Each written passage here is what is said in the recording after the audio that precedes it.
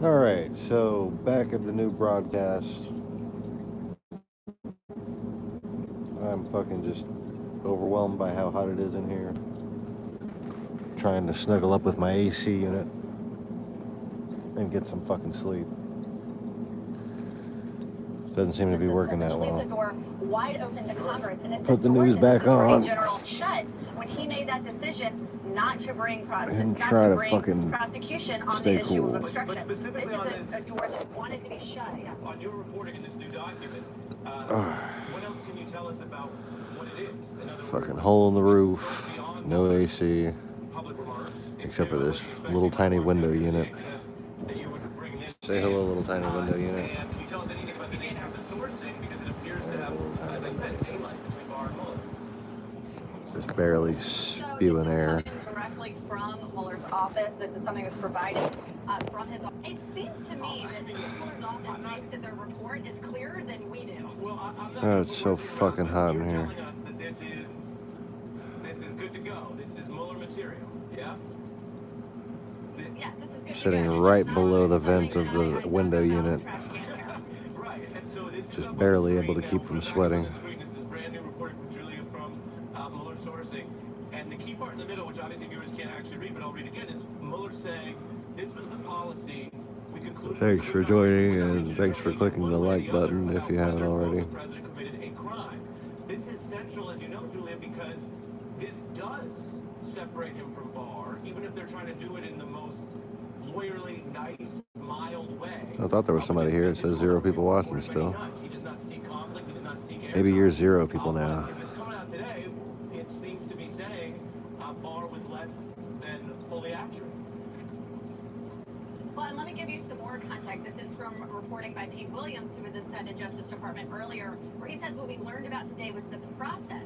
That he learned that the special counsel's office made the decision very early on that they weren't going to be able to move forward with criminal charges against the president, and they continued the obstruction investigation because there can be other people tied in. And Robert Mueller shed light on that today. That obstruction is critical. It undermines our criminal justice system. Just can't do nothing with this fucking heat like this, there could be man. other people who are obstructing justice, and so it's worthwhile to carry that out. So that puts even more emphasis on this OLC opinion. You know, when we phone a friend sometimes, I want you to hang with me with your reporting on the ground, but I want to phone some friends and add into our discussion former Deputy Assistant Attorney General Elliot Williams and Frank Figliuzzi, former Assistant Director for Counterintelligence of the FBI.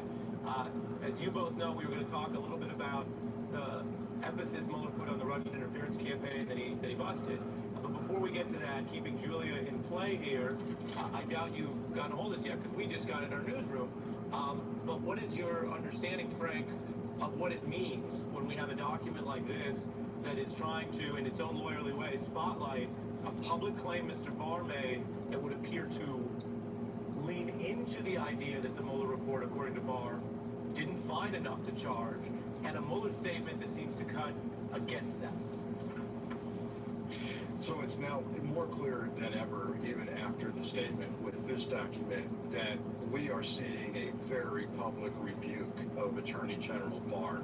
Make no mistake, the measured statements of Mueller, as measured as they were, are clearly saying Barr is not speaking the truth when he says that I wasn't operating under the constraints of the OLC memo that you can't indict the sitting president. Make no mistake, Barr is not speaking the truth when he says I found no obstruction or there was no obstruction. I don't even think I could have charged or done anything. And it clearly shows us that we shouldn't even be thinking of Mueller as a special prosecutor, but rather as a special investigator. He viewed himself only as a fact finder. That was his mission, and we see it today in the statement and in the document. Elliot, this is admittedly technical. And Julie and I have given care to try to really just tell folks what we just got. But even in its technicality, Elliot, it seems also central. Because Barr, as everyone remembers, rushed out and didn't just say what he thought. He's the boss. He can do that. He rushed out and purported to say, there's no crime here because Mueller didn't find a crime, full stop. And this new document from Mueller's office, in addition to Mueller's statement today, in a very respectful, careful way, seems to reiterate that all along, what lawyers would call contemporaneous evidence, all along, that wasn't true, that Mueller just wasn't allowed to go in that room. That door was locked. And that is why he wrote it the way he did. Right, and it's now abundantly clear, Ari, that we need to hear from Robert Mueller. We need to hear his testimony. And frankly, regardless of his protesting and pushing back today, he's going to testify before Congress. It ultimately is not his decision and not his determination as to whether he will. And they can subpoena him, which they won't, because they'll work out a deal, and he's going to testify. But we now have a series of serious factual disputes, and even outside of the four corners of the document, factual disputes about how the material was to be characterized between the Attorney General and the Special Counsel. First on this question of whether this was a punt to Congress in the first place. Barr and Mueller testify, obviously. Obviously it was a punt to Congress. But also now on this question, of the extent to which, the DOJ policy affected Mueller's decision to proceed. And so there's no question that we have to hear from Mueller. It is, he as a matter of congressional oversight, even if we don't reach the quote-unquote I word that the president talks about, as a matter of congressional oversight, was the Attorney General misleading in the manner in which he characterized a serious matter? What did the Attorney General know, and when did he know it? Overseen by the Justice Department. So I look forward to that testimony when it comes. Before I let Julia go, I want to give you the benefit of reporting out also your views of what the Barr Justice Department have said, because their view is that the AG had a call to make, and he released the report. So, although I doubt you have a live reaction to this new thing, give us the Barr side of this so we have it in our report.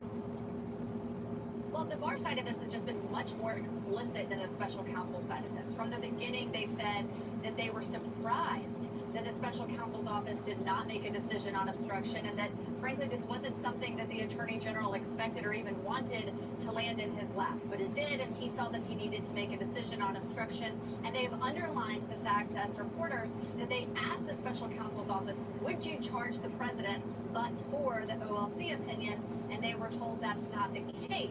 Now, we haven't heard any outright contradiction of that narrative, but Right. it does seem, again and again, from reading the report. Yeah, the but-for quote is in the top of the document you obtained.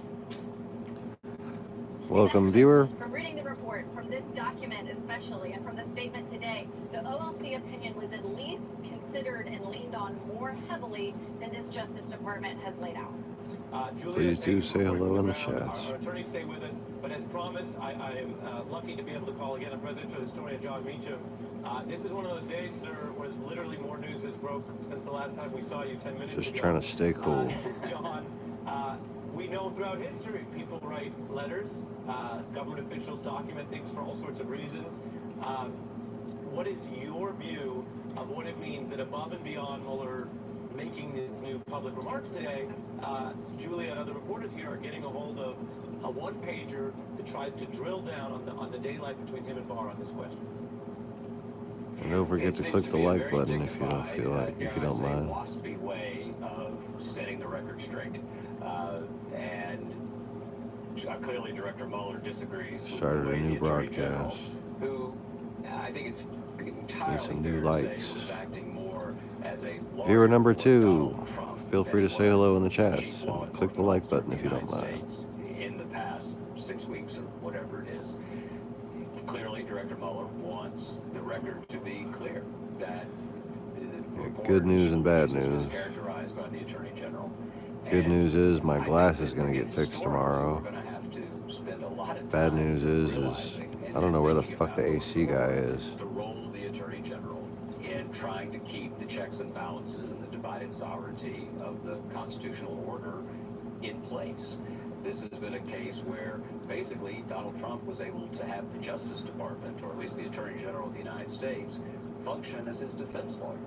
And I think we saw that with the initial press conference from General Barr, where he kept saying no collusion, and we know from reading the report that that wasn't even a legal concept they were pursuing. It's, to some extent, all right, and I wonder if you agree with this, it's almost as though the lawyers, Mueller and his team, are in a knife fight, and Barr and Trump brought a gun to that knife fight. That they're adjudicating this in the public square in a way that is better for headlines, better for broad public impression. But when you actually read the report, which I think was the director's main point, one of his main points this morning is read what we said. And fewer people do that. And so, to some extent, the Mueller team, and I hate to speak of it in terms of this kind of conflict, but this is where we are. The Mueller team has been outgunned. And and John, here's the point. let me build on your point and hand it back to you, because you put it very well. And another way to say it is, Bob Mueller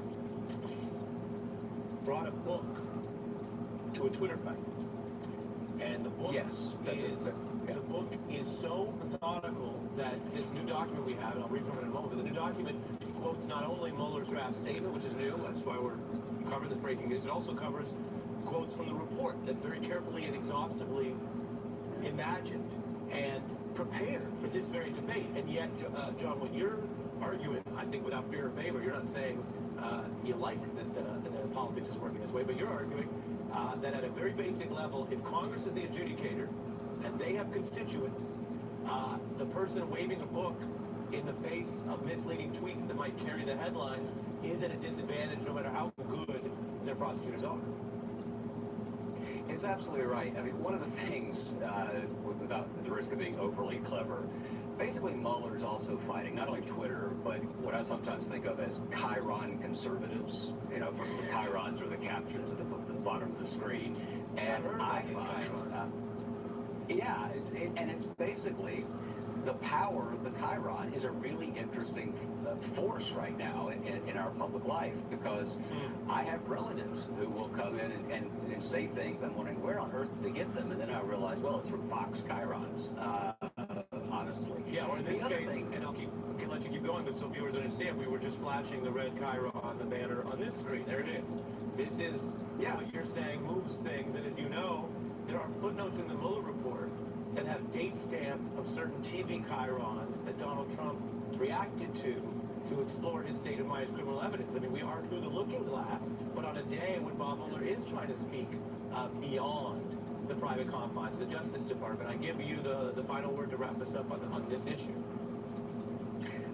The larger issue that we're going to be looking at forever, I think, in this country is Mueller has fact and reason on his side. Trump has emotion and narcissism on his side, aggrievement, victimhood. I am the victim of this witch hunt. And this struggle between the ideology of perpetual innocence on Trump's side and the role of reason and fact, which is supposed to be the guiding force of the American Revolution, going back to Jefferson, that struggle is perhaps the larger and more enduring one. It's from Jefferson to Twitter. It's a lot to think through as the public has to decide whether it wants to, as you say, go beyond the headlines. That's clearly what Bob Mueller today is imploring them to do. Historian John Meacham, thank you for being part of our special coverage. Thanks, sir. Appreciate it. And thanks to our prosecutors and Julia Ainsley. We're all part of this unpredictable blog. What I'm going to do is spin in a break, but when we come back, we have new reporting on the Russia side. I will show you more context on what is a brand new post-Mueller press conference statement from his office and why this matters, why we've been talking about it. And then later, why Mueller says today that this report is his testimony. We're going to show you those key parts of the Mueller report that everyone's going to be talking about now that he has finally stepped onto the DAC process, that his work is done. How is that proceeding? There was some progress announced. Really? Why back to Mitchell? And Devin Nunes. Some would say improbably. Oh, George is Jesus. saying that they were getting some of the underlying material about the counter. Another mixed up separate clip show. material, I should say, about the counterintelligence aspects. Welcome viewers number 1 and 2. Technically part of Mueller's work. Or welcome back, or whatever. Victory, an important one, which you would add to the court victories.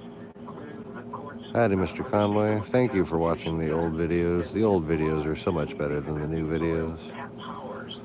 So that's a long way from getting the unredacted report and the underlying materials to the Mueller report. So You and whoever else is here, give me a sympathy like. some of my colleagues wanted to file the articles before we do anything about this, before we do about Manafort and Cohen and so forth. And Speaker Pelosi can clearly still count votes in the Senate side.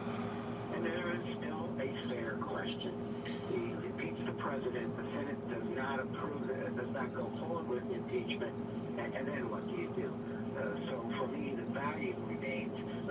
Or by the Attorney General. And similarly, if an intelligence officer can't recruit a source because he can't look that source in the Too bad eye and those say, old videos don't go "I will viral protect and make your me identity," some money. then national security is eroded. Because you know a lot of them videos deserve to go viral. But Nancy Pelosi has to think about the Senate and the fallout if the Senate It'd save the fucking fails to world if they convict. just go Let's say the viral. House has articles of impeachment and turns it over to the Senate. It doesn't Oh, matter. welcome viewer number 3. Feel free to say hello in the chat and don't forget to click the like button if you don't mind. How hard it is to overtake the will of the American people in the Electoral College. If you pick a president by the Electoral College, with all the arguments about the Electoral College, that's how we pick our presidents. To overturn a decision like that is a humongous lift. It requires evidence, it requires politics, it requires political power. And back in the days of Nixon, you had the Kennedy subcommittee on administrative practice. Let's see if we get some hardball on here. Bear presents Outdone Yourself. Boy, they get fucking ads on every single video. And stay done through What a day. Go and look on the actual MSNBC videos. They don't even get ads. I am Chris Matthews in Washington. This hour, new calls for Congress to act after Robert Mueller broke his silence for the first time since he was tasked with investigating Russian interference in the 2016 election. Mueller was very clear about the conclusions of his report.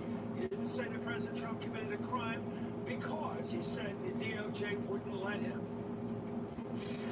Under long-standing department policy, a president cannot be charged with a federal crime while he is in office. That is unconstitutional. Even if the charge is kept under seal and hidden from public view, that too is prohibited. The special counsel's office is part of the Department of Justice, and by regulation, it was bound by that department policy.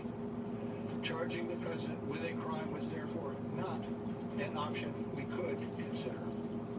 Well, that certainly calls into question what William Barr told reporters back in April when he said Mueller told him that the Office of Legal Counsel opinion played no part in the report's conclusions. We specifically asked him about the OLC opinion and whether or not he was taking the position that he would have found a crime but for the existence of the OLC opinion. And he made it very clear several times that that was not his position. He was not saying that but for the OLC opinion he would have found a crime. He made it clear that he had not made the determination that there was a crime.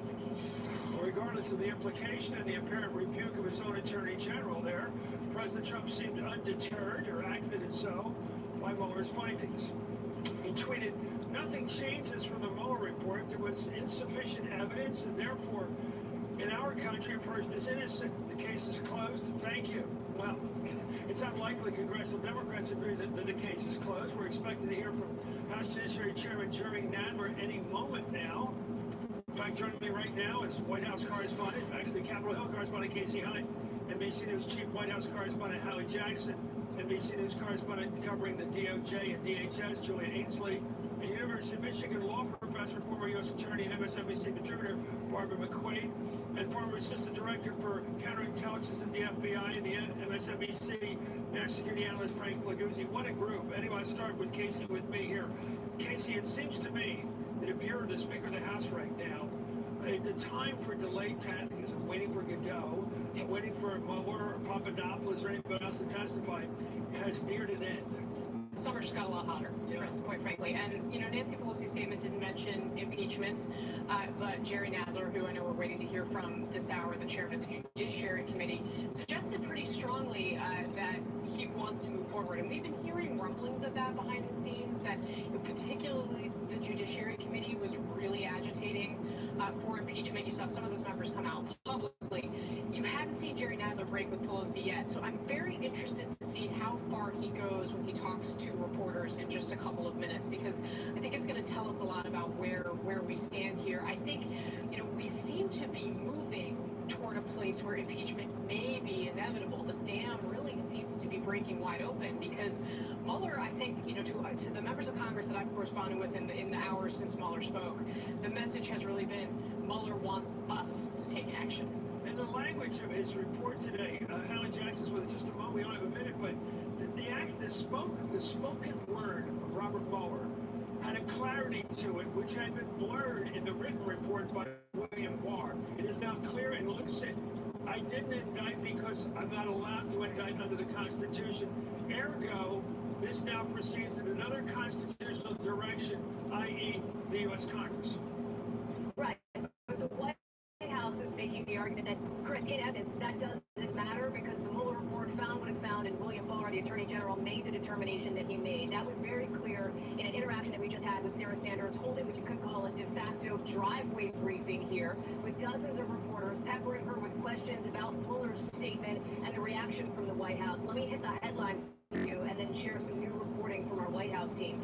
Sanders insisted that the president was exonerated, even when pressed repeatedly about how the White House could say that, when Mueller very specifically did not find that. Chris, you remember that statement that Mueller said along the lines of, just because we didn't exonerate the president of a crime didn't mean he didn't commit one.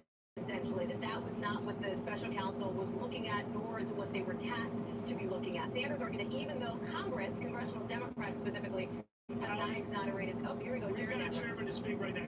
Here's the chairman of the Judiciary Committee, Jerry Nadler of New York. I want to thank Special Counsel Robert Mueller for his service to our nation over the past 2 years. Mr. Mueller and his team of prosecutors and investigators worked tirelessly to follow the facts and pursue justice to the furthest extent. I have a window unit working on me right now. Thanks for the tip, though. For bringing criminal charges against the president. The special counsel has clearly. I also don't have any ice. President Trump is lying. He is lying. Nor do I have the ability to procure any. Lying about the testimony of key witnesses in the special counsel's report, and above all, lying and saying that the special counsel found no obstruction. I'm sitting right under my window unit right now.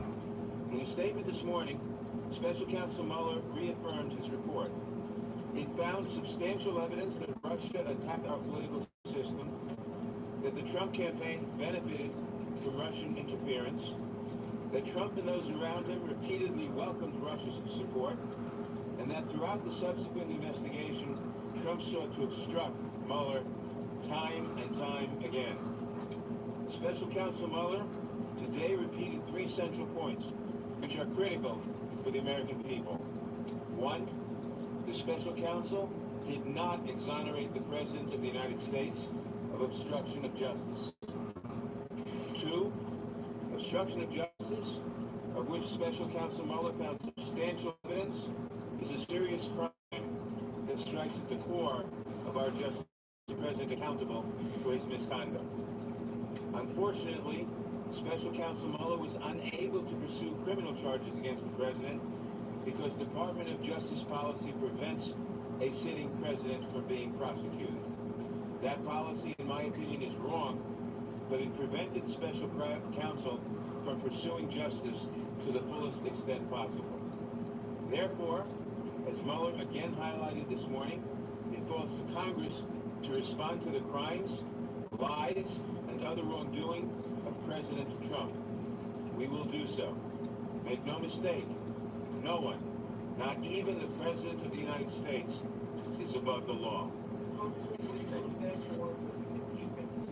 And given what Mueller has said, that the report says saying that's to testify on front of Congress. With respect to impeachment question, at this point, all options are on the table, and nothing should be ruled out. What Special Counsel Mueller said loud and clear today to the American people is that President Trump is lying when he says no collusion, no obstruction, and that he was exonerated. If Mueller wanted to exonerate the president from having committed a crime, he would have said so. Instead, and he says he would have said so. Instead, the special counsel makes clear that obstruction of justice, which he found substantial evidence of, is a serious crime that strikes at the core of our justice system, and that the Constitution points to Congress to take action to hold the president accountable. That's exactly what we will do. The president's response to repeatedly lie to the American people and ignore all congressional subpoenas is immoral and unlawful. No one is above the law, and we will hold the president accountable. So if I may follow up with that then, Congressman, in regards to impeachment, and over finally saying it's on the table, what exactly is that? We are following through in our investigation. We will continue to do so, and we'll make decisions as they seem indicated. One more question, subpoena Mueller to testify then? Mr. Mueller told us a lot of what we need to hear today. It's very important to be clear on what he told us, on what the special prosecutor told the American people. He reaffirmed what was in the investigation, which was in the report about the investigation, which found substantial evidence that Russia attacked our political system, that the Trump campaign benefited from Russia's interference, that Trump and those around him repeatedly welcomed Russia's support, and that throughout the investigation, Trump sought to obstruct justice and undermine Mueller and the investigation over and over again. The president, which is why they didn't find any evidence. did not exonerate the president from having committed a crime. DOJ policy prevented Mueller from bringing criminal charges against the president. So the president is lying about the special counsel's findings, lying in saying that the special counsel found no obstruction and no conclusion. And I should add, the Attorney General is lying about that too. That is serious, and we will take action to hold the president accountable for his misconduct. Again, I'll repeat, no one, not even the president, is above the law. Thank you very much. Casey made almost an indictment there, but then said he wasn't going to pursue actively the one recourse Congress has under the Constitution, which is impeachment. He did. He called the president's conduct immoral and unlawful, Censure. but would not go any farther than that on impeachment. He said, quote, all options are on the table and nothing can be ruled out. They can censure him. Before. I mean, that has sort of been the stance of This House will be on Democrats. record. What this indicates to me is that based on what we heard this morning, House leadership is not yet ready to take a big step forward towards impeachment. What we have now is the status quo, and we also had a suggestion there that they don't feel as though they need to subpoena Robert Mueller, that they feel like they learned everything that they were going to learn. Now, I'm interested to see, I think there is still pressure from within the ranks to hear from Mueller in some way. I'm not sure that that's going to be a satisfying answer for a lot of the rank and file in the Democratic caucus, but, again, this is one of those things where what we're watching for, we're trying to figure out where the wave is going to crest, right? So right now, members are scattered across the country. When they come back next week, I think we're going to start to get a sense of, if they all go, behind closed doors in a room, where is that momentum? My sort of early reporting suggests that momentum is going to move pretty strongly in favor of impeachment. And look, if Nancy Pelosi's caucus moves, Nancy Pelosi is going to move. Well, it's 40 now. I'll get ahead of you and say it's unlikely the number will go down. Unlikely, yes. So it'll go up. Likely. What would it have to do to push her? Well, I think you'd have to see basically the majority of the caucus kind of really shift in that direction, and I think that you are getting to a point where, and Dan Kildee, who is a member of Nancy Pelosi's leadership team, has been putting it this way. He had been firmly in the don't impeach. We don't have what it takes. It's a political kamikaze mission. He said, how do I answer my grandchildren's questions? How do I say in 10 or 15 years, when they're asking me, what did you do in that moment, it's getting harder and harder and harder for me to conceive of the idea that I would look at them and say I did nothing. So this question, I think, is becoming increasingly about history. I think there's an old phrase that the galloping horse of history rides by, and you better get on the saddle, because it's only coming by once. Much more eloquently, well, I think that's what you put it. Well, let me go back to Howie. What do you think the president is going to respond to, or what is in the works now? The chairman of the House Judiciary Committee, which is the impeachment committee for the Constitution, has called him a liar, a criminal, a wrongdoer. He threw the book at him. He basically indicted him, but didn't move. You'll hear the president, Chris, I believe, attack Jerry Nadler as he has so often already, as Nadler has become kind of the newer punching bag for Donald Trump and other members of this administration. And I can tell you this, on the topic of impeachment, per you and Casey's discussion there, the White House, Sarah Sanders, is telling reporters today that they are always prepared for that possibility. Sanders declined to say what kind of meetings, what specific kinds of discussions they're having around the possibility that impeachment may in fact be coming down the pike if more members of the Democratic caucus get on board and Speaker Pelosi feels like she needs to shift in that direction. But it is clear that the White House knows that is a possibility, knows it may ultimately be inevitable, and are preparing on that front. A couple of other highlights here. I can tell you that based on sources that I've talked to today, the response from the White House so far to Robert Mueller, to what we've heard this morning and this early afternoon, so has fucking been hot. fairly muted. There has not been that level of chaotic scrambling inside the West Wing that we have seen in instances past when there have been developments on the special counsel front. In this instance, the White House was somewhat prepared for what Mueller was going to say. They had received a heads up last night about this, didn't know the exact language she would use, but had a sense, at least some officials did, of the broad outlines of this. I will tell you that the White House continues to make the argument that the president is exonerated, despite what we heard from Mueller, and despite the fact that congressional Democrats obviously have not made that assessment. But let me just pull back for a second, Chris, because there is something big picture here that Robert Mueller focused on that has not been the focus, I think, from many in this administration in this moment in time as it relates more to obstruction, and that's the issue of Russian interference in the election in the first place. Robert Mueller started and ended his statements on that topic, the idea that Russia and other bad actors interfered in our election in 2016. Russia's going to be at it again come 2020, just a year and change away. I pressed Sarah Sanders on this because, Chris, as you know, President Trump himself has been reluctant to call out those bad actors and to describe what his administration is doing to protect all of us and our voting system and our democracy come 2020. Here was her response. You just laid out a vigorous defense of what this administration, you say, has been doing to prevent Russian interference, which is at the core of this whole thing in the first place. Not just Russian interference, any interference. Why haven't we heard any of that from President Trump himself? He literally had his entire team that is working on this process to press briefing. What about from him? That's his staff. He instructed our team to go out and lay out what we're doing to protect from not just Russian interference, but any interference from any government or otherwise. Why is he the one? He isn't reluctant to say it. He said it a number of times that there was interference, and now we're taking steps on how we stop it from happening again. No, he didn't. Also add, Chris, that the president himself has acknowledged that nobody really wants to be impeached, although my reporting is that the president, privately to allies and others, has talked about the idea that impeachment may not be the worst thing for him as far as approval ratings, as he is looking back to the example of Bill Clinton back in the late 90s and what the impeachment proceedings did for Clinton and did not do for Republicans at the time, Chris. Thank you. Let's go to Pete Williams on this. And Said at the press conference with Putin that Russia didn't interfere. Julie Ansley, what do you think of the motive? Because Putin told him they didn't interfere. Of the special counsel, why he came forward. First of all, it seems to And me you can take he's saying, Putin's "I'm not word gonna for it." testify." That's one fact you wanted to get behind him. But what did he think he would get done in terms of tomorrow's headlines, tonight's headlines, that he didn't get through Mueller, didn't get through Barr in the initial 400-page report? Well, you're right. He said he wasn't going to testify, and also that no one was keeping him from testifying. So that's getting around some of the rumors that have been going around, especially after the president's tweet that he didn't want him to testify and he wanted the attorney general to hold Mueller back from doing that.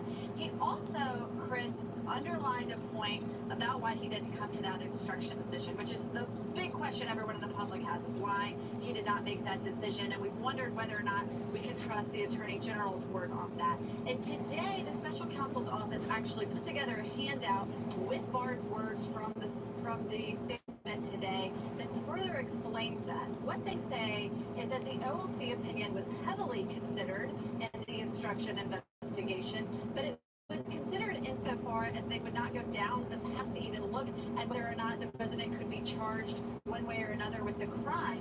And as Robert Mueller said today, the criminal justice system is not the venue, not the avenue for accusing the president of wrongdoing, leaving it to Congress, which is why these statements like from Chairman Nadler today are so important. He did not contradict. We went back to the special counsel's office today and said, did you contradict what the attorney general said when he said that if it had not been for that opinion, you wouldn't have charged? And they said, we're not contradicting, we're providing more context that it's not even the point. They didn't even make a decision because they didn't look at this like a prosecution. They didn't walk down that road because they stopped. Because because of this opinion. The other thing, and this is what Robert Mueller left us all with today, is how important this investigation was in revealing the very complex and systematic work by the Russian government and private individuals within Russia to influence voters over social media and to interfere in the election. And he really gave a warning as he left that is important work that still needs to be focused on. We cannot say this is over, let's wash our hands of it. The threat continues, and I think that's especially important as the president is calling this a witch hunt, and the attorney general is asking people to look into the origins of this investigation to show that perhaps it was biased from the beginning. He's saying they had very important work to do here, and what they've revealed was important in itself. Here's the question for Robert Mueller, and I think it hasn't been answered. If he accepted the Justice Department guidelines that you can't, under the Constitution, indict a sitting president, why didn't he alert the U.S. Congress and the American people to that fact and that finding months before his report came out, so that we would not be looking, as the country has been, or had been, for some sort of verdict on his guilt or innocence?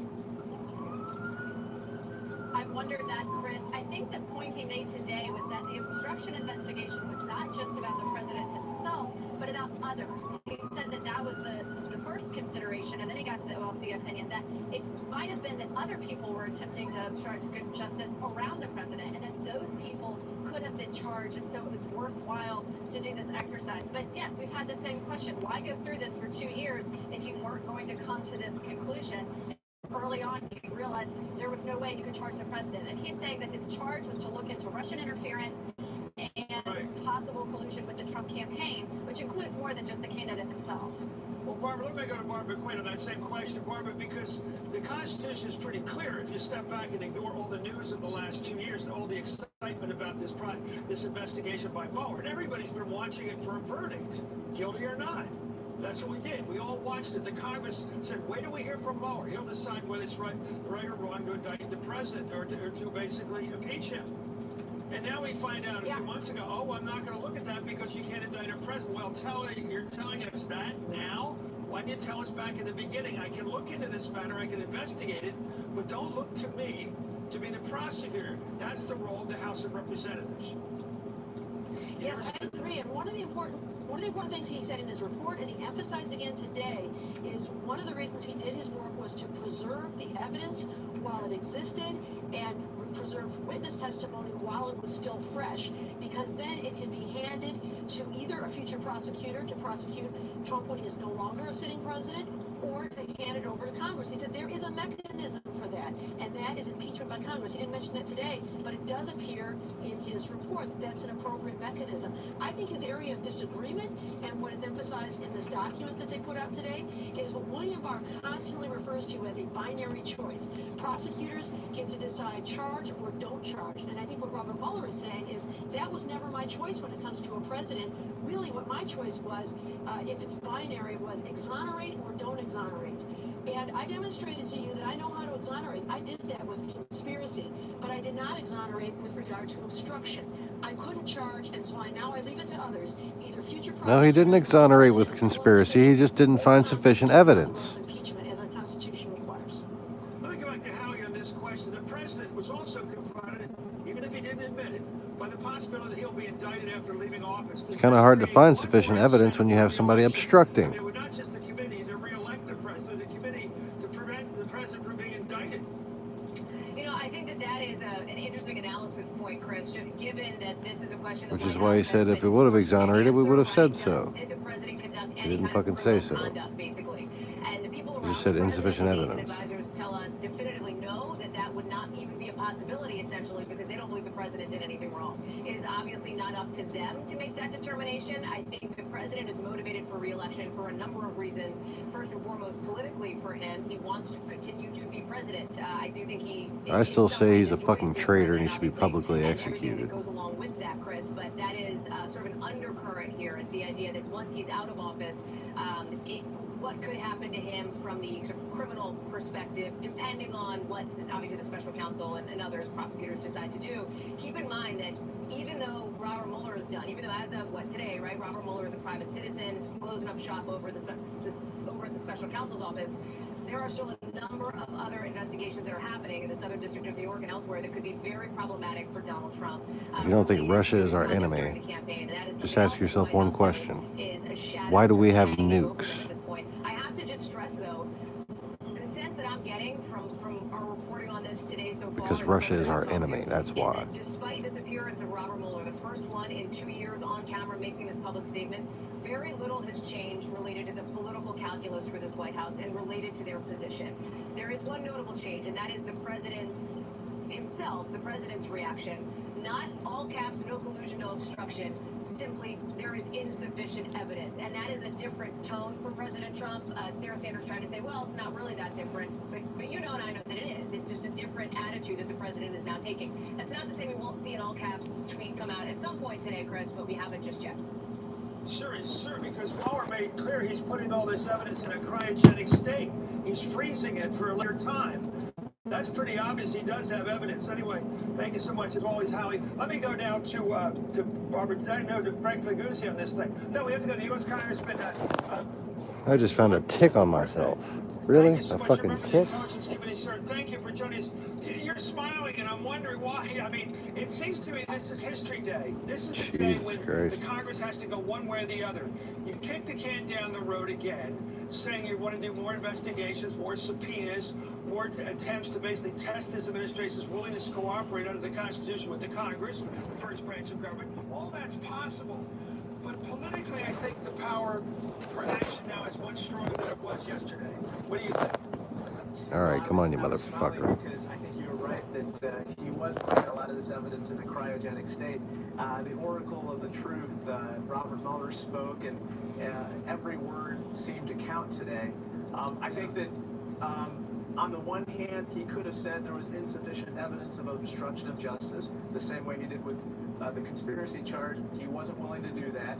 On the other hand, he could have said there was sufficient evidence, but he didn't want to do that for legal and prudential and constitutional reasons. And instead, I think he landed on something that I went back and reread or started rereading the report on page 8 of volume 2 in the conclusion section at the bottom of the page. He says there are difficult issues that would need to be resolved in order to make a decision about whether to proceed with the charge. And so he kicks it over to Congress and a process to resolve those issues. And that's what we have to do right now. That is what is incumbent on us to pursue in the various committees of jurisdiction. Well, let's talk about the Congress's role here. It seems to me the reason we have jury trials in this country, we can have bench verdicts, of course. The idea of a jury is that some things really come down to judgment and human behavior and the way humans look at other people's behavior, and they understand mitigating circumstances. They understand what they see as true guilt and partial guilt. They understand those things as human beings. The reason the Constitution, I think, was designed the way it was so that peers of the president, politicians, elected people, would have to make this judgment. That it wouldn't be a bench judgment by a court. It would be made by fellow pals, if you will, people that get elected. And so it's the judgment of you folks, men and women up on the Hill, to make up this decision. What good of this is, they did all the investigation. They didn't wait for somebody over the Justice Department. They dug all the dirt up on the committee. You re-elect them next.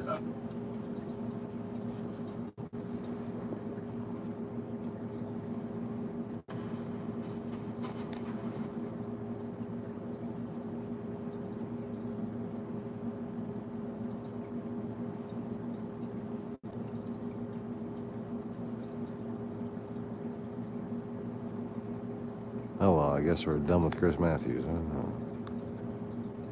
Very good.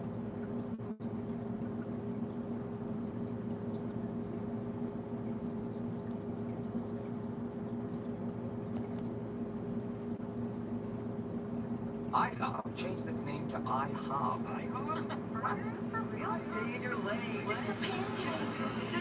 Stick to pancakes, IHOP.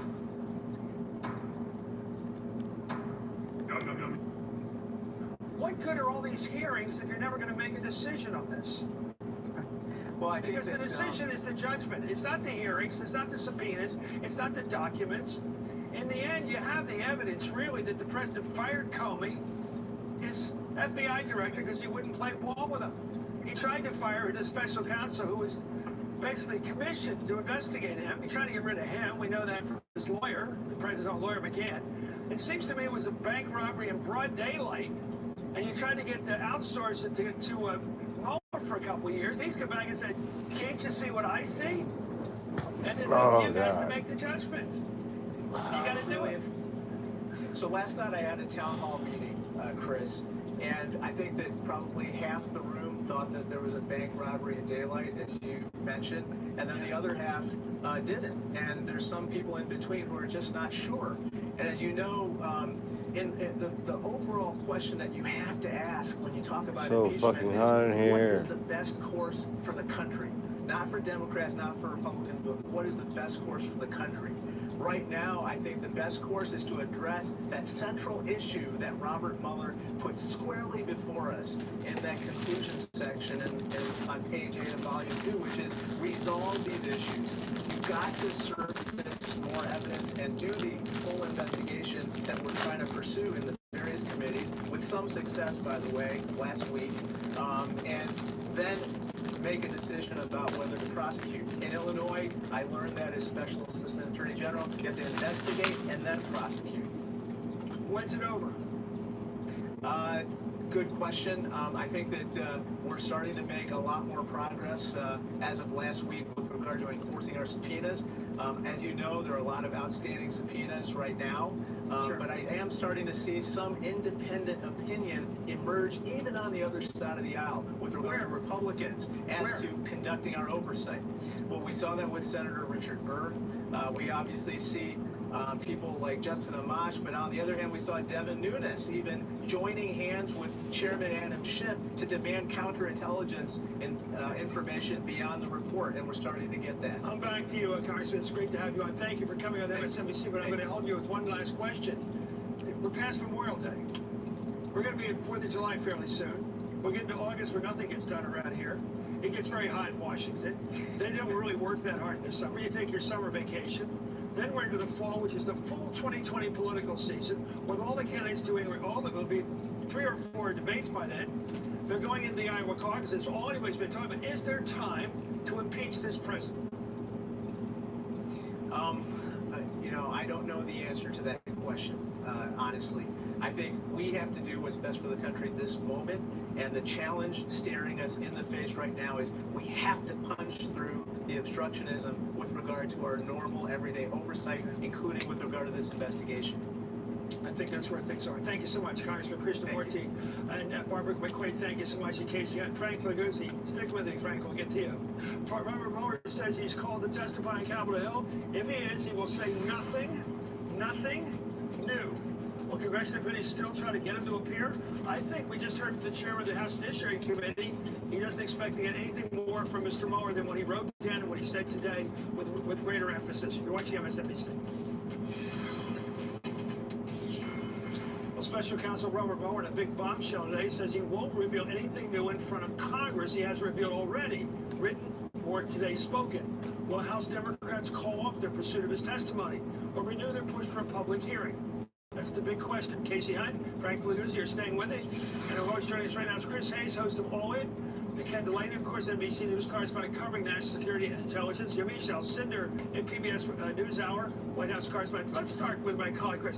By the way, it was a beautifully written review you did of the, of course, the Andrew Johnson impeachment the other day. I'm sure you were thinking back historically, Chris, about what happened. I did say, though, the galloping horse of history passed by today, and people are going to have to decide whether they jump in that saddle or not. I don't think you put this thing off for another couple months into August and expect anybody to believe you're going to impeach after August. That's my thought. Your thoughts? I think you're right about that. I mean, it is true that Johnson gets impeached in his re-election year, right? So it's the 8th they ended up impeaching him. And one of the interesting things about Andrew Johnson's impeachment, which is the first presidential one, is there's a lot of the same political pressures. I mean, you've got supermajorities in both houses of the Republicans, and they're wary of impeachment. They think it might be too divisive. They think it might tear the country apart. They originally don't pass impeachment out of the House Judiciary. It fails, despite the fact that they have a majority there. And then ultimately, another sort of interesting parallel. They are essentially forced by Johnson's own behavior, his own obstruction of Congress, his own repudiation of the co-equal branch of Congress to move towards impeachment. They don't really want to do it at first, and I think there's some historical lessons there. I completely agree with you. You know, someone put it this way, not the galloping horse analogy, which is if you've got one foot on the dock and one foot on the boat, you end up in the water. And right now, that's the way it feels. Every Democrat, you just had Krishnamurti on, I just saw Jerry Nadler, I read the Pelosi statement, and you can feel the tension, the rhetorical tension in the instruments of each of these members of Congress as they try to keep one foot on the dock and one foot on the boat as it keeps floating further and further out to water. Well said. Let me get back to the case of this, because how much of the really TV-wise House members, and you know them, we all know them, the people that come on the tube all the time with it, they're fantastic. I mean, there's Sherry Bustos, there's Hakeem Jeffrey, there's Karen Bass, there's Cicilline up in Rhode Island, and all the speakers committee. How many of them are honestly undecided, perhaps falling in the water? And how many of them are taking the lead of the speaker? Just say, I've been for impeachment. In the next nanosecond, you should say, okay. I think that the people who are with Pelosi on this question tend to be genuinely with her. I agree with her. And I think that you can tell when there is somebody who is towing the party line and going along with it. I don't want to put words in Jerry Nadler's mouth, and you know he obviously is very careful what he says in public. But if you listen very closely to how he talks about this, it is different from say Hakeem Jeffries, who is squarely with Pelosi on this question. And when you talk to people privately, I mean, frankly, the voices that are calling for impeachment, they're louder. They're often more progressive. They're people who are more comfortable maybe in front of the cameras. I mean, these new freshmen from these moderate districts. And they own the TV camera, Chris. They own the camera. They get to it immediately. Everybody wants them. Imagine Jerry Nadler. Let's do some all politics is local here. West side of New York. Okay, whatever he is, the voters are to his left. That's probably some of AOC. She may be on the political left. There's the non-political left, which is further out there, would never run for office, but are always carping for the left. It seems to me the pressure is not from the center of these people or the practical politics. It's ideology. It's point of view. I think that's true, although I also think to Casey's point, I do think there's a fair amount. I mean, I think it's a genuinely hard question for everyone. I think that sort of the ledger has items on both sides for everyone's calculations.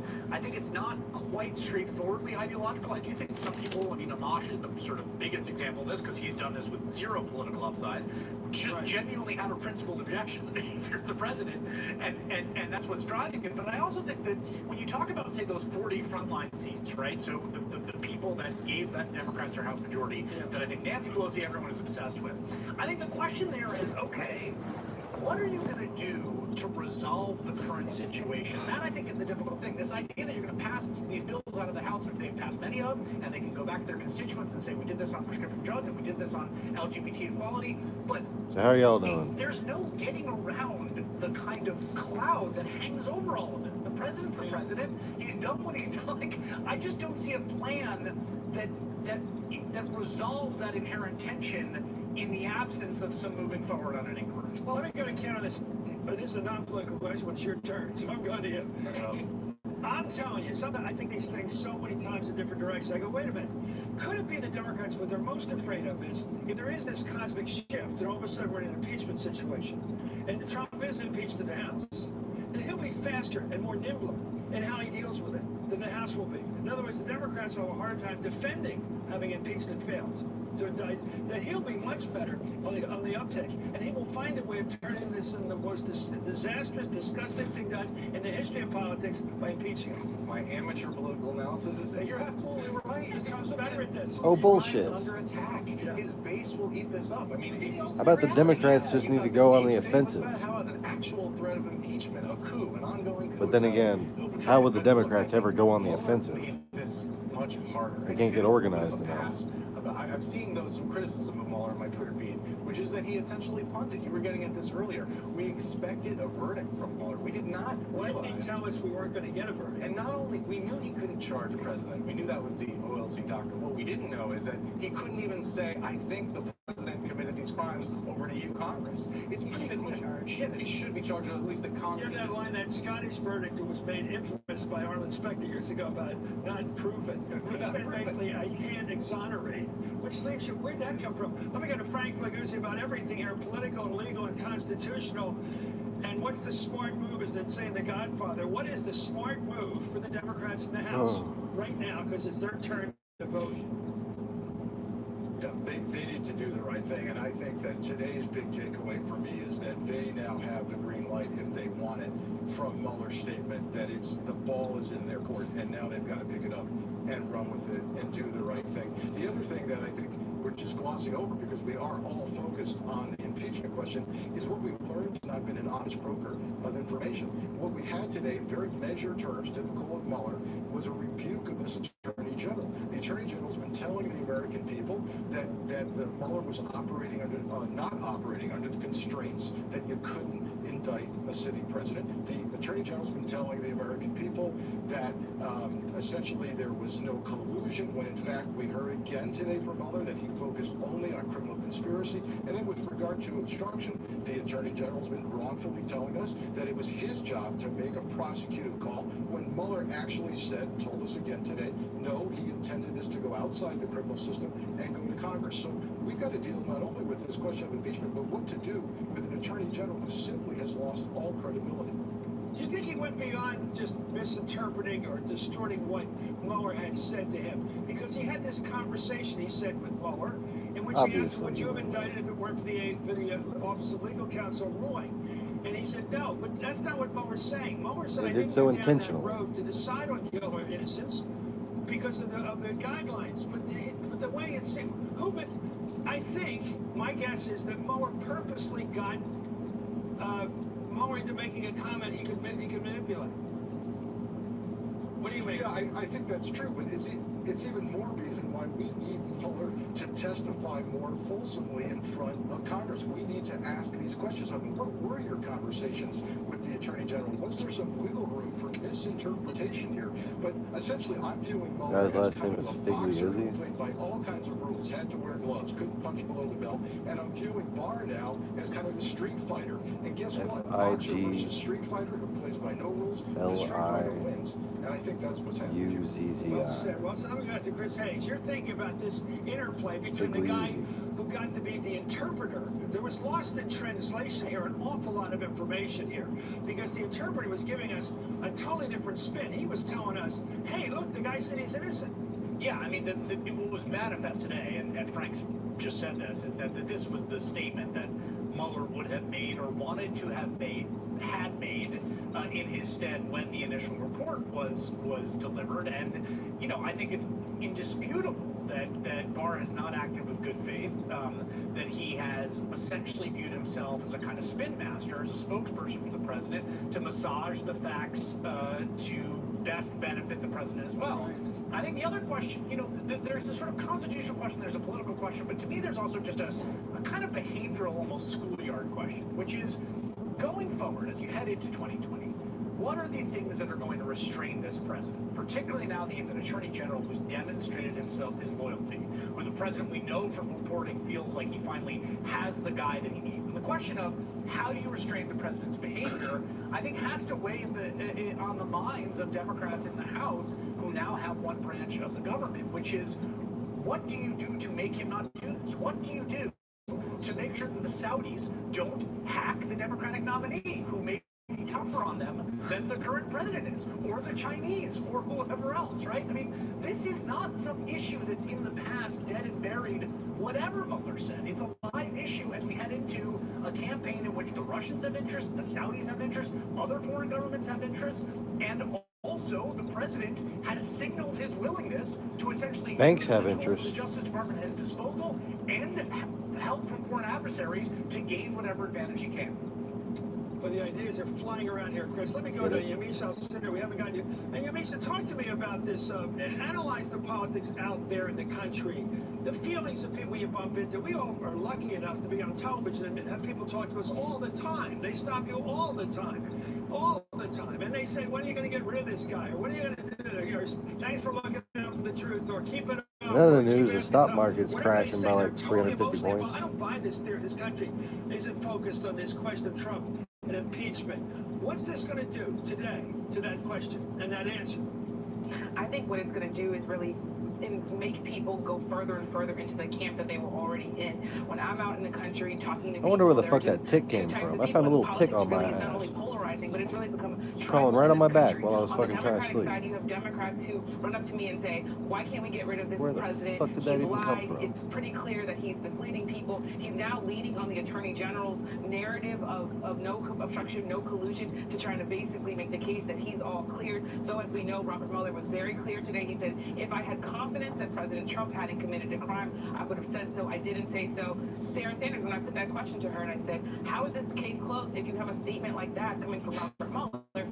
She said, well, the Attorney General at the end of the day cleared the president. But if you're a Republican looking at this, and I should say sources within the Trump campaign tell me, if it's impeachment, bring it on. Because in their mind, they think we would love nothing more than to really relitigate whether or not President Trump deserves to be in the White House. And they really feel like they have the narrative there. They're going to be able to say, or at least they want to say, Democrats are sore about 2016. Now they're going after the president. They want to deny him 4 more years.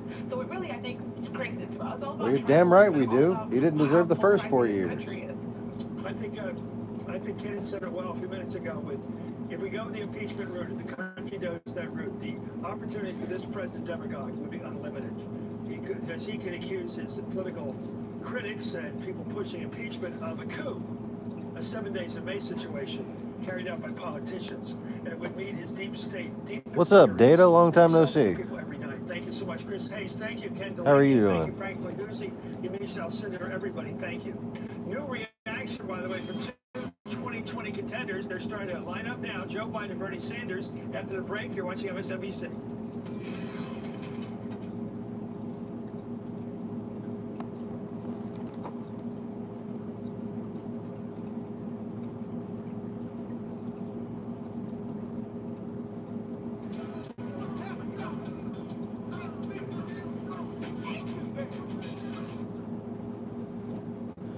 Briefing here with dozens of reporters peppering her with questions about Mueller's statement and the reaction from the White House. Let me hit the headlines for you and then share some new reporting from our White House team. Sanders insisted that the president was exonerated, even when pressed repeatedly about how the White House could say that, when Mueller very specifically did not find that. Chris, you remember that statement that Mueller said along the lines of, just because we didn't exonerate the president of a crime didn't mean he didn't commit one, essentially. That was not what the special counsel was looking at, nor what they were tasked to be looking at. Sanders argued that even though congressional Democrats specifically, have not exonerated... Oh, here we go, Jerry Nadler. We've got a chairman to speak right now. Here's the chairman of the Judiciary Committee. We're sad to do TV, Chris, but I'm a little sad you're leaving because this has been a remarkably insightful hour. Thank you, my friend. We'll see you tonight. Thank you, Alec. All right. By regulation, it was bound by that department policy for the first time. Special Counsel Robert Mueller went before cameras today. He spoke about his own 448-page report. Welcome, viewer number 4. Feel free to say hello in the chat. From his post. In his final words as special counsel, Mueller chose to read the conclusions. Well, what's going on, Data? Make it clear that right from the start, talk to me, brother. Justice Department policy prohibited his office from I know I'm not doing too good my damn self. with a crime. Mueller reiterated the same point, also written in his report, that he did not clear the president of obstruction. For those who missed it, I want to play out the full press conference so you can hear for yourself exactly what the special counsel had to say. This is important. Good morning, everyone, and thank you for being here. 2 years ago, the acting Attorney General asked me to serve as special counsel, and he created the special counsel's office. The appointment order directed the office to Angel and investigate Demon. What about an angel and a Russian demon? interference in the 2016 presidential election. This included Lady investigating problems? any links or coordination between the Russian government and individuals associated with the Trump campaign. Now, I have not spoken publicly during our investigation. I'm speaking out today because our investigation is complete. We're formally closing the special counsel's office, and as well, I'm resigning from the Department of Justice to return to private life. Dingo, lay down. I'll make a few remarks about the results of Dingo, the work. lay down. But beyond these few remarks remarks, it is important that the office's written work speak for itself. Let me begin where the appointment order Shouldn't have wasted your begins, time outside earlier. and that is interference in the 2016 presidential election. As alleged by the grand jury in an indictment, Russian intelligence officers who were part of the Russian military launched a concerted attack on our political system. The indictment alleges that they used sophisticated cyber techniques to hack into computers and networks used by the Clinton campaign. They stole private information and then released that information through fake online identities and through the organization WikiLeaks. The releases were designed and timed to interfere with our election and to damage a presidential candidate. And at the same time, as the grand jury alleged in a separate indictment, a private Russian entity engaged in a social media operation where Russian citizens posed as Americans in order to influence an election. And right there is where people should be jumping in and saying that they were attacking us. They were harassing people. They were making our fucking lives miserable. Bullying.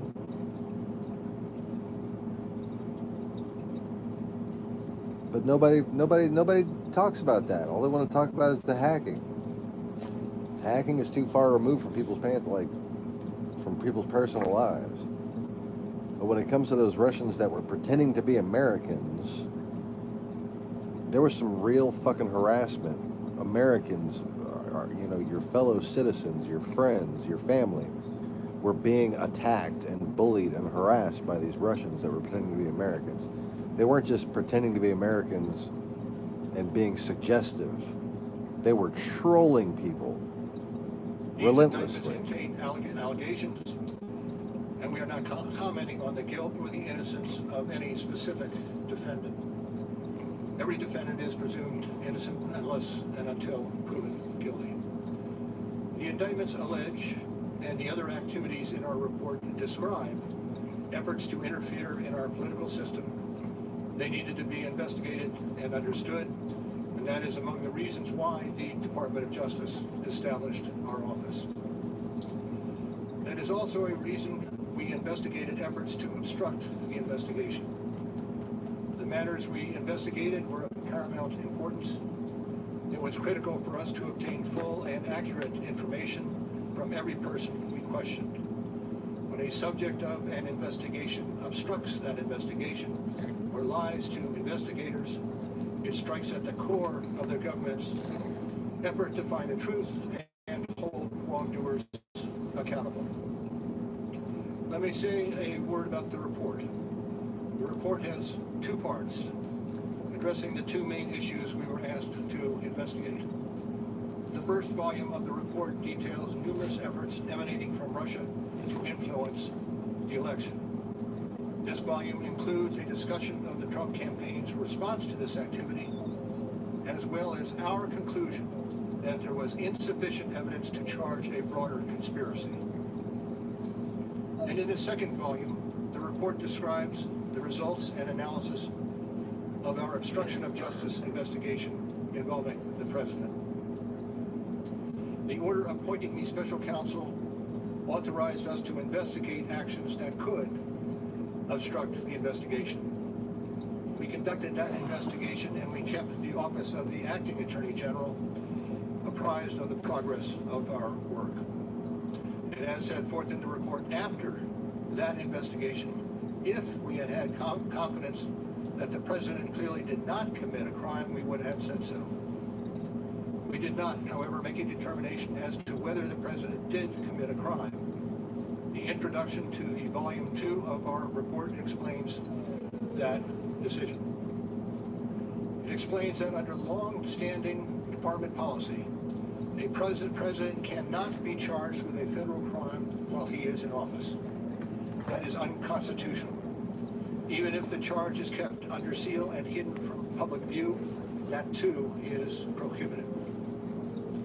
The special counsel's office is part of the Department of Justice, and by regulation, it was bound by that department policy. Charging the president with a crime was therefore not an option we could consider. The department's written opinion explaining the policy makes several important points that further informed our handling of the obstruction investigation. Those points are summarized in our report, and I will describe two of them for you. First, the opinion explicitly permits the investigation of a sitting president because it is important to preserve evidence while memories are fresh and documents available. Among other things, that evidence could be used if there were co-conspirators who could be charged now. And second, the opinion says that the Constitution requires a process other than the criminal justice system to formally accuse a sitting president of wrongdoing. And beyond department policy, we were guided by principles of fairness. It would be unfair to potentially accuse somebody of a crime when there can be no court resolution of the actual charge. So that was Justice Department policy. Those were the principles under which we operated, and from them we concluded that we would not reach a determination one way or the other about whether the president committed a crime. That is the office's final position, and we will not comment on any other conclusions or hypotheticals about the president.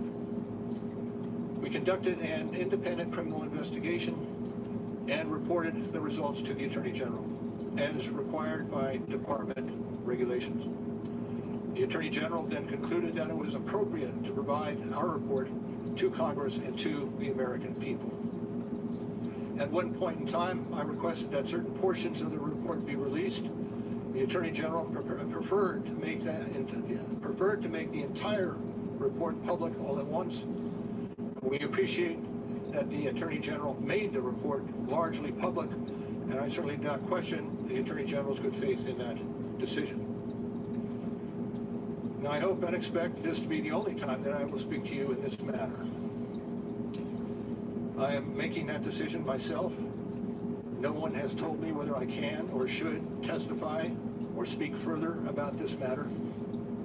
There has been discussion about an appearance before Congress. Any testimony from this office would not go beyond our report.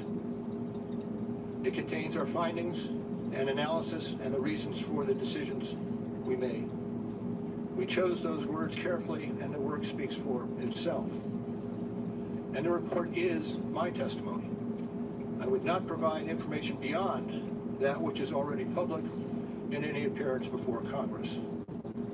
In addition, access to our underlying work product is being decided in a process that does not involve our office. So beyond what I have said here today and what is contained in our written work, I do not believe it is appropriate for me to speak further about the investigation or to comment on the actions of the Justice Department or Congress.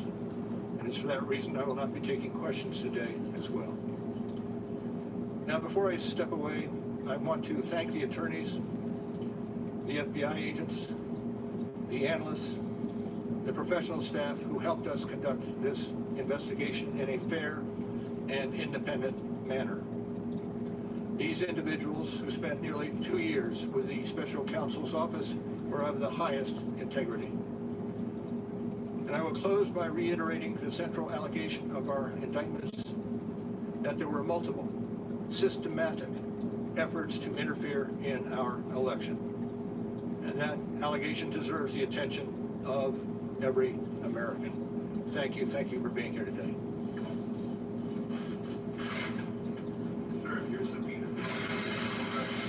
All right, with that, he is gone. I want to go to Nancy Pelosi, who's at the Commonwealth Club in San Francisco, speaking about this. Let's listen in. America, and this is history. So we went, and it was Democrats and Republicans, NGOs. It was lovely.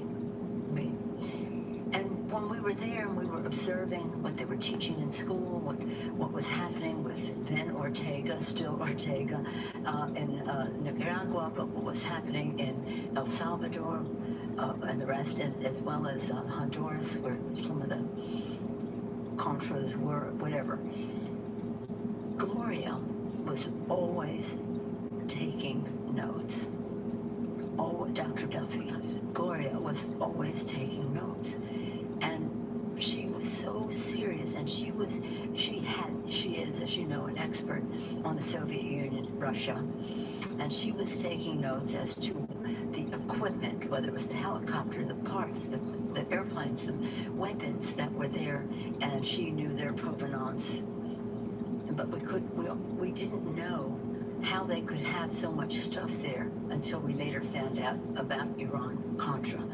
But she was really getting to the heart of the matter right then and there. So it was an honor to travel with her then. It's an honor to be with her today. Thank you, Gloria. So this morning, we all heard a very patriotic American make his presentation.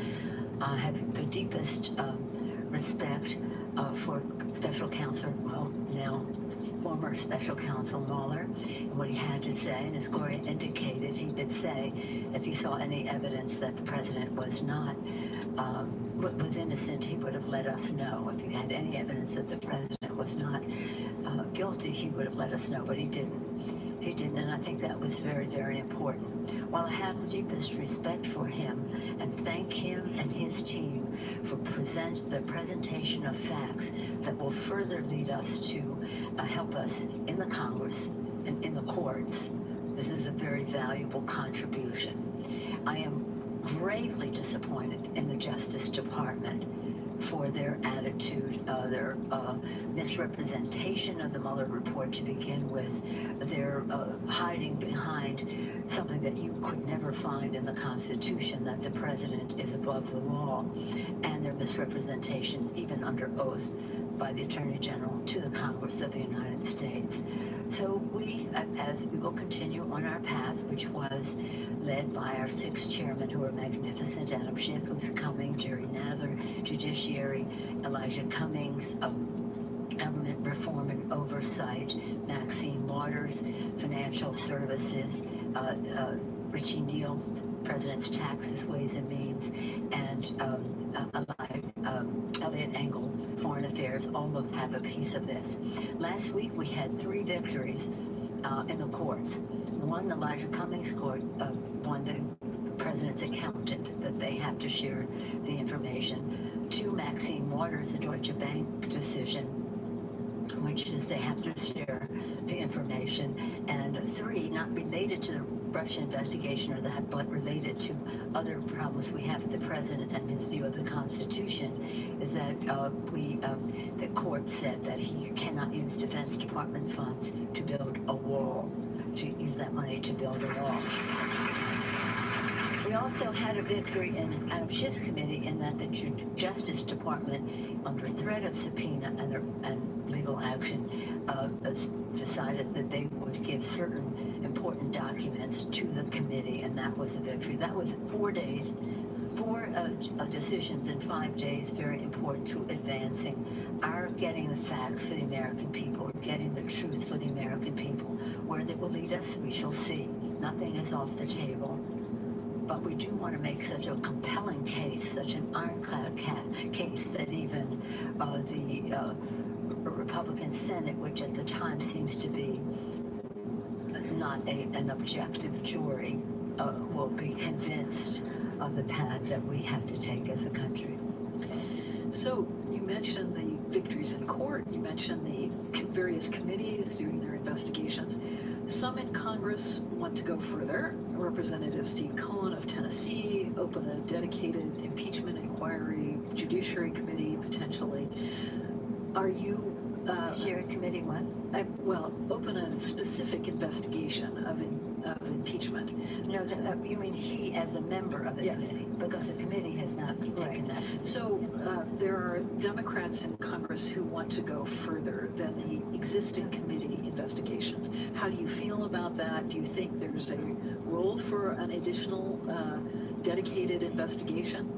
Well, let me just say that I'm very proud of our House Democrats, they've been very, shall we say, conscientious about how they've reached their decisions, and I think it's like 35 of them out of 238, maybe it's 38 of them out of 238 have said that they wanted to be outspoken on impeachment, and many of them are reflecting their views as well as those of their constituents.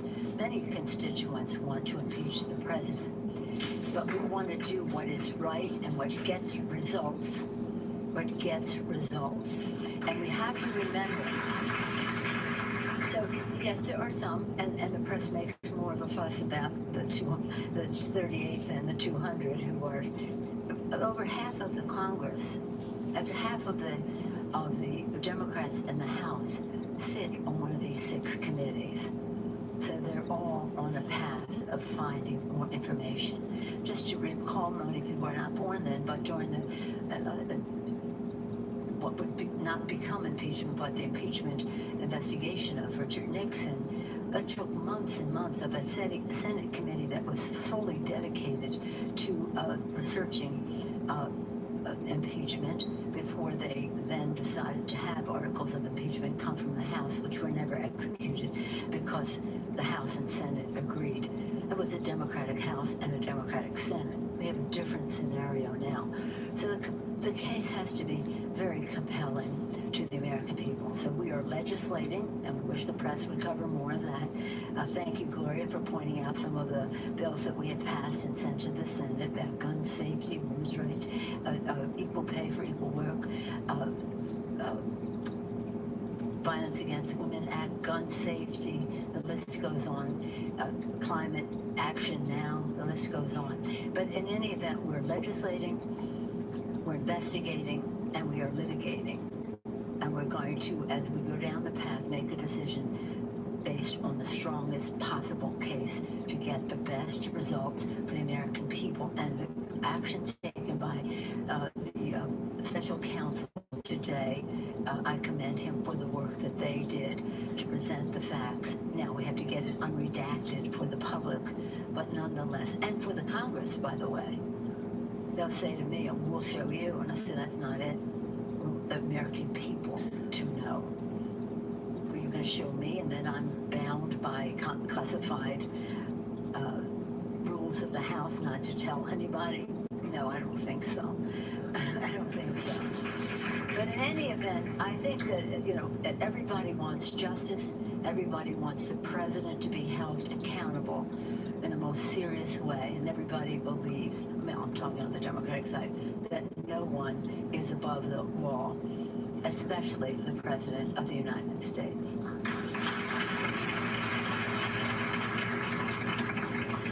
We'll come back to the remedies, the 2020 election and the run-up Sure, there'll be some questions further down the future. But let's talk about legislative priorities. You mentioned some of the bills. All right, we'll continue to listen in, but that is Nancy Pelosi at the Commonwealth Club of California in San Francisco. We keep referencing this opinion from the Office of Legal Counsel. That's what Mueller talked about. I'm going to talk about that in some detail. That Mueller says prohibited him from indicting the president. He said today that it would be unconstitutional for him to do so. There is a lot of dispute about whether that's the case because it's not actually referred to in the Constitution. This is an opinion that was issued back in the year 2000. It was a memo, really. It's not an opinion because opinion implies that it was a court decision. This was a memo issued by something called the Office of Legal Counsel while President Bill Clinton was being investigated for possible criminal indictment. At the time, his Justice Department updated and reaffirmed the 1973 opinion, saying, quote, the indictment or criminal prosecution of a sitting president would unconstitutionally undermine the capacity of the executive branch to perform its constitutionally assigned functions. This is important because this whole decision about indicting or not indicting, if you thought the president were responsible for committing a crime, hangs on this. For more on that opinion, joining me on the phone is Neil Katyal. He's a former acting Solicitor General who wrote a special counsel regulations under which we now operate. Neil, good to have you here. Thank you for joining us. One of the reasons before writing the rules that you were involved in was to sort of close loopholes or fix problems that had existed in the past from legislation that had been in place and then had expired. Did you foresee this issue, and do you think that Robert Mueller's interpretation of what his authority was is correct? So I think the question of did we foresee the question of whether a sitting president could be indicted? Absolutely. I think the regulations were written the year before the 2000 Office of Legal Counsel memo was written, but surely we saw that as a potential issue. I think, that whole question about whether sitting president be indicted is not really the story today, and whether it's true and whether it's in the Constitution. The real story today is what Mueller did with that conclusion, because under the special counsel regulations, he couldn't indict a sitting president, he said, because it was bound by that 2000 opinion. So he basically says two things today. He says, number one, as a result of that special counsel decision, even if I wanted to indict the president, I couldn't indict the president because a sitting president can't be indicted. And number two, if I could clear the president, I would, because there's no prohibition against the Justice Department or a special counsel clearing the president if he is truly innocent. And pointedly today he says he couldn't do that. And he refers to that, Neil, he referred to something that appears on the second page of Volume 2 of the Mueller report. And I just want to read that so that, because I've sort of reset this for our viewers. So I want to read what he wrote, because he referred to that. He said, if we had confidence after a thorough investigation of the facts that the president clearly did not commit obstruction of justice, we would so state. Based on the facts and the applicable legal standards, however, we were unable to reach that judgment. The evidence we obtained about the president's actions and intents present difficult issues that prevent us from conclusively determining that no criminal conduct occurred. Accordingly, while this report does not conclude that the president committed a crime, it also does not exonerate him. And the issue here, Neil, is that there are many Americans who have just not heard that part of the story. They either haven't read it, or they're consuming media that doesn't tell them that part of the story. But this is in black and white, and Mueller said that today. You got it exactly right, Holly. So, and this is the thing that, I and so many people, when the report came out, pointed out was this page 2 quote. And it got obscured by Barr, who on his own, the Attorney General, decided to clear his boss, the president, for whatever that's worth, and, issue a, public press conference and the like.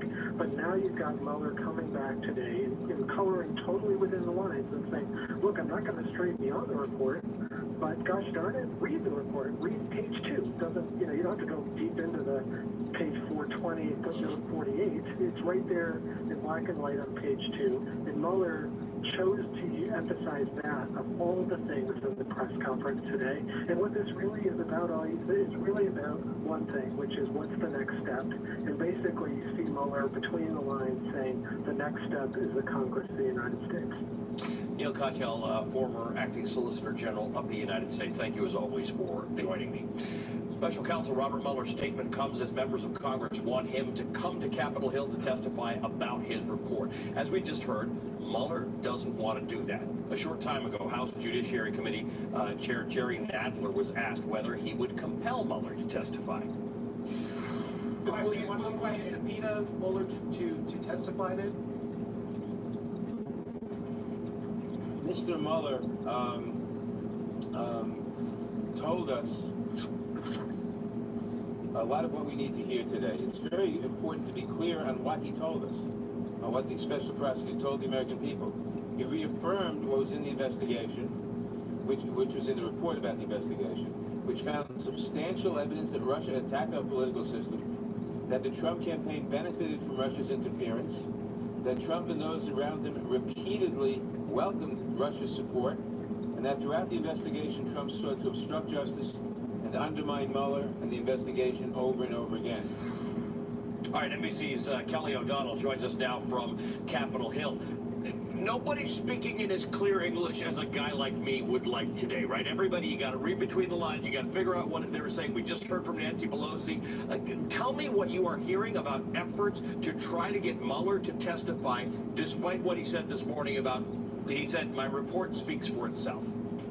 Well, the die has not yet fully been cast because on Capitol Hill, once Robert Mueller becomes a private citizen, I'm told that could change the equation where they could continue to negotiate with him or even compel him by subpoena to appear if they believe that is possible. And a number of lawmakers are saying they still want him to come to the Capitol and speak, even if it's within the lines of the report, and saying things that we heard him say today, but to do it in that setting. So I heard that for sure. I also spoke on camera today with Senator Mark Warner of Virginia. Congress is out of town, but he happily, for our sake, lives close by and was working in his office here.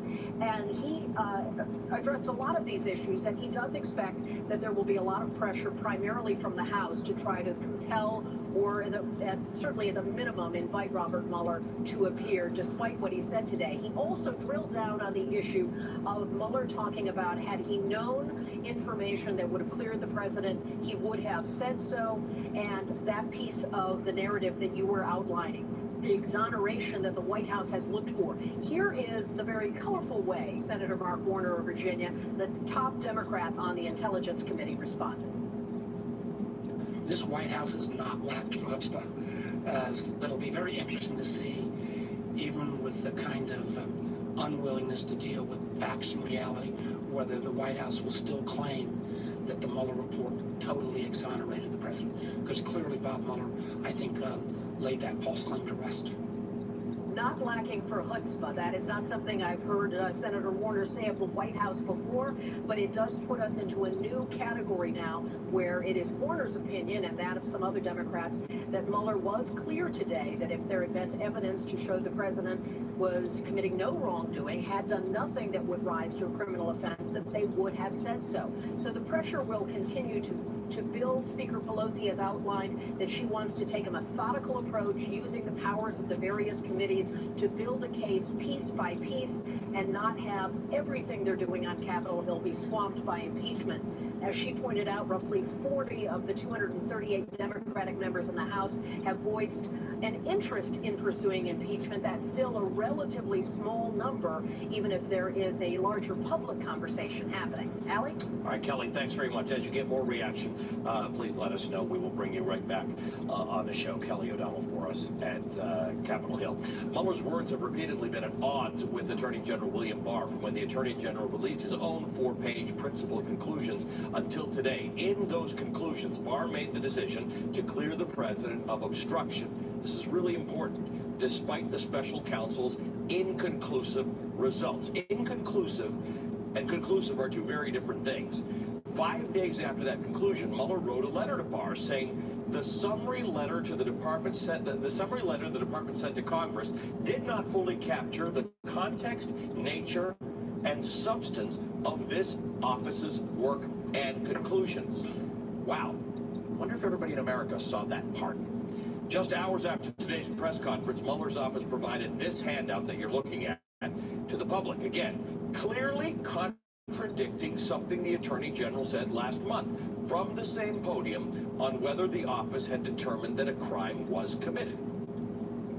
We specifically asked him about the OLC opinion and whether or not he was taking the position that he would have found a crime but for the existence of the OLC opinion. And he made it very clear several times that that was not his position. He was not saying that but for the OLC opinion he would have found a crime. He made it clear that he had not made the determination that there was a crime. That was Justice Department policy. Those were the principles under which we operated, and from them we concluded that we would not reach a determination one way or the other about whether the president committed a crime. That is the office's final position, and we will not comment on any other conclusions or hypotheticals about the president. Did not and would not are actually two different things in this instance. I want to bring in attorney and former New York Democratic Congresswoman Liz Holtzman. She was a member of the House Judiciary Committee that voted to impeach President Nixon. She was a member of Congress. She's also the author of the case for impeaching Trump. And Michael Conway is joining us as well. He served as the counsel to the House Judiciary Committee during the proceedings, the impeachment proceedings of President Nixon. So these two people know a lot about this. Liz Holman was involved in drafting the original legislation that has now today become the special counsel legislation over many iterations. So I want to start with you, Liz. What Barr was saying there, what we just quoted Barr as saying, was the verbal equivalent of sleight of hand. No, I'd call it a verbal equivalent of a lie. He said let's be simple words, Anglo-Saxon words. That Mueller didn't find any evidence of an underlying crime. Mueller said very clearly, based on the Office of Legal Counsel's memo, we would not go down that road. We were not going to do that because we couldn't accuse the president of a crime because he wouldn't be able to defend himself based on these OLC rules. They're two different things. Absolutely. Barr lied. Barr said that the OLC opinion was not relevant in Mueller's decision. Yeah. But of course it was. That's not what Mueller said. It wasn't true. In addition, Barr has also suggested that there was no evidence with regard to any involvement of the Trump campaign with Specifically, Russia. he said there can't be collusion because there was no underlying crime. Well, but he also suggested that there wasn't evidence of any underlying crime. What Mueller said today, which is very important, is that the evidence was insufficient to charge a conspiracy, not that there was no evidence. And both the president and Barr have been saying, no evidence, I'm completely exonerated. On the Russia situation, what Mueller said is on the Russia situation, there was insufficient evidence to charge a crime. Didn't mean that there wasn't ever going to be enough evidence or that there wasn't some evidence of criminality. And I think that's important too. Michael, Mueller said, in his words, a president cannot be charged with a federal crime while he was in office. That is unconstitutional. Even if the charge is kept under seal and hidden from public view, that too is prohibited. There has been some dispute as to whether the 1973 opinion and the 2000 Office of Legal Counsel memo and all of that leads to it being unconstitutional. Robert Mueller seems to have made the determination that it was. Your thoughts? Well, I don't think it's unconstitutional. The framers, when they discussed the impeachment power, said that the president could be impeached during office. They said he could be indicted after he left office. They left open the question whether he could be indicted while in office. But I think what Mueller did was shine a spotlight on what you and Congresswoman Holtzman have been talking about no exoneration, and on something else. He said, I can't indict the president because I would interfere with the congressional prerogative. There's a footnote in this report. What's that prerogative? Impeachment. He prepared this report for Congress to make the decision whether the president should be impeached for obstruction of justice. Do you think that was clear enough, Liz? You're in an interesting position because you have been a professional prosecutor, you have been a member of Congress, and you happen to be very involved during the Nixon impeachment hearings. So you know a lot about this.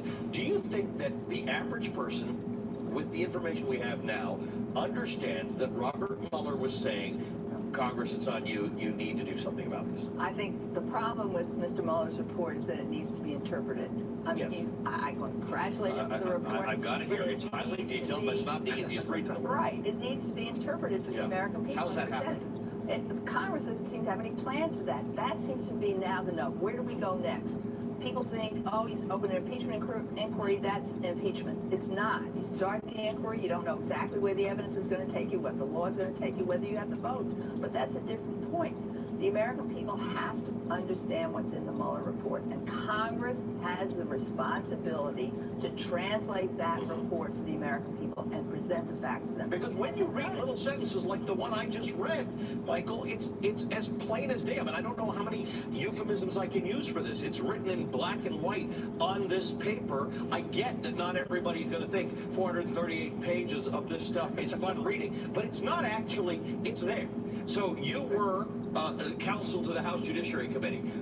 Nadler, there are about 4 or 5 committees right now that have different things going on, but a lot of this is in Nadler's court. He was asked today whether he's going to subpoena Mueller. Mueller said, if I'm subpoenaed, you will not get anything out of me that is not in this report. So what do you think happens next?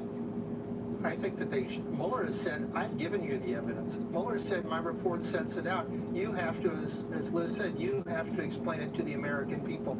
He believes that, I think, that he's shown 10 instances of obstruction of justice in this report. It's for Congress then to explain that to the American people. And again, why did Mueller give this press conference today? He gave it to point the American people to the two things you've talked about, no exoneration, and that it's really up to Congress.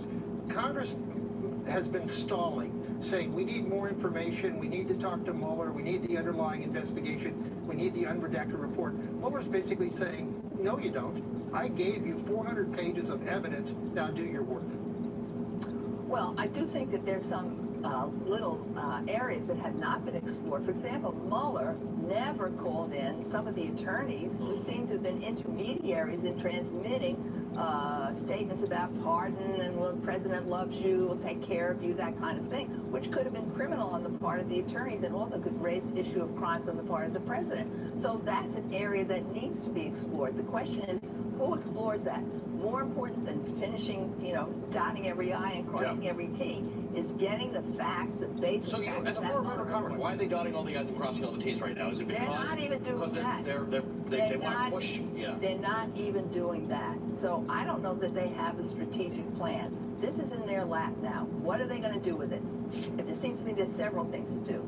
Dot all the I's and cross the T's, that's one issue. Present the facts to the American people, that's another issue. Start an impeachment inquiry, that's another issue. Who's going to put this all together? Who's doing that kind of Nancy strategic Pelosi thinking? seems to think this is not politically wise to put all of their energy into this right now. Well, they can't avoid it because Congress was given the responsibility by the framers of the Constitution to preserve this democracy when you have a rogue president. You have a president of the United States against whom serious questions have been raised by an outstanding prosecutor as to whether he has committed crimes, not wrongdoing, which is a standard for impeachment, but whether he's committed crimes. Right. We may have a president in the Oval Office who committed crimes.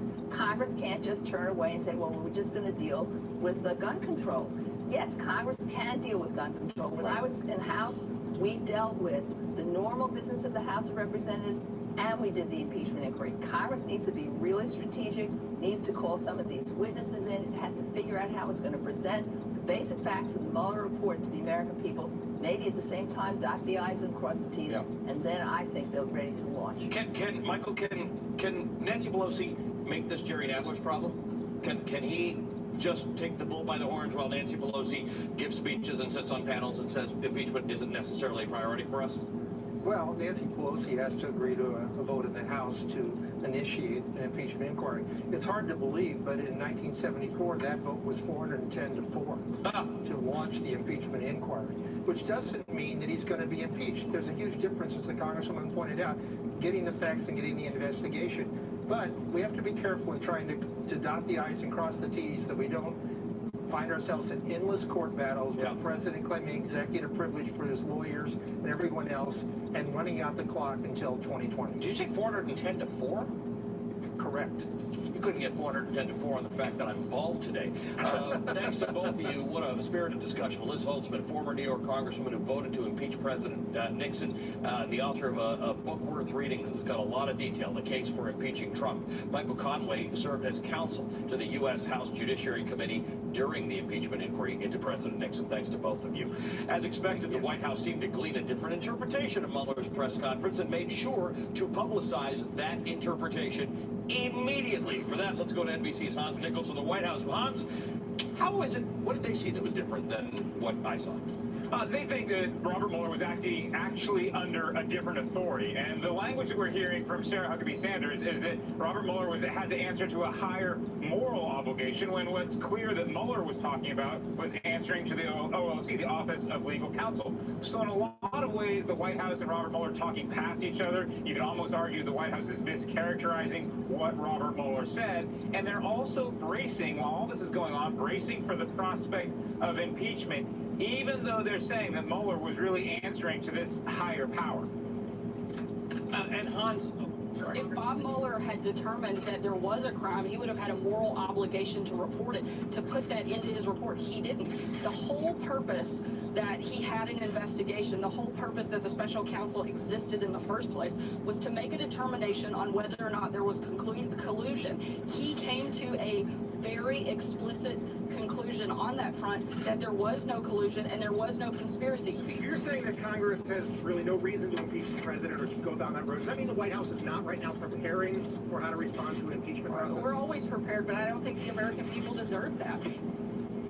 Now, the White House is clearly trying to claim vindication, exoneration, Allie, but an associate close to the White House admits the president has had a fairly bad day. Allie? All right, Hans Nichols, thanks very much. Hans at the White House for us. 2020 contender, Senator Kamala Harris, a former prosecutor, by the way, who now sits on the Senate Judiciary Committee, just reacted to Robert Mueller's remarks. I want to go to NBC News road warrior Vaughn Hilliard, who's been traveling with Senator Harris. Vaughn?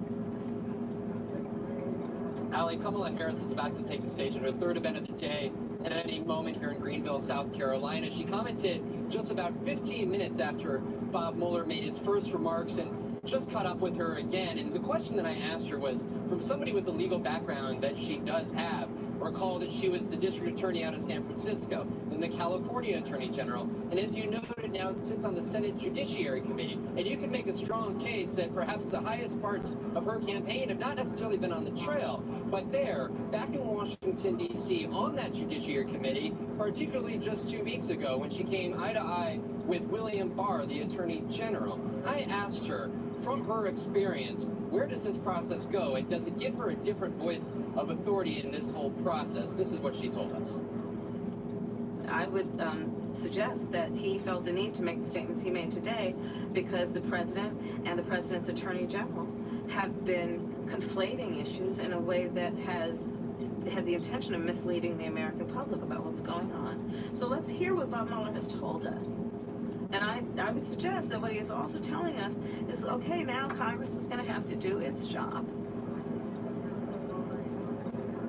What she's just said right there, essentially the lead up to that was that this process has worked. And it's been interesting to hear Democrat Kamala Harris on stages around the country contend to voters that this democratic process is working. There is a system of checks and balances. She says that ultimately a special counsel came to be, and over the course of 2 years with some of the top lawyers in this country, came together and put together a report.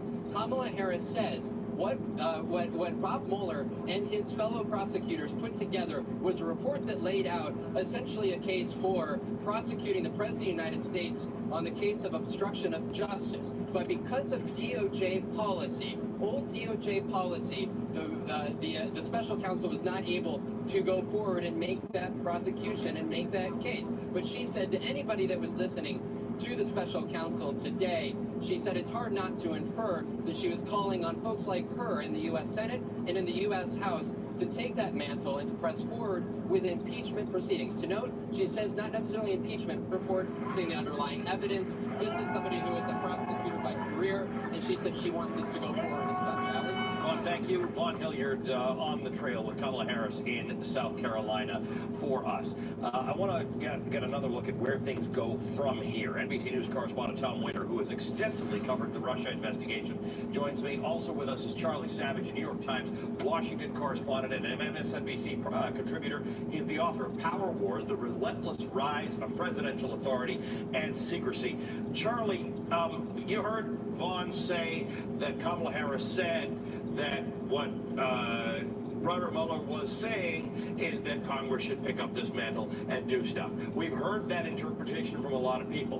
But for whatever reason, in this 438-page document and in what Robert Mueller said today, he colors between the lines. He does not say things explicitly as people like me would hope he would. And today, there were a lot of people hoping that he would actually spell it out. He spelled out one thing. He said, look at the point on page 2 of volume 2, which says if we could have concluded the president didn't commit a crime, we would have, didn't commit a crime, we would have said so. But he was not as explicit as he could have been. That's right. I think that what we're seeing here is Bob Mueller's entire career has been as a bureaucratic person who tries to stay above the partisan fray, tries to stay out of partisan fights, and that's why he's been able to maintain respect from both sides of the aisle throughout his time as FBI director and leading up to his appointment as special counsel. One of Trump's many norm violations was he attacked him anyway, but that has pros and cons. The pros, it maintains credibility, he's neutral, he's detached, he's above the fray. The con is he doesn't want to sometimes just come out and say things clearly if that would mean giving a soundbite for one side or the other to use. And so he lays down these trails of crumbs that lead up to certain conclusions, but he never actually says it explicitly. He doesn't spell out what he meant by this. So, for example, I think it's very clear that what he was saying was, I cannot bring charges against someone who's a sitting president. A former president loses immunity. We're going to gather evidence now and preserve it so that we can defer making a charging decision and some future prosecutor can grab this evidence once Mr. Trump is out of office and make a decision then. But he never has that last sentence. Yeah. And so it allows Sarah Sanders to say, oh yeah, it means there was nothing there in the first place, because he would have had to say it. Or it allows Kamala Harris to say full speed ahead on impeachment, and it just muddies the waters.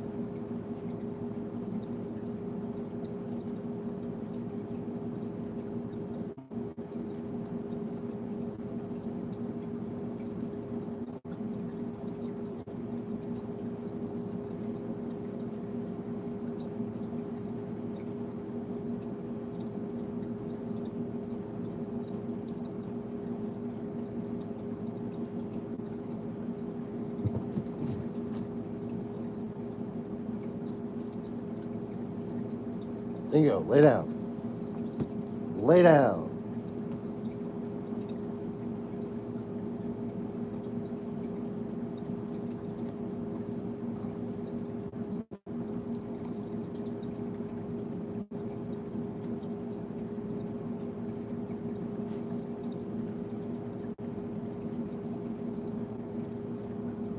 This would be awkward if you were sharing these nachos with anyone but yourself. Nachos are now a meal with your choice. On MSNBC, Harry. Thank you, Andrea, and good day to you. Our special coverage is continuing live right now. Special Counsel Bob Mueller's extraordinary statement, his first ever as special counsel, a public address.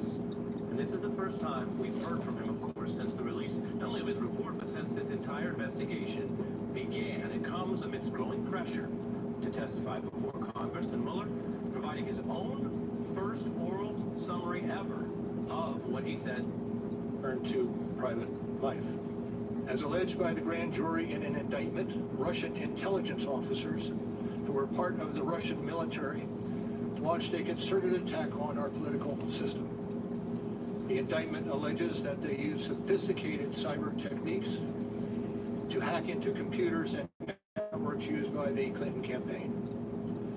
They stole private information and then released that information through fake online identities and through the organization WikiLeaks.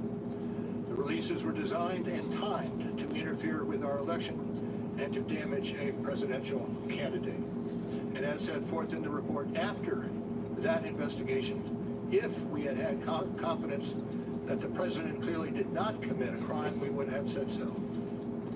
We did not, however, make a determination as to whether the president did commit a crime. Under long-standing department policy, a president cannot be charged with a federal crime while he is in office.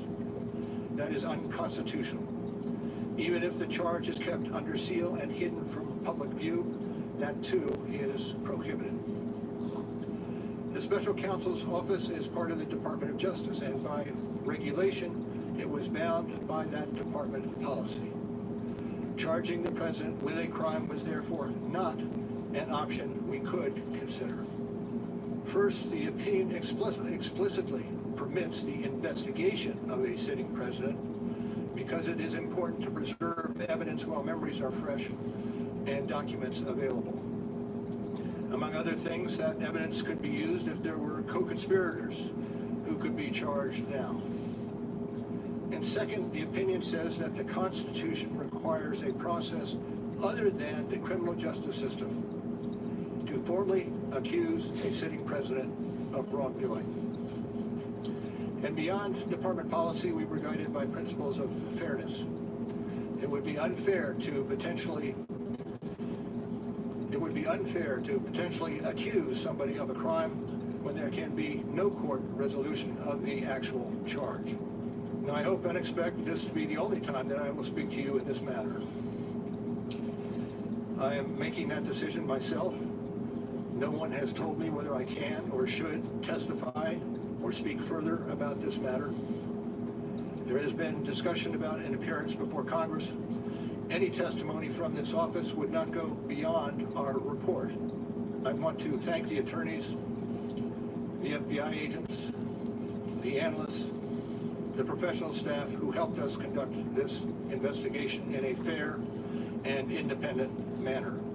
And I will close by reiterating the central allegation of our indictments, that there were multiple, systematic efforts to interfere in our election.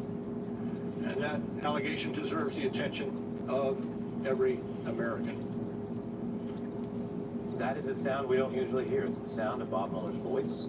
It's the sound of Bob Mueller speaking from inside the Trump Justice Department, run by his boss until today, Bill Barr. And it's Bob Mueller saying, basically, you want to know what I think?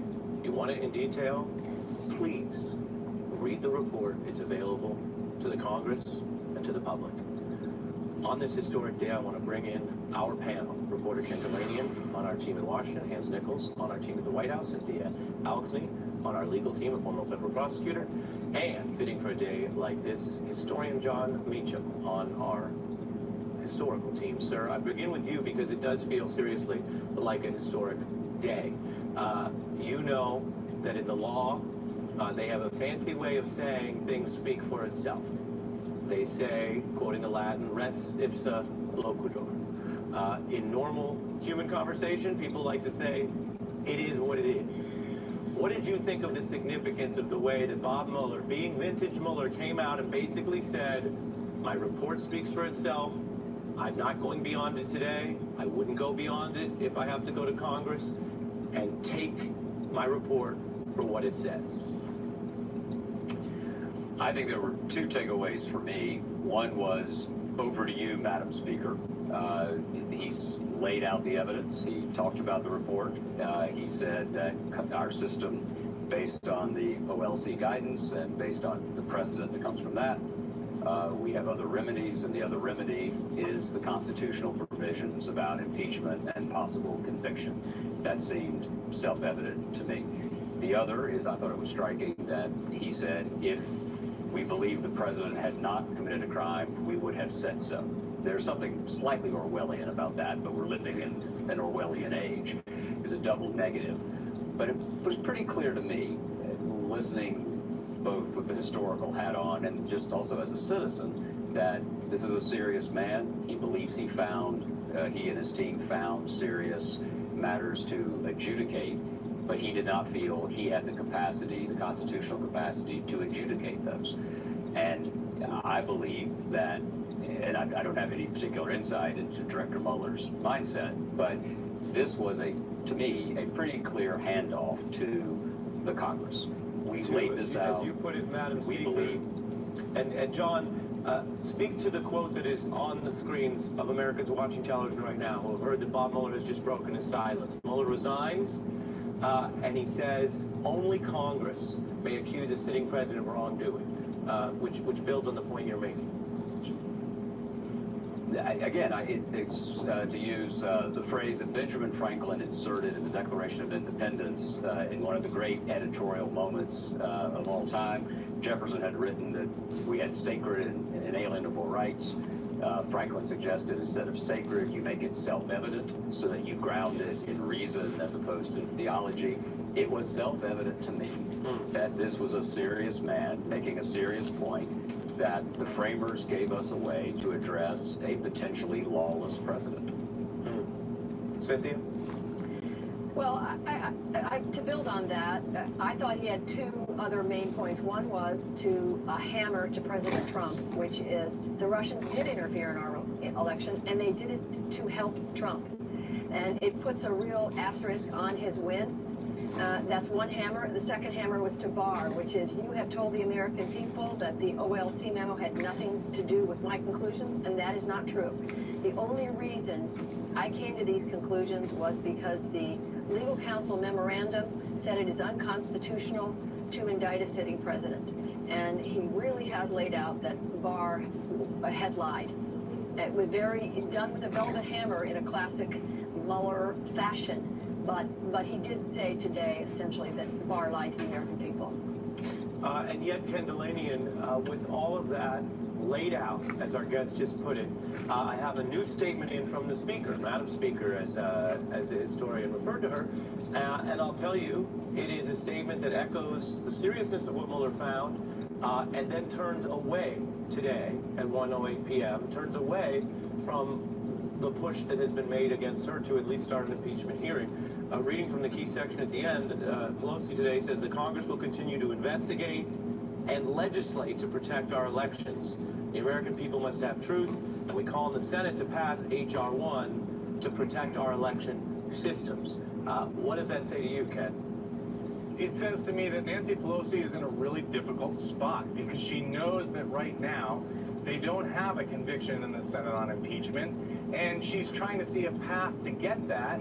The problem is a lot of Democrats are hoping that Robert Mueller would present that path, that even if he couldn't formally accuse the president of a crime under that OLC opinion, he could at least present essentially an impeachment referral more clearly than he did. I know a lot of people think this is an impeachment referral, but we now know, both from Mueller's statements and from some reporting that Pete Williams has done today over at the Justice Department, that Mueller and his team went into this investigation thinking and believing that not only can't we charge the president with a crime, we can't even accuse the president informally. We can't even say we believe that this conduct constitutes a crime on either Russia conspiracy or obstruction. And so what we have is a report that lays out 10 examples of obstructive conduct, and it presents evidence on both sides, and it's open to interpretation. So many Democrats are saying, oh, that's clearly obstruction, and a bunch of Republicans are saying it absolutely isn't. And that's where we are right now. And I think it's deeply unsatisfying to a lot of people who thought that Robert Mueller was going to get in there and get to the bottom of it.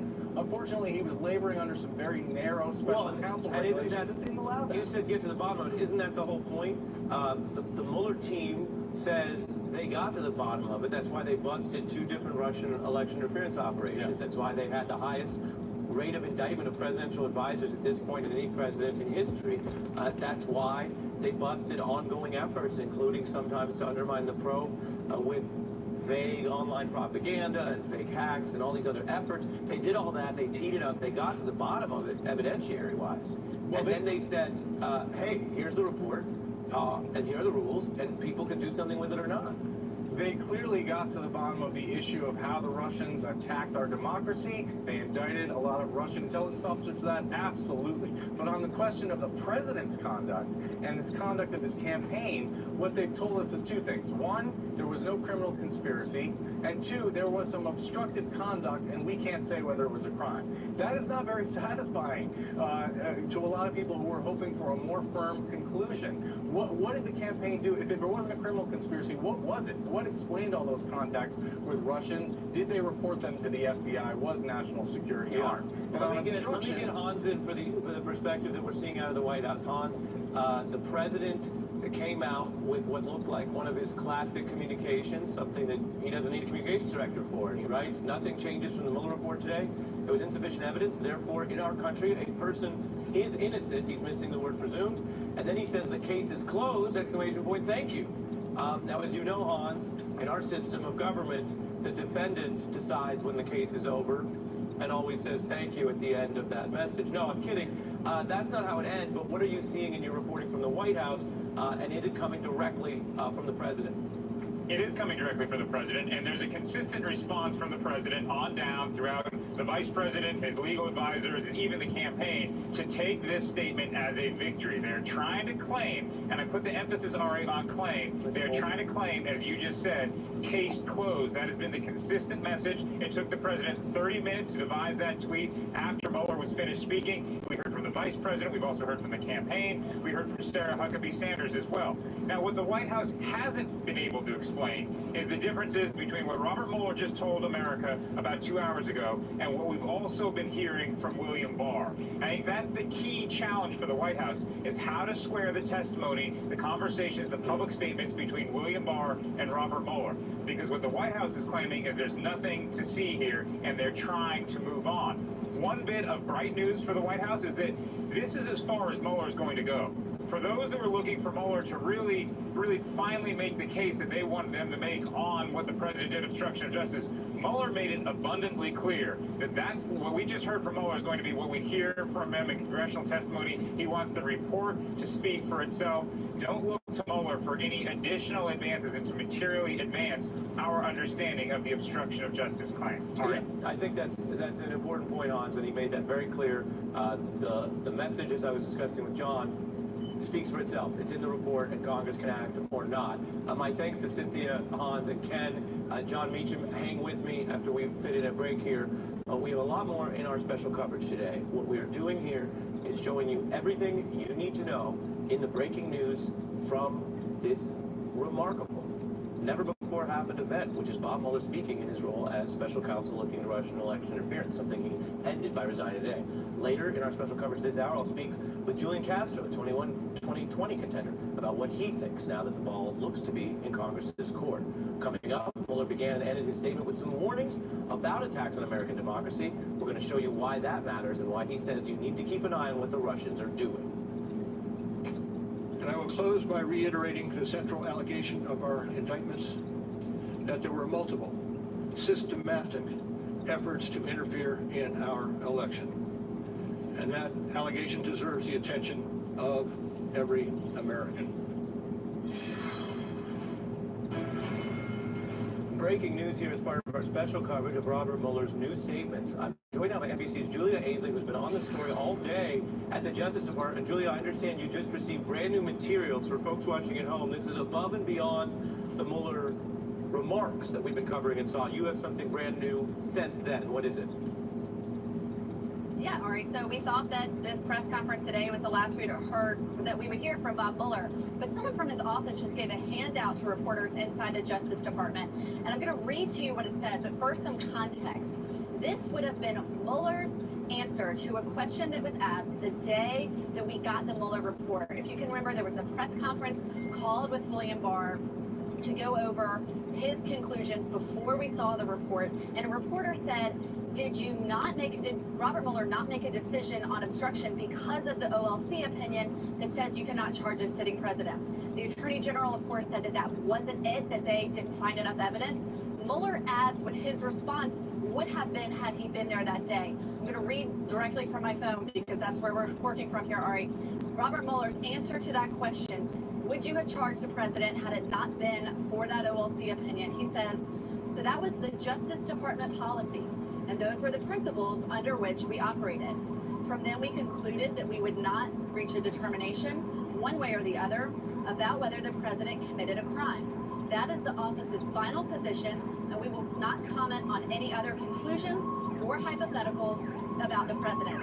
So now we're asking, is this a direct contradiction to the Attorney General? Yes. Is that what they're putting out here? Again, there's a little tea leaf reading because it's really hard to get this directly, but obviously they felt the need to come and add more to what the Attorney General said. Let's slow down for a bit. Stay with me. I'm holding the what you got because you just shared it with us here in our newsroom, Julia.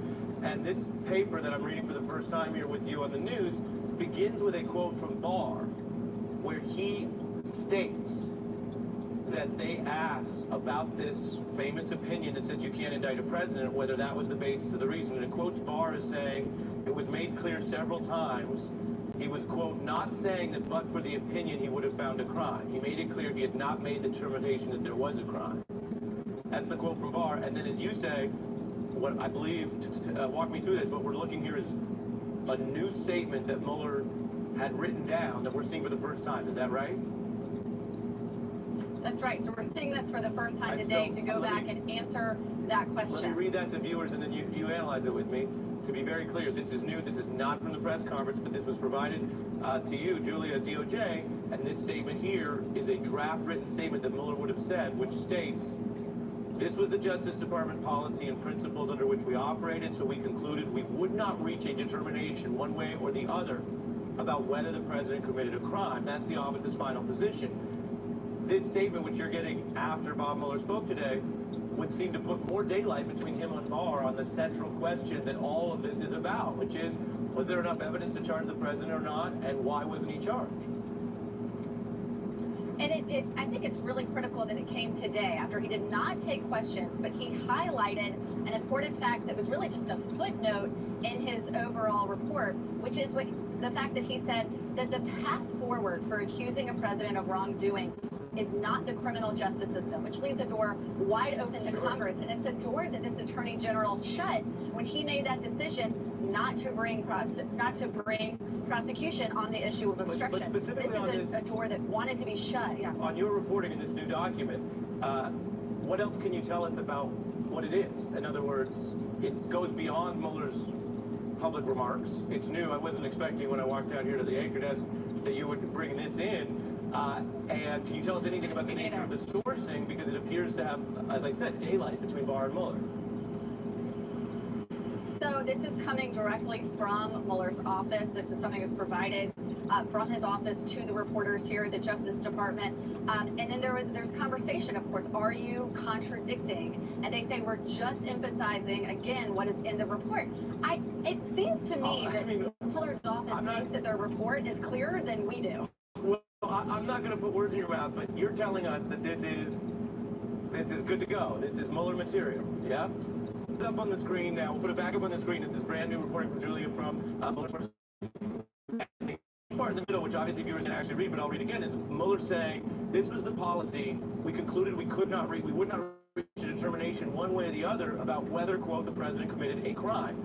This is central, as you know, Julia, because this does separate him from Barr, different statement from his office, and why this matters, why we've been talking about it. And then later, why Mueller says today that this report is his testimony. We're going to show you those key parts of the Mueller report that everyone's going to be talking about now that he has finally stepped onto the national stage when we come back. When a subject of an investigation obstructs that investigation or lies to investigators, it strikes at the core of the government's effort to find the truth and hold wrongdoers accountable. Welcome back to our special coverage of Bob Mueller's first remarks on the day that he's resigned as special counsel. I'm Ari Melber. And the breaking news that we have is this new one-page document from Mueller's office. This is brand new. Julia Ainsley at the Justice Department has published it for us. And as we were just discussing before the break, what the document does is take statements by Mr. Barr and Mr. Mueller to, without editorializing, very clearly show that at a minimum, they disagree. At a maximum, it would appear to suggest that Mueller is right and that Barr was less than accurate. I want to bring in Jill Wine-Banks, former Assistant Watergate Special Prosecutor, Joyce Vance, former U.S. Attorney.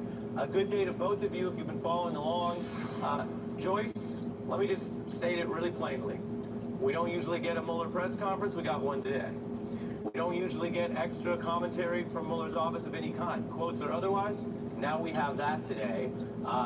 Obviously, there were a lot of things that Mueller thought were important enough to talk about in that roughly 9-minute address.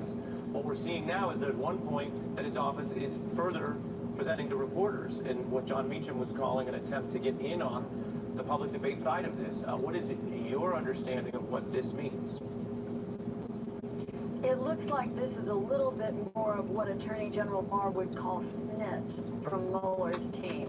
But it's clear that this newly released statement explains some of the controversy we heard after Barr talked about the report when his staff leaked a letter in which he indicated that he was unhappy with the way that the Attorney General had discussed the content and the summary of the report.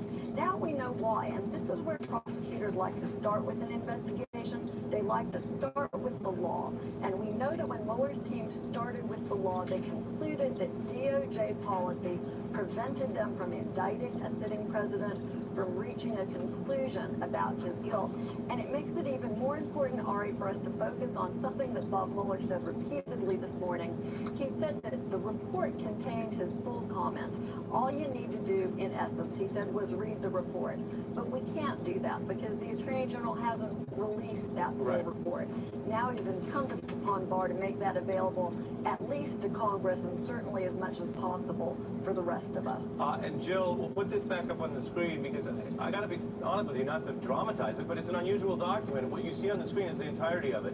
It doesn't have a headline, it doesn't have a source, it doesn't even have a date. It almost could be interpreted as somewhat rushed, but Julia Ainsley confirmed for us it's from Mueller's office, and she adds in context as we make sense of it that this key quote in the middle from Mueller is indeed from today's press conference, but they wanted to underscore how it disagrees with Barr. And I'm going to read it to you, Jill. It says, Justice Department policy and the principles under which we operated led us to conclude we wouldn't reach a determination one way or the other about whether the president committed a crime. Jill. It's been clear from the very beginning when the report was released, even just in part, that Mueller is saying the Office of Legal Counsel prevented me from going ahead with any kind of indictment, and so I'm basically sending this over to a non-criminal part of the world, to Congress, to take political action. It couldn't be clearer that he said in this report and in his statement today, there is no exoneration, that there is enough evidence to proceed, and that Congress should take action. It seems to me it's very clear, and this statement just resounds with that message, as did his statement today. I think that his report is the smoking gun, that we don't need to wait for anything else. Everybody keeps saying we have to wait for the smoking gun like in Watergate. Well, the report actually lays out a very clear and compelling case of evidence of obstruction of justice. And today he also really let America know why obstruction is important, that it strikes at the fundamental core of our democracy and our justice system when you can't get evidence, when people lie or withhold evidence. It's very important, and it cannot be ignored. It's not a nothing. Jill Wine-Banks and Joyce Vance on all of this breaking news. Thank you for joining us. When we come back, I have 2020 contender Julian Castro live, his take on Mueller and everything else happening today when we come back.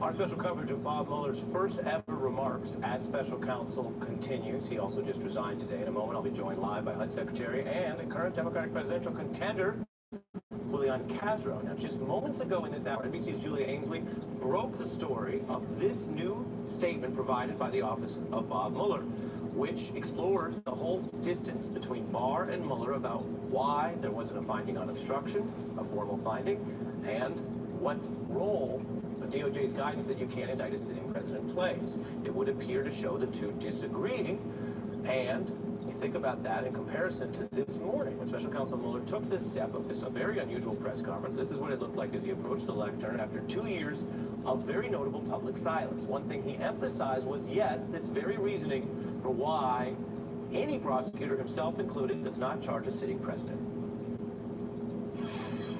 We did not, however, make a determination as to whether the president did commit a crime. The introduction to the volume 2 of our report explains that decision. It explains that under long-standing department policy, a president cannot be charged with a federal crime while he is in office. That is unconstitutional. Even if the charge is kept under seal and hidden from public view, that too is prohibited. The special counsel's office is part of the Department of Justice, and by regulation, it was bound by that department policy. Charging the president with a crime was therefore not an option we could consider. And Julian Castro is here, as mentioned. Thanks for joining me on this very busy day. Good to be with you, Ari. Let me put it to you like this, because someone just asked me this question, and I'm going to pass it on right to you, sir. This hour, we've just gone through a lot of the law, the complexities, the public discourse environment. But someone asked me, why doesn't Bob Mueller just say in plain English what he found and what he thinks the implications are for Congress? Well, I think he's going to do that when he testifies before Congress. And as you know, there's almost a ritual of formality, obviously, a legality in a way of going about these things that Bob Mueller has been part of as a professional for many, many years. And so I don't think anybody expected him today to suddenly bust out and, start using swear words or attack Barr or attack the president. Certainly not, but let me press you on this, because your party, a lot of Democrats have been waiting on Mueller and then saying, okay, once we get it from him, we'll make actions. Other prosecutors in similar situations have gone farther to say, you refer this to Congress, or is the kind of thing that Congress should take because it looks like a high crime? Not at all. I mean, I think, as several folks on your show have pointed out, that those who follow Bob Mueller and who understand these investigations know that it's a big deal when his office puts out a statement that directly contradicts the statement that the Attorney General put out in terms of the characterization of the report. And today, for him to specifically say that really he was bound by Department of Justice guidelines and was not able, in other words, he said in that clip, it was not an option to charge the president. And at the same press conference to say that if his team had confidence that the president had not committed a crime, that they would have said so, and to also say that Congress really is the only one that can bring forth charges against the president. That's very significant. Certainly significant, and so then that goes to your domain. If you think the president faces evidence of obstruction of justice, do you think Congress should begin impeachment hearings? Should Speaker Pelosi do that now? Oh yeah, I mean, I was the first one to call right after, the report came out. I was the first one to say of the 2020 candidates that they should begin impeachment proceedings.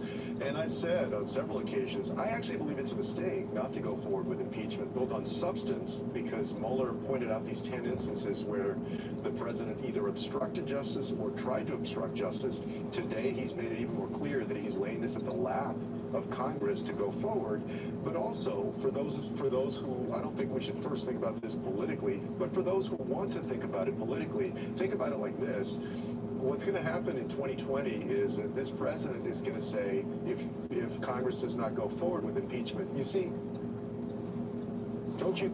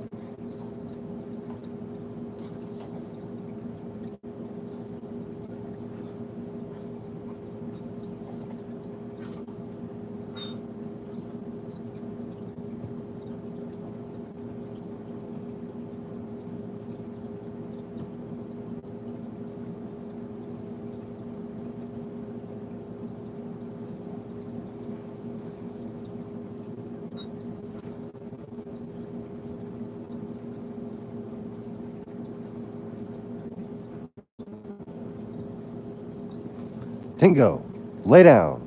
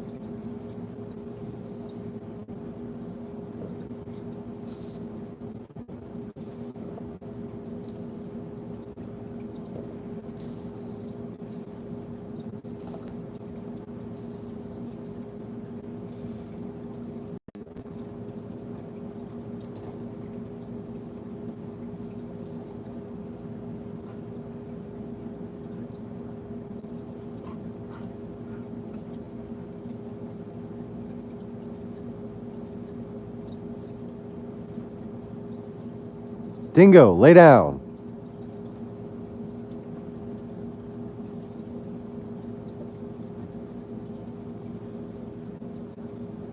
Lay down.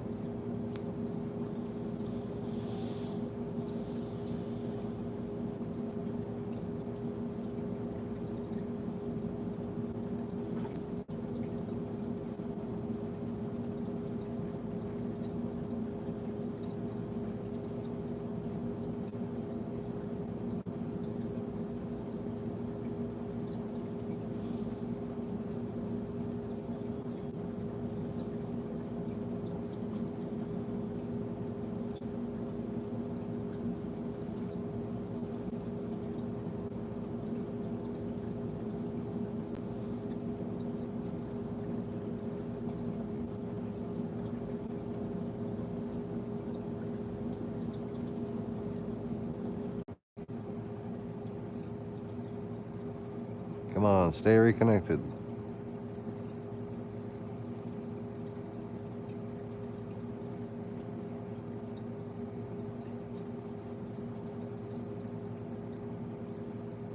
Are we good? Actually connected?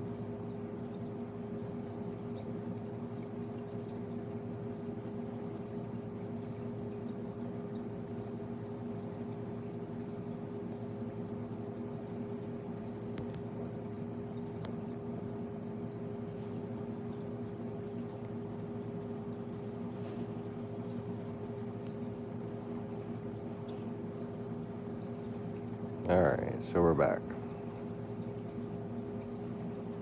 That was Karma calling.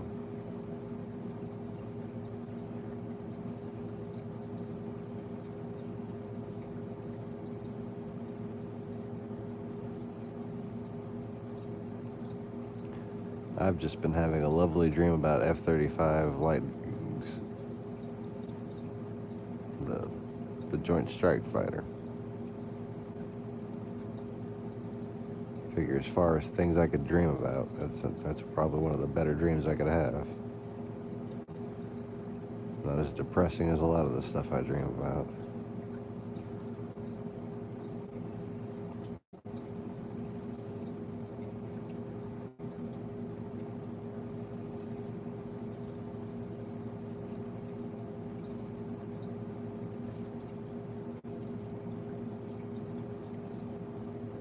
Just thinking about the vertical takeoff and landing stuff.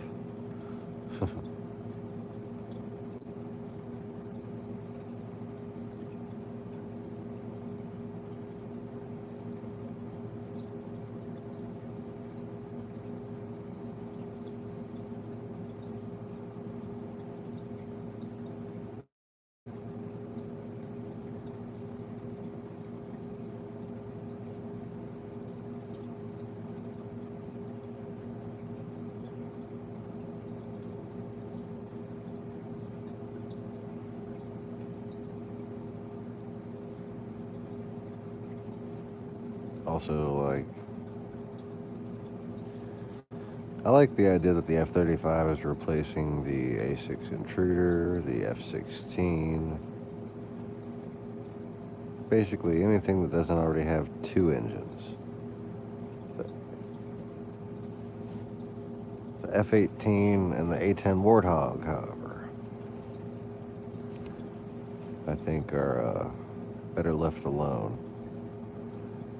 The F-18 and the A-10 are some good planes.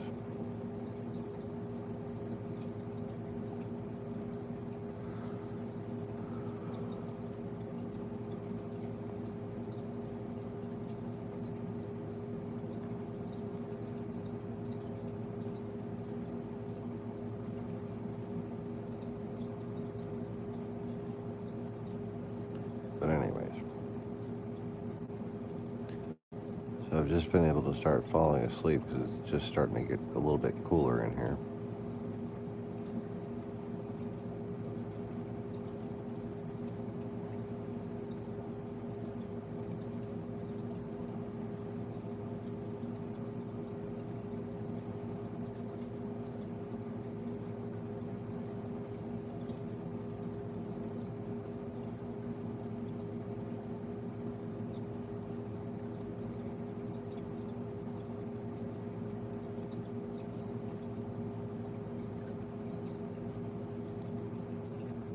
Let's see, I guess it's time to watch Chris Hayes.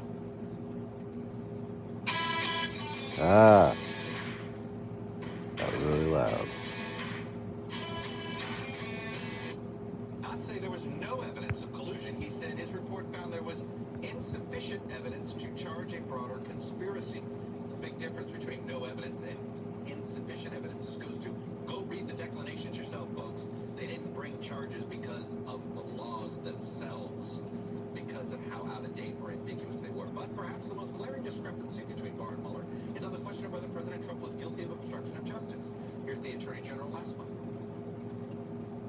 After carefully reviewing the facts and legal theories outlined in the report, and in consultation with the Office of Legal Counsel and other department lawyers, the Deputy Attorney General and I concluded that the evidence developed by the special counsel is not sufficient to establish that the president committed an obstruction of justice offense. Barr says that evidence gathered by the special counsel was not sufficient to establish the president committed a crime. Mueller is not saying that. If we had had confidence that the president clearly did not commit a crime, we would have said so. We did not, however, make a determination as to whether the president did commit a crime. Sahil, Stephanie, Michael are back. So Sahil, if there was the other big thing today about Mueller speaking was that it felt like a total rebuttal to everything how Barr has interpreted the Mueller report. And the Barr comment you just played reminds me of the whole collusion question. People really glossed over one of the most important things in this report, which was that Paul Manafort, the Trump campaign chairman, was sharing polling data with a man who was a known Russian agent about the campaign strategy to win Democratic voters in the Midwest, including Bernie Sanders supporters, which we know was very successful, which we know might have helped Trump win the election. That may not reach the bar for criminal conspiracy. I don't know what the law is on that, but as a colloquial matter, it sure sounds like collusion at the highest level of the campaign. And look, in fairness, Robert Mueller did say, Stephanie, that hey, look, he's not been charged with a crime. People are innocent until proven guilty, and they're presumed innocent here. But insufficient evidence. And again, when you read part one of the Mueller report, that matches essentially why they declined to prosecute. The laws didn't fit very well that they thought they could sustain a conviction. Right. I think that it was incredibly important that Bob Mueller started his entire statement today talking about the Russian efforts to impact our election and how extensive they were. He's putting us on notice and telling everybody we should care about this. We should care about this because then he went on to talk about how when individuals try to obstruct an investigation to determine the extent of Russian efforts to impact our election, that's dangerous for our country. He's doing that for a reason. Like we've said throughout the show, he's leaving breadcrumbs for people. I didn't say that he was guilty of obstruction of justice because I am restricted from doing that because of longstanding DOJ policy. However, if he was not guilty of obstruction of justice, I would have said that. Michael Steele. So they're heretofore. Right, Michael Steele. It is interesting to me that when the president now says the phrase Russian hoax, he he is actually helping the Russians perpetrate this because we have evidence that says, no, the Russians didn't do this. You know, he says Russian hoax. That's siding with an enemy. Well, he says Russian hoax, and everyone Treason. realizes now that that's a lie. I mean, if they hadn't before, now in the totality of the report and Mueller himself, you see this lie. But imagine this, Chuck. Imagine a month ago if what we saw today was the first thing we saw. We'd be in a very different space in this conversation about Mueller, which is exactly why Barr got out. I want to play the third, and to me the biggest discrepancy, which is how Bill Barr interpreted the OLC memo and how Mueller did. This is the biggest one. Here's how Attorney General Bill Barr last month, what he says Mueller told him about his decision not to charge the president with a crime. On March 5th, we specifically asked him about the OLC opinion and whether or not he was taking the position that he would have found a crime but for the existence of the OLC opinion. And he made it very clear several times that that was not his position. He was not saying that but for the OLC opinion he would have found a crime. He made it clear that he had not made the determination that there was a crime. All right. So according to Barr, Mueller did not make the determination that the president committed a crime. But today, Mueller said considering whether the president committed a crime wasn't even an option because of a ruling by the Justice Department's Office of Legal Counsel. Long-standing department policy. A president cannot be charged Really? while he is in office. That is unconstitutional. So that was Justice Department policy. Those were the principles under which we operated, and from them we concluded that we would not reach a determination one way or the other about whether the president committed a crime. That is the office's final position, and we will not comment on any other conclusions or hypotheticals about the president. Interestingly enough, Sahil, Bill Barr referred to the OLC memo, not as policy, as opinion, as legal opinion. We reviewed OLC opinions and legal opinions there. He didn't technically disagree with Mueller, but boy, you have to parse those words carefully. And it's very clear that Special Counsel Mueller saw the OLC opinion as an ironclad roadblock, that even if he did find the evidence for criminal activity, which is not saying he did, that he wouldn't be able to say it out loud, which is why I think the debate has moved, I think, more firmly into the political and congressional. He said he couldn't. He said it would have been like it would have been unconstitutional. He said he couldn't do it. Couldn't even accuse him. Accuse him of that would be unfair. Just a few portion of the Constitution, which again, I get the out there. That part of what he was saying, I just didn't feel it. I got the constitutional idea of it. I just sit there wondering if you had Mr. Mueller come out and just said, but for, boom, boom, boom, how much would that have changed the political narrative around impeachment? Stephanie, you saw Eric Swalwell immediately says impeach Barr, right? They're beating up on Barr.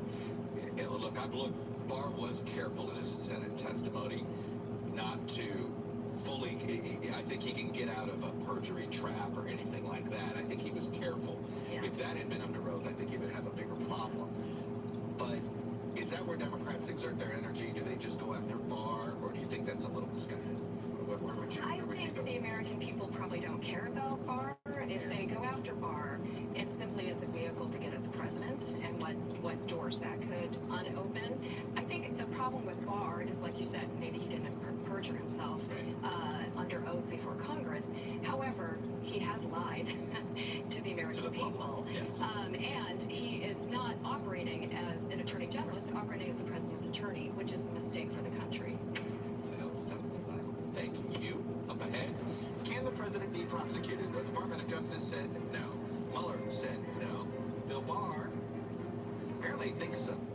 Well, let's bring in a constitutional law expert on this. Robert Tsai is exactly that. He's a professor at American University's Washington College of Law. Robert, you've been on here before. Plain and simple here. Your interpretation of the Constitution, is Mueller right or is Barr right? Essentially, Barr is saying, by making the decision not to bring charges, Barr saying that Mueller could have brought an obstruction charge if he had wanted to, if you were to take them both at face value of what they said. What say you? Well, I think on the question of the constitutionality of indicting a sitting president, It's really an open question. The Constitution itself doesn't give us a very clear answer, and very well-respected academics as well as lawyers have taken opposing positions on this. What Robert Mueller has done is to just take for granted OLC position, which has been a consistent one both in 1973 and 2000. They issued memos saying just that a sitting president can't be, as a matter of constitutional law, be indicted while he's in office. Were you surprised to hear Robert Mueller say even a sealed indictment? Well, I'm not surprised because I think that's consistent with the OLC memos as written, and that's because there's first a concern about the textually given powers of a president being interfered with. The question is how can a president carry out his responsibilities to the nation while something like that is going on? And if you indict the president and hide it, there's still a risk that something like that will leak out and then hang over a sitting president. Robert Mueller doing what he did today, he didn't have to do that. He could have issued a statement. He could have done it a lot of ways. Do you see it? Should it be viewed that he was sending a message to Congress?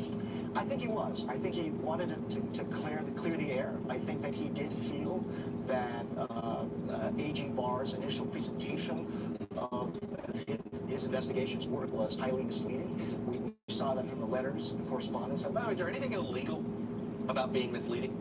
I don't think there is. I mean, no, there isn't. I mean, I know a lot of people can tell. Right. Like, he legally could mislead. Right. He can mislead. He can spin the investigation.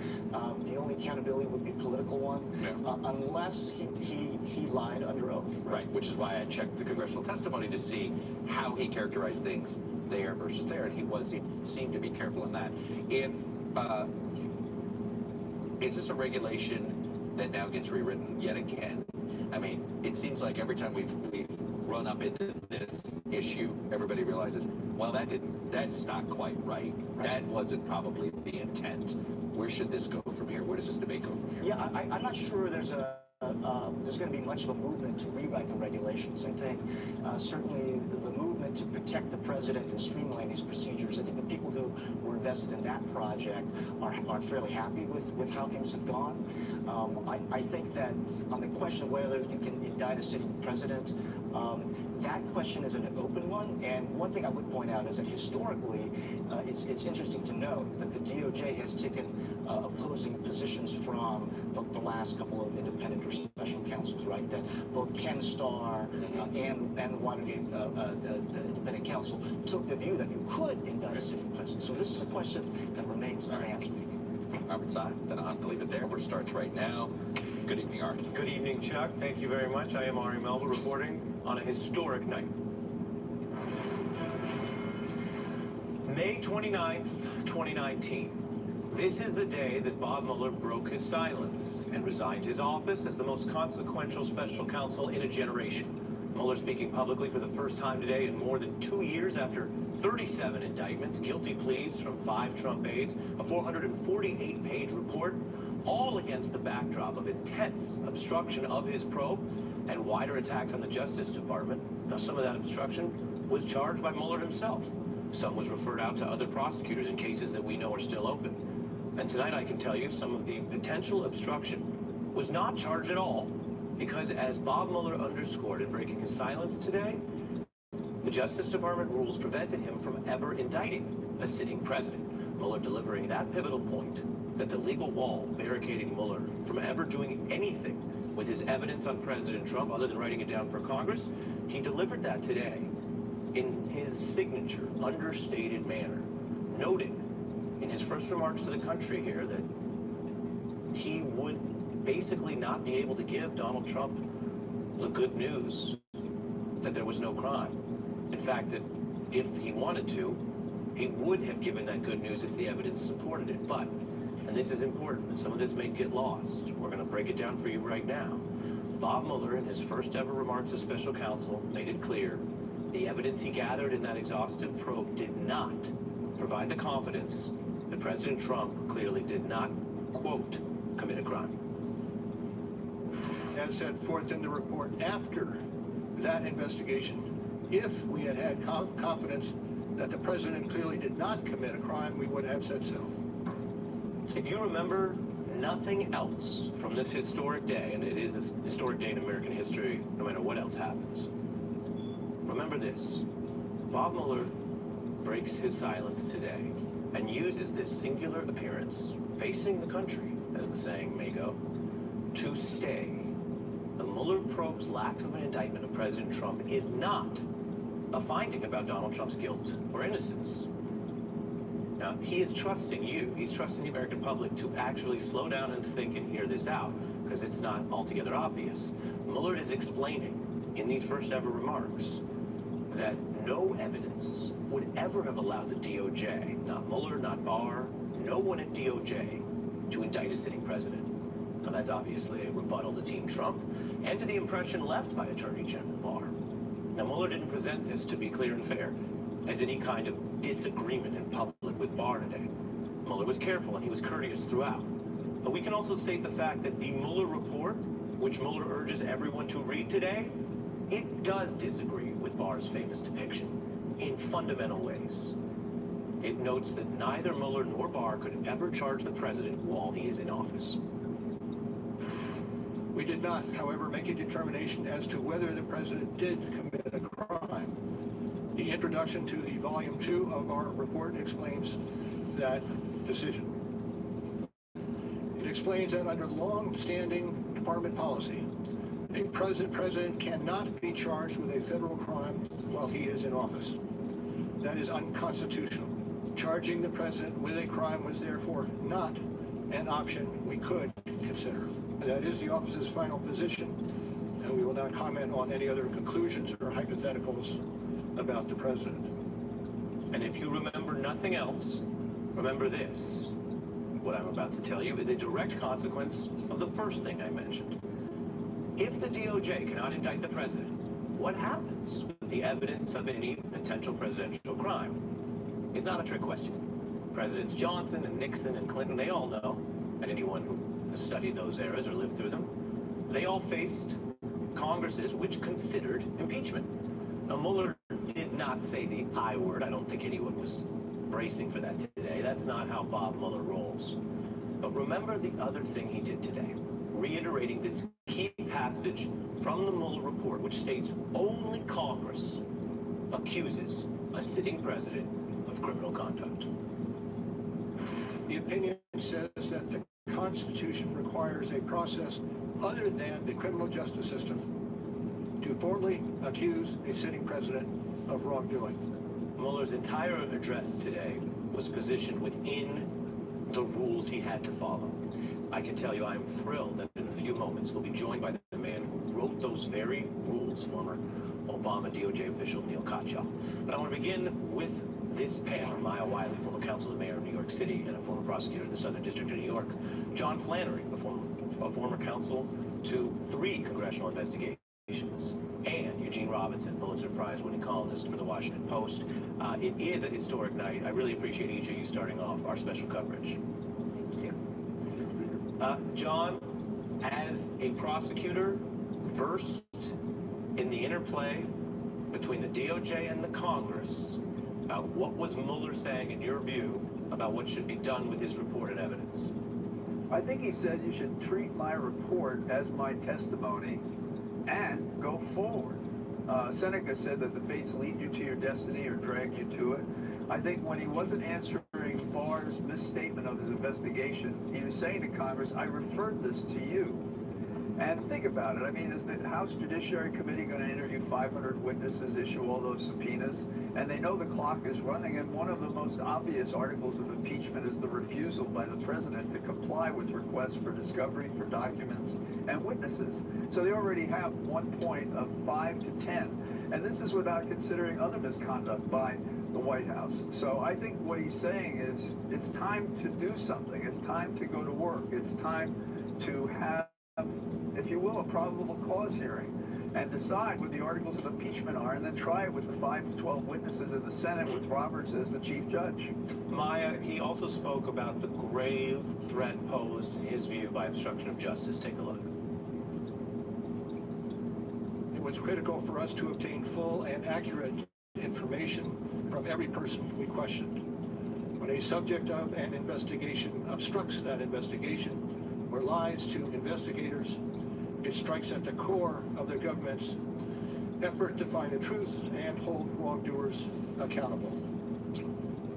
What was he doing there in your view, and having covered so much of this story with us? What did you think watching Bob Mueller step out there today? I thought Bob Mueller was doing exactly what Bob Mueller does best. He is a subtle communicator around the fact that there is no exoneration on obstruction of justice in this context with Volume 2 of the report. You know, even in terms of Volume 1, when it comes to that Trump Tower meeting on June 9th, he says in his report that one of the reasons they can't charge a campaign finance conspiracy is because of obstruction. So you also have to read the two volumes together, and I think what he's saying is exactly as John said. It's like, the evidence is there, I gave it to you, do something with it. Do something and read it. Read it. Gene Robinson, listen to Bob Mueller today imploring the public, and again, this was really something, imploring the public to perhaps do more than many of our leaders ask, than certainly people often feel like the level of discourse. And here was a man who obviously feels that he's worked hard, he served his country, he does not want to be drawn into political sniping, he does not see his role as political, but he is asking us to do something. Take a look at his request. Beyond these few remarks, it is important that the office's written work speak for itself. Any testimony from this office would not go beyond our report. We chose those words carefully, and the work speaks for itself. And the report is my testimony. I would not provide information beyond that which is already public in any appearance before Congress. Gene. Well, a couple of things. First, let me start with the where he started, basically, which was with the Russian interference. It was clear from the entire performance by Mueller today that he considers this an emergency. He considers this a very serious effort by Russia to interfere with our election. That it happened, that it's going to happen again. He wants people to pay attention to that. Second, the message to Congress was clear. Now, I wish he were a bit less subtle communicator. There's that famous double negative, right? The evidence did not show that the president did not commit a crime. Any editor, Gene, I'm not confronted with that sentence. I know you have a Pulitzer, but Gene, I'm not sure I don't know what you mean.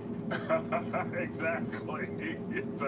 I'm not sure you don't know either. And any editor would slash out those two negatives and say, the evidence shows the president committed a crime, because that's what it shows, the crime of obstruction of justice. He lists all that evidence, much evidence in the report, and he basically tells Congress it's up to you to act. You can either act or you can say never mind. Whatever you do, though, pay attention to the fact that our election was interfered with, and it's going to happen again. I want the whole panel to hang with me as I bring on, as promised, Neil Katyal, because when we talk about Congress, you have at least 40 members of the House Democratic Caucus and now one Republican who are on the record for at least impeachment proceedings. Then you have Democratic leadership, Pelosi, Nadler, not on the record for it, even after today. Instead, they're saying, well, what they really need next is Mueller to testify. And he made it clear that's not where he's headed. Now, I hope and expect this to be the only time that I will speak to you in this matter. I am making that decision myself. No one has told me whether I can or should testify or speak further about this matter. There has been discussion about an appearance before Congress. Any testimony from this office would not go beyond our report. That's Mueller's warning shot. You're not going to get a lot more out of me if you make me testify in public. But in saying that no one's holding him back, he obviously is defending, in effect, his boss, Mr. Barr, and the Trump administration that has been accused, and many people feel credibly accused, of interfering with aspects of this probe, and thus perhaps there was concern they would interfere with Mueller. That's not all. On a narrow point, but an important one, Mueller goes out of his way to thank Barr for his handling of all this. The Attorney General then concluded that it was appropriate to provide our report to Congress and to the American people. At one point in time, I requested that certain portions of the report be released. The Attorney General preferred to make the entire report public all at once. And we appreciate that the Attorney General made the report largely public, and I certainly do not question the Attorney General's good faith in that decision. Good faith on the release of the report, as promised. Neil Katyal, former acting Solicitor General of the United States, who wrote those very rules that the special counsel continually cited and invoked as part of the restrictions and the authority that he exercised today. Neil, it's always great to see you. Thank you for being with us on this night.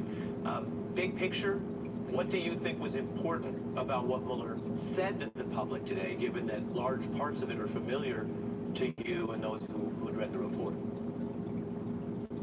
I think it's a pretty devastating day for President Trump. I think President Trump had hoped that Attorney General Barr's obfuscation of what Mueller actually concluded would carry the day. People would kind of go home and forget. But there's been a drumbeat over the last weeks and leading up to Justin Marshes, the Republican member of Congress, is saying, hey, these are crimes and they're impeachable offenses. And so all of that together, I think, has led Mueller to come out today and say, you know, people are spinning this in all sorts of ways, and this is not what I said. And so I disagree a little bit, Ari, with what you just said before about how Mueller gave Barr a kind of clean bill of health and said it was okay. It was his conduct in general. Mueller used very specific words. He said on the report's release. Just on the report. Yeah. Just on the report's release. And, you know, he didn't say anything about how Barr got the obstruction of justice stuff right or anything else. But he did. But let me press you on that, Neil. Let me press you on that, because this is something people at home and I think around the country are wondering. I was talking to various sources, people close to this today about it. There is a view that in the way Mr. Barr released the information about the report and purported to issue a ruling, a judgment on whether or not to charge the president, that is in direct contradiction with what Mueller just said today, that the DOJ can indict the president. And yet Mueller also, I think, went way out of his way, I'm curious your view, went way out of his way to present some sort of comity, some united front with Barr. He never said, well, I respect him, but we disagree about some of this. No, it was like a thin ground of comedy only on one issue, which is the public release of the document. And after all, remember, Mueller is the subordinate to Attorney General Barr. The very fact that he's even having a press conference and talking about this suggests to me something pretty serious is afoot. And we really know this because Mueller did two things today. He plucked out two parts of his report. And sure, they were there before, but this is what he chose to emphasize. Number one, he said, I can't indict a sitting president, even if I wanted to. Even if the president was guilty of sin, I couldn't do it. And number two, I can clear. I could have if the evidence was there. And by the way, the evidence was not there. So those two things together, to me, suggest really a kind of repudiation of what Barr is doing. Certainly, Mueller is saying, look, I can't indict the president, but I can, you know, we can write a report and you all can read it for yourselves and see what it says. I also can't indict Barr. He's my boss. But you can read my report and then compare it to what Barr said and draw your own conclusions. And all of this is a setup to Congress because Mueller is writing this report against the backdrop of the Watergate and Whitewater investigations, which were, after all, turned over to Congress for their investigation. And that is what I think Mueller is saying between the lines today. Neil, as always, lays it out quite clearly, Jeannie. As to the point about Congress, let me play a sitting member of Congress who, when pressed on this program, says most of his colleagues haven't read the report. Take a look. If I ask you a question about that, would you try to answer me honestly? I'll always be. I swear to God. Well, sir, do you think the majority of members of Congress have read the Mueller report? No, I don't. Gene, you take Mueller's aspirations or hopes, you take Neil's breakdown of the purpose of all this, and then you take a Congress that allegedly, according to some, has not widely read the report, and can it handle the nuance that Mueller was resting his argument on today? Well, we'll see if they can handle the nuance if they would read the report. I mean, what do we pay them for, right? We do pay them to do their jobs, and it's their job to read this report, and they should read it. And then I think members of Congress should ask themselves a question, and this isn't necessarily a legalistic question, but if you're not going to indict, if you're not going to start an impeachment inquiry into Donald Trump, describe the president for whom you would start an impeachment inquiry, right? I mean, the president who would abused power, a president who used the instruments of the state to go after his political enemies, a president who lied to the American people all the time. I mean, you know, just describe this hypothetical president who does something that Donald Trump doesn't do all the time. I'll let that breathe for a second on a big night, a moment of reflection. Because you put it down, Gene. You say this report, which Mueller was really just going through the biggest takeaways from this in about 9 minutes. Neil, a more dramatic person, and we've seen some more talkative and loquacious types in law enforcement before, could have done a lot more with it. He erred completely on the side of care and reticence. But to Gene's point, is he saying to Congress, what more do you want me to do? And what greater conduct, abuse of power in that the laws be faithfully executed would you want if you ever were going to get to this point against the sitting president? Exactly, Ari, and I think there's one key tell, which is Mueller's emphasis on, I can't indict a sitting president because it'd be unconstitutional. Every scholar who's taken that view in the Justice Department, when they did those two opinions, said the remedy to make sure that a president is above the law is one thing, impeachment. And so when you invoke the I can't indict a sitting president, you are invoking a suite of authorities that says the remedy is a simple one. It is impeachment. I don't mean to say it's a simple process, but that's the remedy that our founders had in mind. And I take Gene's point exactly. I mean, you know, what are you there for? If not to stand up for the rule of law, for a president who doesn't, you know, break the law and, you know, intimidate witnesses, offer pardons, and all the other stuff that's outlined in the Mueller report. There are now 1,000 federal prosecutors, former prosecutors, who've said, if I've read the report, and I would indict all of these things. I agree with all that was said. I just think we have to add one more point here, which is for Robert Mueller, after writing this report, after doing the 2 years of investigation, after bringing all these indictments, after writing a report in which he explicitly says that there's this other path that, and now today makes very clear we were never going to consider this from a prosecutorial lens. We were only going to look at this as preservation of evidence and is essentially giving Congress, allowing the other process to go forward as it relates to Trump. In a footnote, he explicitly says, by the way, Congress also has, in addition to impeachment, the question of whether it wants to tighten up these laws. So for Bob Mueller to actually say, I'm done here, I don't want to testify, you know, the book by Mueller is the only testimony you get. This is actually to ignore the very thing he lays out in footnote 1091, which is Congress actually has two jobs to do here. Consider impeachment and also consider whether or not it has to consider legislation to make clearer how we have appropriate oversight if a president possibly committed crimes. You heard of digging in the crates? Have you ever heard of that? I don't think it. The opinion says that the Constitution requires a process other than the criminal justice system to formally accuse a sitting president of wrongdoing. Mueller flatly suggesting this is now only Congress's job, not the prosecutors or the press or the voters, but Congress to decide if and whether high crimes were committed by Donald Trump. Speaker Pelosi not breaking any new ground today in response, while the chairman who would oversee the impeachment probe, Jerry Nadler, stepped out here to respond. With respect to impeachment question, at this point, all options are on the table, and nothing should be ruled out. What Special Counsel Mueller said loud and clear today to the American people is that President Trump is lying when he says no collusion, no obstruction, and that he was exonerated, and that the Constitution points to Congress to take action to hold the president accountable. That's exactly what we will do. What is accountability? Mueller says that's for Congress to decide, not to outsource those judgments back to him or ask him to go any further than he did in his written report. And Mueller used this new rare speech today to basically warn the House Democrats they won't get an ounce more from him if they subpoena testimony. Now, I hope and expect this to be the only time that I will speak to you in this matter. There has been discussion about an appearance before Congress. Any testimony from this office would not go beyond our report. The work speaks for itself. And the report is my testimony. The work speaks for itself. That's vintage Mueller right there. He's echoing a classic legal concept that some things speak for themselves. Lawyers often quote this point in Latin, res ipsa loquitur, to stress how some evidence is so clear, you don't need to talk over it. Shakespeare even famously invoked the same idea to stress the limits of rhetoric, one character proclaiming, "What shall I say more than I have inferred?"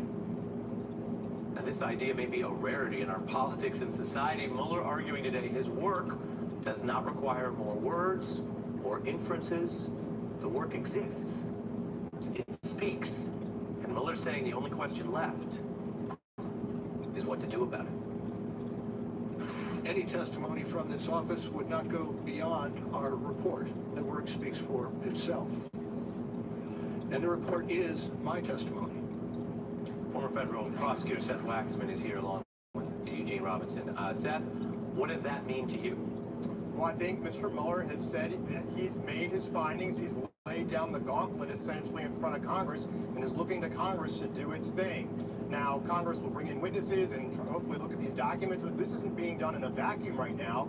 We have Mr. Trump thumbing his nose at Congress saying, you're not going to get these documents. You're not going to get these witnesses. So what's Congress to do? Are they going to abdicate their responsibility and essentially confirm what Trump's always believed, that he could walk out on the Fifth Avenue, shoot someone, and there'd be no consequence? You know, if this impeachment were to take place and he were to be charged, because at the end of the day, that's what impeachment is. It's a charging document. Then you look to the Senate as to whether there's a possibility of him getting removed. But let me focus you on the core Mueller claim here, which, as you know, is legal. I'm sure you've heard that expression before, right? I have. And there is a rebuttal. Who's here? Here, I'm going to not present, just Trump folks who attack Mueller either which way, but a credible rebuttal by Michael Tomasky, a very talented writer who's on the left. And he says Mueller wants the evidence to speak for itself. The evidence, however, was not allowed to speak for itself, as he knows. The Attorney General spoke for it. Is Bob Mueller still playing by old rules on an imaginary neutral playing field when it's actually distorted and uphill from Bill Barr, and left to their own devices, that leaves him sliding underground? Well, I think Mr. Mueller thought today was evening that playing field, where he came out, made some very specific, directed, targeted comments to essentially say, look, the evidence is there, just read it and do your job. So I think he may have leveled that playing field. I would frankly like to see Mr. Mueller You think he leveled it? To a degree. Let me bring in Gene, because you're the careful prosecutor. Gene is the careful chronicler of Washington. Gene, there are other prosecutors who also operate under these rules, those similar rules, who've come out and spoken more directly. Or listed off, he didn't even mention today, and again, it's his call. I'm not second guessing, but I'm asking you if what we're to believe is that this is the last time he ever wants to speak. Gene, why didn't he say, by the way, Who's my one viewer? Can you say hello in the chat? By Trump aides, the president's campaign chair and lawyer and national security advisor are all convicted felons now. Roger Stone was hiding, allegedly, contacts related to stolen emails that were involved in tipping the election.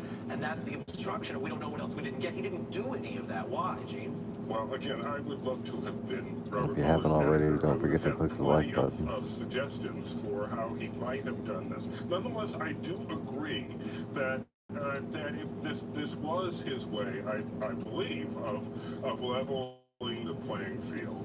He realized that his work had been distorted, had been misrepresented, and that people hadn't read the report. And by selecting the points to highlight that he highlighted, I think he did go a considerable way toward sort of getting the discussion back where he wanted it, where he thinks it should be.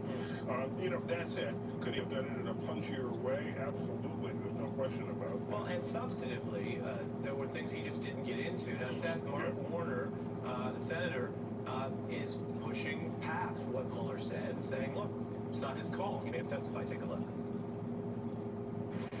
When he becomes a private citizen, there will be those in Congress probably. Is that Mr. Mado here? That will urge him to testify, and I think he'll have a responsibility to do so. Your view, Seth? I entirely experience, is a renowned and well-respected individual, but no one's above responding to a subpoena. And there are countless questions that are left unanswered. You know, why didn't Don Jr. testify? Why didn't the president testify? Those parts of the report are redacted. Was it because they pled Who's the still fifth here? or told they were going to be plead the fifth? I mean, impeachment is a political process. It does not have to arise to criminal conduct to constitute impeachment grounds. So if the American people and Congress were to hear, for example, that the President of the United States was invoking the fifth, that could be something that could be considered. Many other questions. So, you know, having Mr. Mueller speak today was obviously very telling, and it raises a lot of questions and gives the American people feel for what happened. But to testify under oath in front of Congress would be that much more illuminating, and I think it's owed to the American people and to Congress. Gene Robinson, Seth Waxman, thank you both. Up ahead, Democrats calling for this testimony. We're going to look at what Mueller didn't say and why that could matter so much. Also,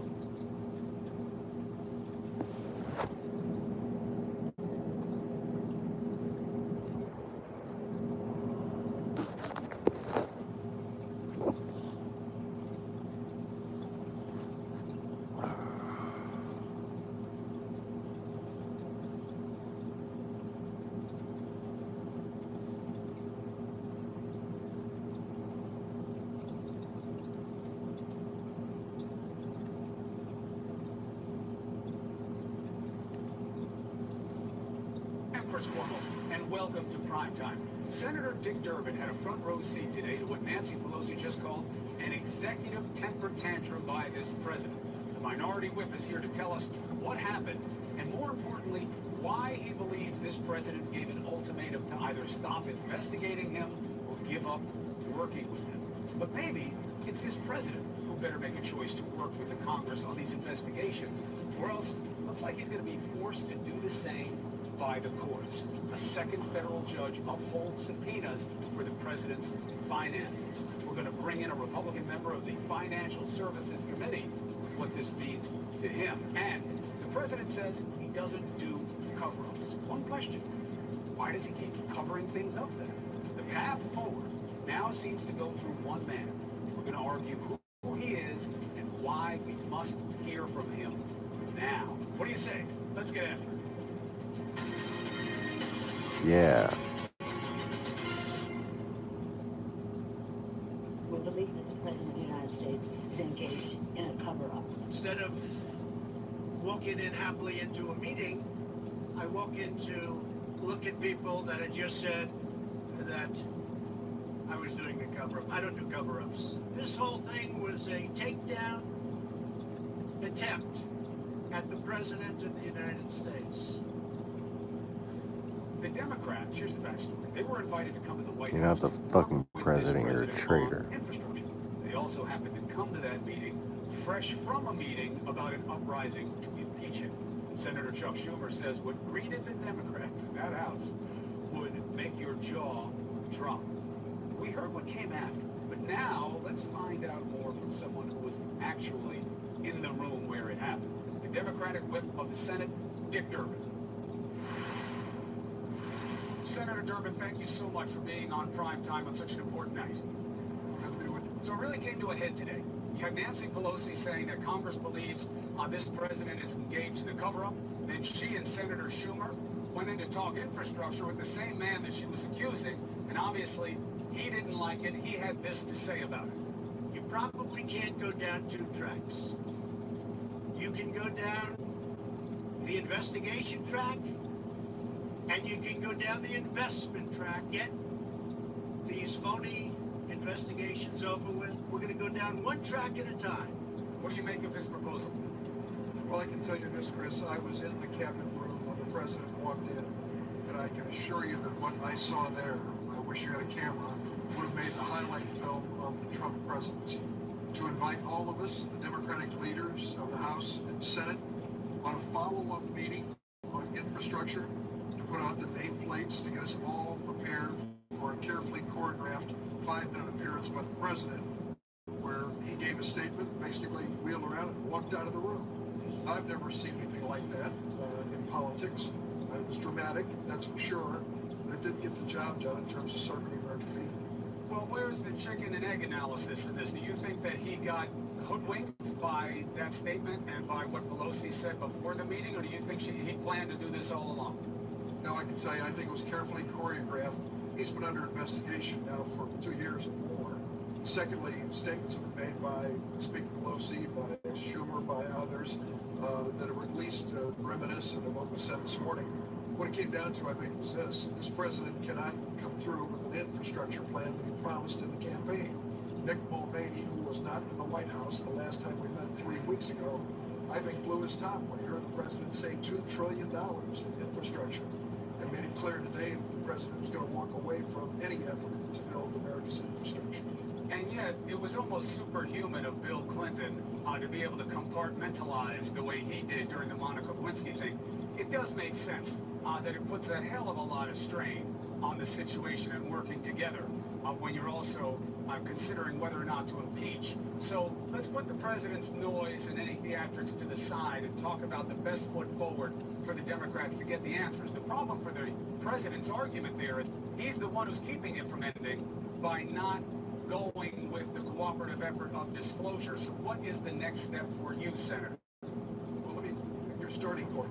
Politics ain't beanbag, they once said, and being president isn't another round of golf at Mar-a-Lago. It's a tough job for any president. This president has had share of problems that he's created for himself.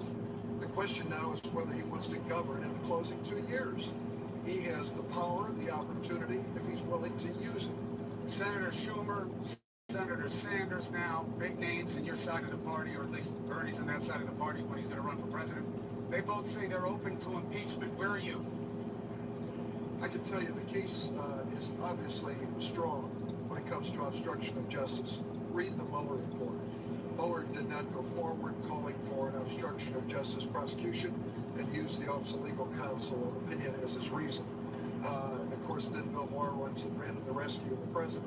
But if you read that report, the Mueller inquiry report, it's pretty clear that this president time and time again was involved in conduct that was carefully or choreographed, but still crossed the line into obstruction. So then you should call for the House to start impeachment proceedings, and you should be ready to make the case for removal.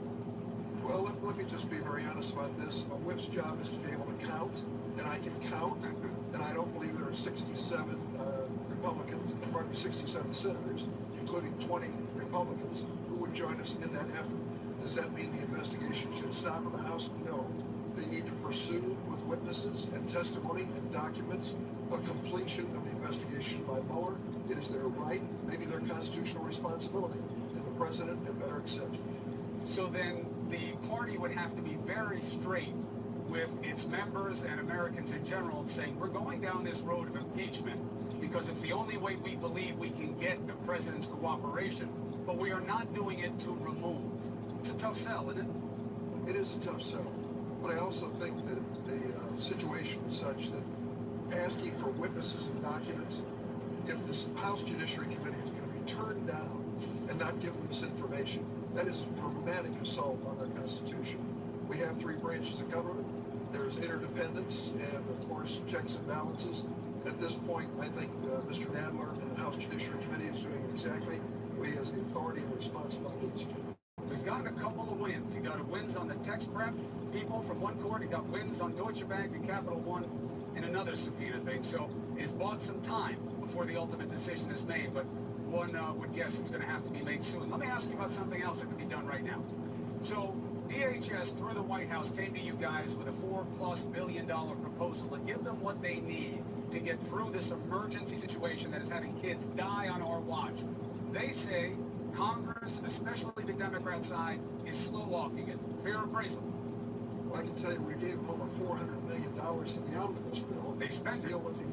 Well, they said they spent it. I'd like to see it. I was there 3 weeks ago in El Paso, and what I saw is no evidence of an investment in this clearly humanitarian challenge that we face at the border. Now we're working on the second bill, and I think we are making some progress. As I videotaped this statement with you, I was told just a few minutes ago by Senator Schumer, there's some glimmers of hope here. We're not at the end of the day. We haven't got an agreement yet, but we're moving in the right direction. Perhaps, just perhaps, we can reach an agreement on this. Senator, my concern, if you tie it to the disaster bill, you get caught up in disaster relief politics and all of the animus towards Puerto Rico that doesn't make any sense. sense but exists, and all the other politicking of who gets what in what cup. This is something that exists independent and urgent on its own. You can quibble with how they spend the money, but the emergency is clear, and this is measured in deaths, not in debt. Yeah, but Chris, let me just tell you, take a look at how few things we enact as legislation in the United States Congress, particularly in the Senate. Virtually nothing. The disaster aid is a vehicle we can use and should use immediately to deal with this humanitarian challenge. So you don't think that there's enough goodwill in the Senate right now for Mitch McConnell to put something on the floor to help DHS deal with what everybody knows is a crisis? I'll tell you, if it's money for a crisis, that's one thing. But what we're hearing from the present administration is they want to change policy in every direction. That is problematic, and I think they're going to have extreme difficulty in light of the way that they've been treating children, and parents presenting children at the border, and convincing us that they have the best of intentions. Senator Durbin, I appreciate your candor on this topic. It should really matter to all Americans much more than it does, and I appreciate you taking it on. Thank you, sir. Thanks, Chris. If Congress doesn't move on the funding that DHS is asking for soon, the money is going to run out to keep unaccompanied minors safe.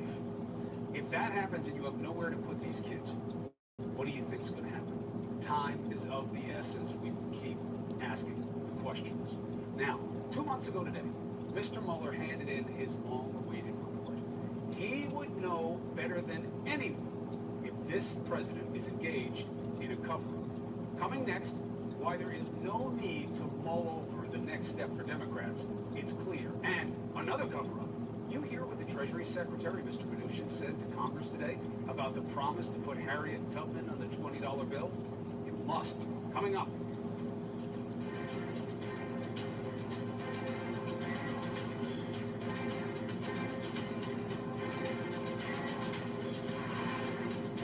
To play. Here's where the Democrats are. I have Nancy Pelosi go out and say that the President of the United States engaged in a cover-up. Cover-up. Loaded term. Pelosi knows what it communicates, and so does this president. Here's the breakthrough. This will only stop one way. There's no reason for the Democrats to be in all this, investigative declaration, a impeachment inquiry, impeachment. Forget it. Forget about the how. Focus on the who. You have to hear from Bob Mueller. He is the only person who can say whether there is enough in his report to warrant congressional follow-up or not. If he sells the findings short, if he's ho-hum about the need for political accountability, the only real move for Democrats is to use what's in that report in the election. But if he puts meat on the bones of the 5 different bases of potential obstruction in the report that most of you have not read, so they are trying to fire Mueller, trying to get McGahn to lie about wanting to fire Mueller, trying to limit Mueller's scope, trying to mess with Cohen's testimony, and Manafort's cooperation. If he puts meat on the bones and says those are legitimate questions that he couldn't pursue, but Congress can, then it's time to put up or shut up for this president, not the Democrats. They will clearly have to get to the bottom of it, and this president will have to change course from this. I don't do cover-ups. You people know that probably better than anybody. No, because you are all about covering up to this point. In fact, POTUS directed Michael Cohen to pay off the women and tried to cover it up. Those payments were a crime. Cohen is doing time for them right now. He tried to cover up his son's boneheaded attempt to get dirt from the Russians, dictating a bogus cover story. And I've shown you the proof. The president just flat out lied when he said this. I know nothing about Russia. I don't deal there. So, it is time to shift from hiding key witnesses and hiding from the truth to acknowledging what even this president admitted. If you've done nothing wrong, being transparent is better. True. So, even the president knows that if Mueller speaks and says there is a need to learn, the president has to stop hiding and selling you poppycock like this. Well, it turns out I'm the most, and I think most of you would agree to this, I'm the most transparent president probably in the history of this country. It's key facts. We can certainly see right through you. Like he promised. That's what he needed to do. And I doubt history will treat kindly his 19 versions of don't remember or don't recall in just the written responses from his lawyers that didn't even touch obstruction. Now, he won't let people who already did testify come forward to stand behind their words. But here's the problem. What if there is no Mueller? He's still at the Department of Justice. That's trouble. We don't know why.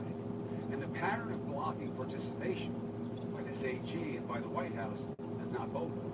If the president blocks Mueller, if he does that, then the only thing that is transparent here is this president's fear of being exposed. And he deserves whatever the Democrats bring his way next. This president said the Mueller report is the Bible. He should let its author speak to the American people now. So, back to the politics. Is Pelosi right? Is the president engaged actively in a cover-up? She says that alone is an impeachable offense. Let's start off there with a great debate next. The question, was what Nancy Pelosi, Speaker of the House, called a temper tantrum actually a setup? How much of this spontaneous reaction by the president today to the Speaker and to the Democrats, how much of that was actually strategy to avoid having to talk about how to pay for $2 trillion in infrastructure? After all, what's the proof here? It takes a minute to print up signs like this on the podium, right? That doesn't have anything to do with infrastructure. Let's use that as the start of tonight's great debate with Amy Kramer and David Irvin. What do you think, David? Do you think that the president had one in his back pocket today? Well, Chris, I think he had every intention about talking about infrastructure. I've heard him speak about it in the past few days, talking about a serious effort. And just as to your point exactly, you know, with how it was going to be paid for, what was going to be done. So I think you heard the Speaker today, you know, come out and basically throw the gauntlet down and say, look, if she believes that he's engaged in a cover-up, as you earlier stated, she should move forward with impeachment. If she doesn't, then she should move forward with the people's business and get working on infrastructure. Like happened under Nixon, like happened under Clinton? Chris, because I just heard you say, like you said earlier, it's very difficult to compartmentalize. It's very difficult to keep that animus under wraps. It's very difficult to work through those things. I think Bill Clinton was extraordinary in his ability to compartmentalize during that incredibly difficult time. But realistically, this is a much more partisan Congress than it was back then, and I think so. Listen. I heard some of the Clinton administration staffers even say they admit so today. Let me ask you this, then, Amy. Let's get Amy in here. The sign. That sign has nothing to do with infrastructure. What was that sign doing there on the podium, Amy? Well, I'm not sure. I'm not part of the administration, Chris, but I would imagine that he had planned on doing a press conference at some point, and they had that sign made up. And so he was obviously angry today, and he has every right to be. I'm glad he's fighting back. At some point, it's human nature when you're attacked repeatedly and accused of crimes that you did not commit, you eventually fight back. He allowed the Mueller investigation to go on and play out. How many billions of dollars subpoenas, questioning, nothing compared to Benghazi. And nothing, Chris, not a drop in the bucket. If there was obstruction, Chris, I mean, why are you pushing back with Benghazi? We're talking about the President of the United States. It took years, and 7 different hearings, and it was a political charade. And American lives were lost. That's right. American lives were took lost. advantage of that and played on those lives and pretended that was your intention when your intention was to smear. So Chris, that's why you did it. Now you want to find your high ground when you were playing low ball. Well, Chris, let's talk about this. Let's talk about this president. Let's just talk about this and we kind of focus back here on the issue. Talk about listen, unprecedented cooperation. That's what I hate about CNN. Was as many of the networks noted when the Mueller report came out, unprecedented cooperation. The president didn't exercise or executive privilege once during the entire Mueller investigation. There were 2,800 subpoenas issued. 500 people went before the grand jury and testified. 47 White House and campaign staffers. About 1.5 million pages of documents were turned over. I mean, really unprecedented cooperation. When it mattered. When it mattered. When it was not for pure political gain. Read the report. Chris, Mueller says we have a lot of other evidence to work with, but we needed that. Chris, you're a very smart lawyer, Chris, and you would never in a million years let your client testify if he didn't need to. I have a different analysis that I'll offer when you're done. Okay. No, go finish your point. No, that's My analysis is this. I agree with you 100%. The Raskins, Sekulow, Giuliani, good job. You saved his skin. But he's not me. He's not you. He's not Amy. All good people, and I'm happy to have you on the show. But Amy, he's the President of the United States. He said he wanted to go there under oath. He said he owed that as being president. He had nothing to hide. He owes the people of this country a debt of service. He served them. And he should have sat down if he had nothing to hide and answered the man's questions. Even the written questions, Amy, her turn, even the written questions didn't handle obstruction. How is that transparent? Chris, so you would advise the President of the United States to go against the legal advice from his team. I find that hard to believe. He did what his team wanted him to do, and he didn't go under oath. He answered the questions, the Mueller report played out, and there was no collusion, and there was no obstruction. End of story. There was no Guess finding what? of criminal conspiracy. There was collusion and attempts to collude, and they couldn't make a determination about obstruction because he didn't testify, and Mueller's hands were tied. Cannot move on. Every time they look at Donald Trump, they see what could have been. When they had the Women's March, those women weren't there because Donald Trump had done something to them. They were there because they already had their airline tickets and their hotel rooms booked. No, they weren't. Hey, Karma. No, How you doing, that sweetheart? is absolute BS, Chris. I'm all right. Not true. He made a position to get people like you to like Come him. on. No, Chris, I'm sorry, but if you think that I base my opinions on Roe versus Wade or one thing like that, you're wrong. I mean, So I if you don't were like this pro-choice man instead of because anti-choice, It's still spinning thinking about this fucking apartment that's not my issue situation. that I vote Trailers. on. I am pro-life, but that's not my issue. So back to the Look how pretty the fish. right? Look how pretty the fish tank's looking, man. There's a fundamental question that underlies this. Do you, at your core, trust Bob Mueller? My statement has always been Bob Mueller's a great, as a patriot, served his nation in uniform and is in other capacities. And from the very get-go, from his appointment, I said, listen, I will accept what Bob Mueller says, good, bad, or otherwise. How are you because I doing? believe that he's an How's your honest head? man and he's a patriot. So after undertaking all of this analysis, his report says what it says, and it's in black and white for every American to read. And listen, and I'd urge the members.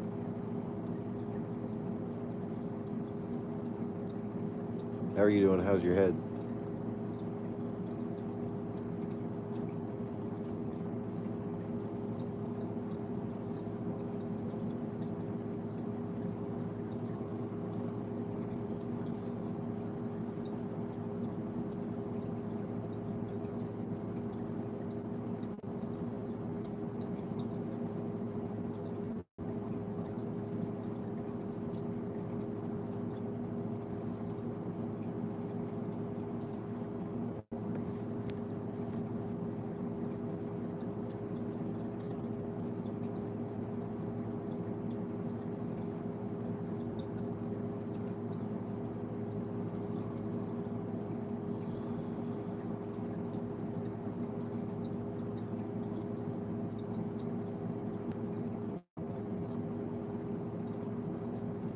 You there?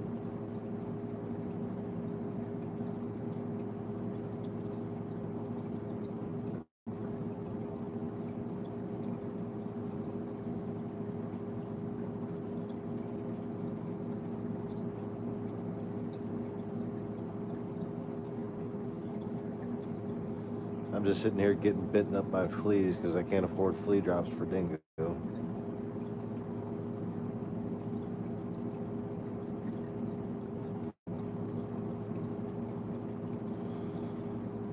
Get some flea drops for myself at this rate.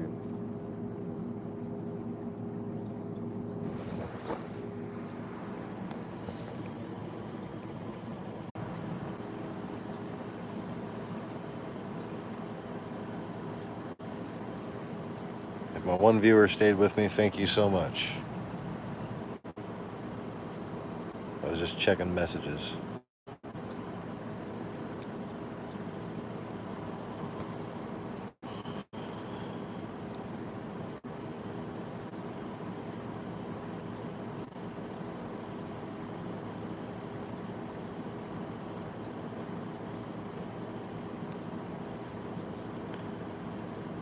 Whoever you are, do you feel like saying hello in the chat so I know who's here?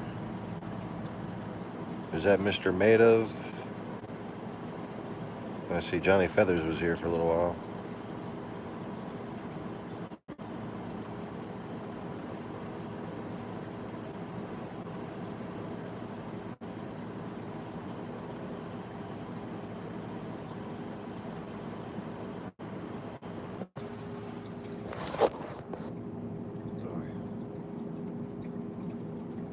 Guess it's back to CNN. Members of the House Judiciary Committee to put away their silliness and go read as much as they can. No. Before, listen, Chris, It's not enough. You gotta have Bob Mueller on the stand. You know what's a start? agree with that? It would be, Chris, it would be a good start for them to Bob read. Mueller on the stand. Chris, that would be a good start for them to read the document to We begin don't know with. who's reading what and who No, doesn't. Chris, it's already, listen, the chairman has said he hasn't read it. He refuses to go and Bob read it as a matter of Mueller should principle. be on the stand to answer to the American people Chris, about you know what he found, what he did. And if Bob Mueller wants to, he will go and testify. I don't think he should be blocked. No, I don't think he should be blocked. I think Bob Mueller should be allowed to testify. Go ahead, Amy. I want to say that I just came from Pennsylvania, spending several days there. I was outside of that rally on Monday night in Montoursville, Pennsylvania. Those people aren't waking up worried about collusion, obstruction, impeachment. Those people are waking up across America worried about how they're going to feed their families, clothe their families. Do they have jobs? Can they put a roof over their children's heads? Those are the things. And I saw a woman walk several miles on crutches. I have a picture of her to see this president. Women with their walkers going to see this president. I predict this goes on. This is going to be a landslide for this president because the Democrats, I mean, what is that saying? If those who forget Saying they history were do going to a Trump repeat it. rally, and he is one who is not going to benefit from any further investigation here. Chris, you know, I And just anything I'm saying to you, I'm happy if the president doesn't do infrastructure. I'd rather him fight his own fight of political self-interest and deal with the investigations and not deal with infrastructure. Did anybody say that to you, Amy? Yeah, actually, you know what? At a luncheon yesterday, they said they were tired of the attacks on this president. They were tired of the witch hunt, and they wanted it to end. So they didn't Chris, want him look, to do infrastructure. Final Chris, word, look, Dave. Go ahead. Chris, this is incredibly political. Look, impeachment's a political undertaking. Inherently. And I think the American people, and look, Speaker Pelosi's very intelligent. She knows that if she goes down that path, it's going to cost them at the ballot box. And so she's trying to death by 1,000 cuts. The president shouldn't force her to go down that path, Dave. She should stop blocking the investigations.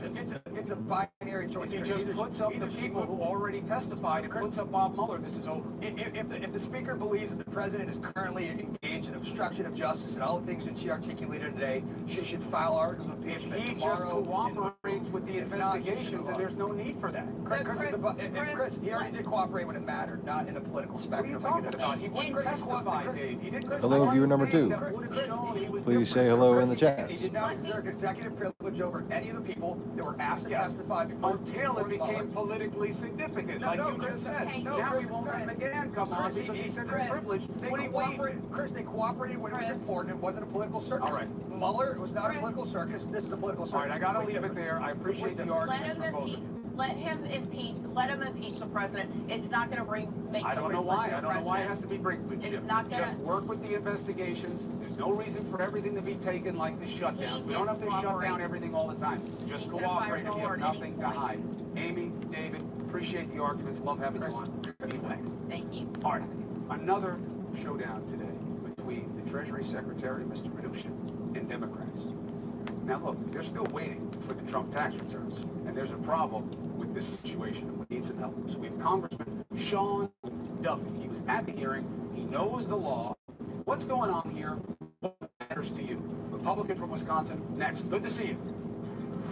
So in the face of legal advice from IRS lawyers and the IRS's own manual, despite a ruling this week by a federal judge just hours before today's second ruling, the Treasury Secretary still insists he's on solid legal footing when it comes to the president's finances.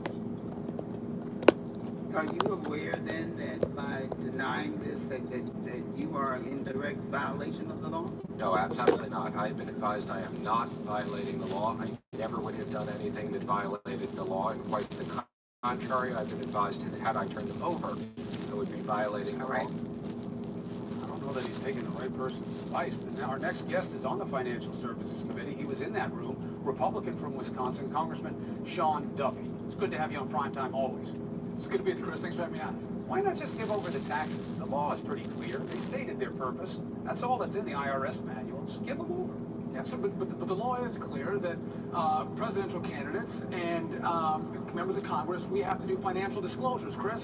We're not required under law to turn over our taxes. Now, as a matter of practice, senators have, or some people who are running for president, they actually, well, as a matter of practice, turn over their tax documents, but it's not by law. Not by law. Donald Trump did not turn over his tax records, Right. but he did do a financial disclosure. Right. And there does have to be a legitimate legislative purpose.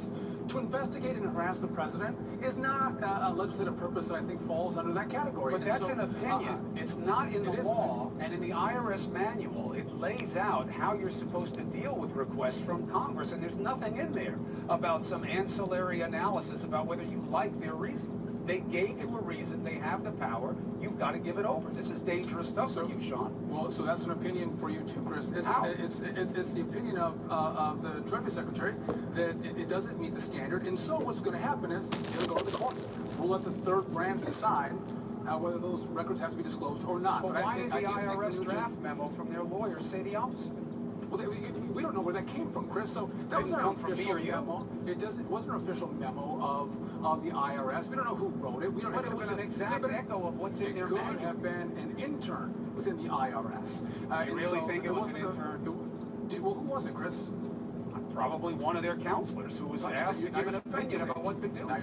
Now you're speculating, and we don't know. Hold on a second, Sean. It's not on me to tell you who wrote it. The document is legitimate. It comes from the IRS. It echoes what's in their manual. The onus is on you or anyone who wants to protect the president to say it's bogus. Not on me. The onus on you is to report the official stance of the IRS, which is not contained in that memo. But it's in the manual, and it's the same as the memo. And what we're told is that you have to have a legitimate legislative purpose, and to harass the president of the United States because you want to, continue the Russia farce investigation, have at it. But here's my point, Chris. Let's stop moving the goalposts. Okay. You know what? Let's abide by the law. The president is not required to disclose his taxes. He does a summary. He did that. You all said when I was at your show and I listened to your last segment, you said Bob Mueller is the gold standard. Whatever he says, we got to abide by. Yes. Well, Bob Mueller did his report, and now you're like, well, but I can't believe it because He didn't because find Donald anything Trump on didn't obstruction. testify. The president Donald didn't Trump testify. didn't testify. His hands were tied, and he left it to Congress. So, but you didn't say, that was not, as we talked over 2 years, you didn't say, I'll only abide by Bob Mueller's report if Donald Trump testifies. No, you said, we'll abide by Bob Mueller's Because report. I was told by the President of the United States that he would testify. And you did not also say that if I don't like the findings of the Mueller report, I'm going to go to Jerry Nadler to try to investigate it a second time. There was no finding on obstruction. Well, they didn't find a crime, Chris. There was no crime. They did not find a crime either. He left it to Congress. So I was a former prosecutor. You're a lawyer. We don't exonerate. We actually say, and that was weird language, and I need to hear him explain why he used it. Is there enough evidence to prosecute this case? That's my decision that I make. He didn't find it. He didn't make a referral for a criminal prosecution. He said he He's not in the business of exonerating. And by the way, this was an investigation that was total bogus. There was no Russia collusion. And so now Democrats are trying to say, yeah, there was no Russia collusion, but we think that he attempted to obstruct. He didn't obstruct the investigation. He fully cooperated with the investigation. Not fully cooperated. He didn't testify. Bob Mueller did not say, I didn't find Russia collusion, but for the fact I could have if Donald Trump had testified. That was not his finding. No, he actually said that I had enough evidence to look at this. And then he said, my hands were tied on the first page. I can't prosecute the sitting president. And I leave this to Congress. Did not establish the members of the Trump campaign conspired or coordinated with the Russia government in this election interference. Right, and he says in the other part of that same sentence, so boy, did they try to get benefit from it. And they just didn't succeed. They certainly did things that were wrong and lied about it. You know that. Here's what's frustrating to me, Chris. Yes. I look at Don McGahn. Works as a counselor to the president as his lawyer in the White House. He testifies for 30+ hours with Bob Mueller. And so now Jerry Nadler doesn't like the findings and says, I want you to come and testify for 3 hours. Welcome back, viewer. In front of our Feel free to say hello in the chats. I'd like to hear from and you. Bob Mueller and his professional investigators and prosecutors would have gotten from in 30 hours of testimony. This is all As I sit here and lose muscle tone because I can't work out because I don't have any AC. for the American people. Well, if that's what you want to do, then you must not like what the president said today. Him saying, let's do infrastructure or investigations. Nixon didn't say that. Clinton didn't say that. But let's stop riding the little bike, take our hands off the handlebars, and look at what Nancy Pelosi said. You know this. When you cut a deal, whether it's in Congress or in business, it's about trust and relationships.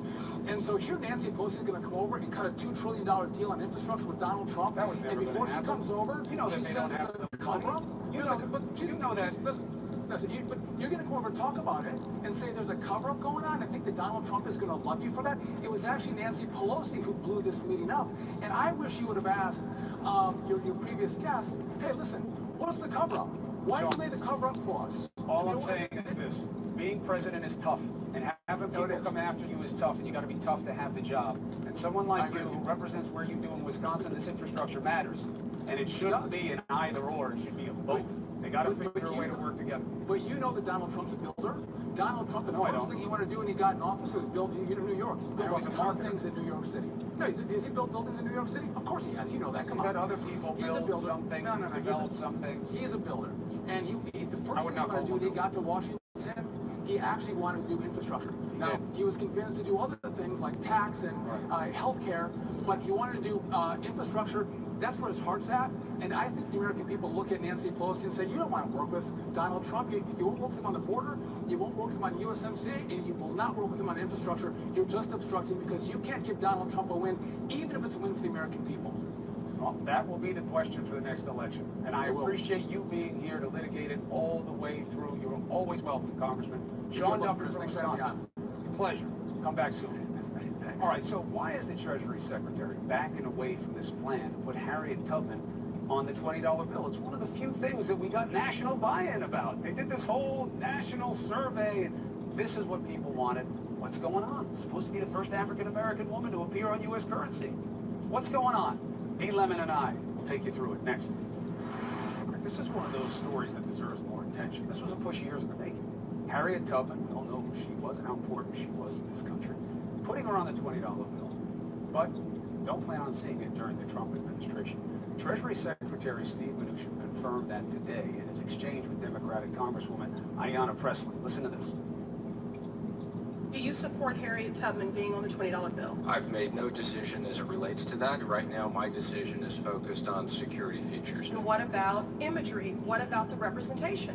Again, it's not a decision that is likely to come until way past my term, even if I serve the second term for the president, so I am not focused on that. He's focused on security features, D. Lemon, like protecting the president's taxes from getting into the hands of Congress. Why do you think he was doing the duck and cover about Harriet Tubman? Why was he? Because he was speaking to an audience of one. And plus,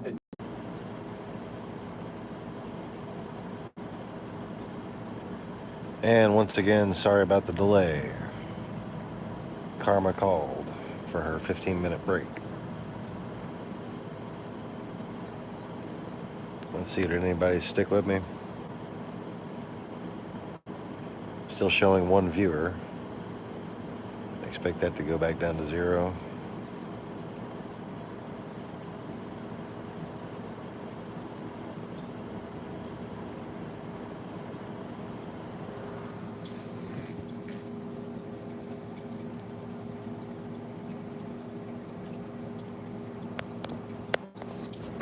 The one viewer is still here, okay.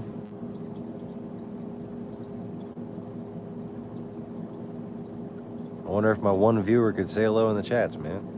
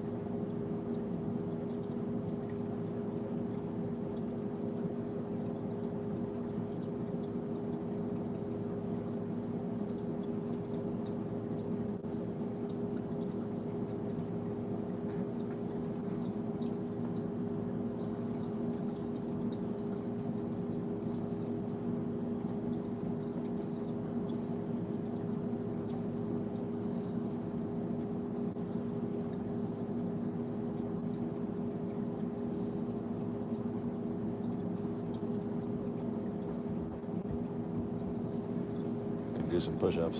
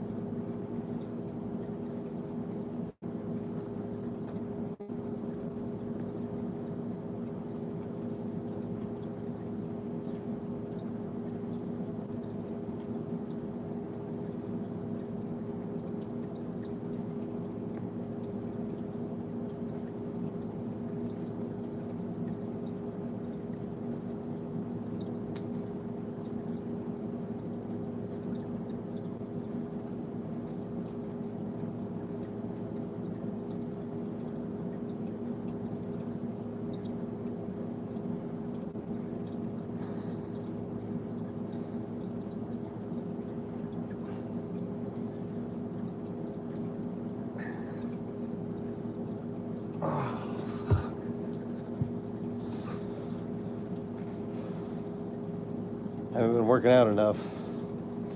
Barely get 40 push-ups.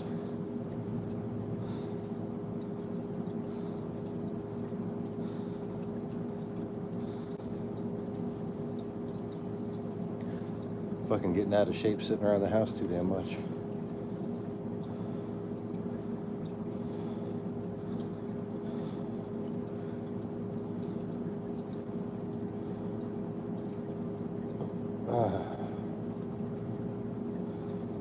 The country, not just for people of color. Of course, she's a hero for people of color.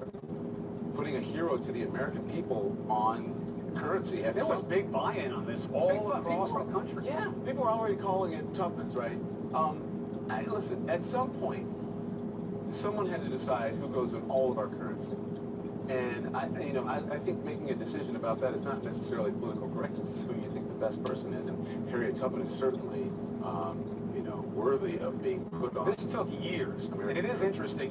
When you say he called it political correctness, that's not the Treasury Secretary. That's this president said that back during the election. Right. He is known for having a picture of Andrew Jackson, obviously currently on the $20 bill, and he is. It's interesting why he likes Andrew Jackson, 7th president from South Carolina, a man who was known for being self-directed. Had the kitchen cabinet. He only picked his friends who agreed with him to be around him. He was very controversial in ways that's similar to this president, whether he knows it or not. Yeah, a lot of our forefathers were controversial. You can't take that back, but you can do what you can to mitigate it and try to correct it. Listen, for as much good as Andrew Jackson did, there were some things that he was not perfect at. He did own slaves. And I think that, taking him off of the $20 bill, which would be in circulation for a while, he will have had his place on the $20 bill, and he'll still have his place in history. And putting someone on who was a hero to people who were fighting against slavery, I think that you can't get any more American than that. I think that we should take steps to mitigate the terrible parts of our terrible history. Doesn't mean that we should forget it. Doesn't mean that we shouldn't teach it. Doesn't mean that museum.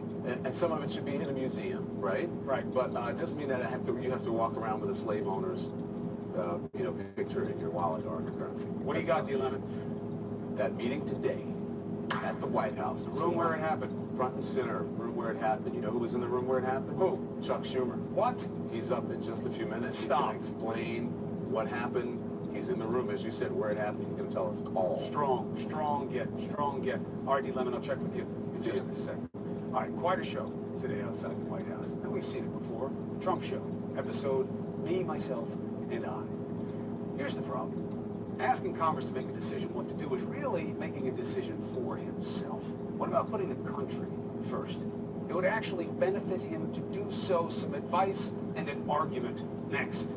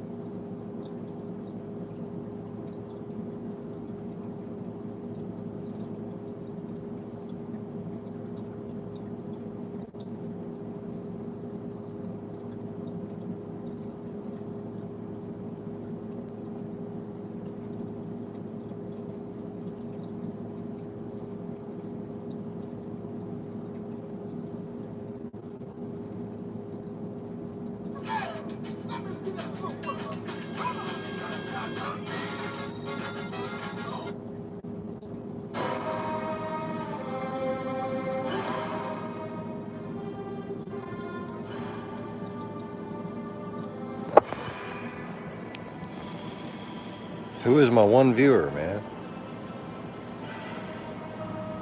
Say hello in the chats.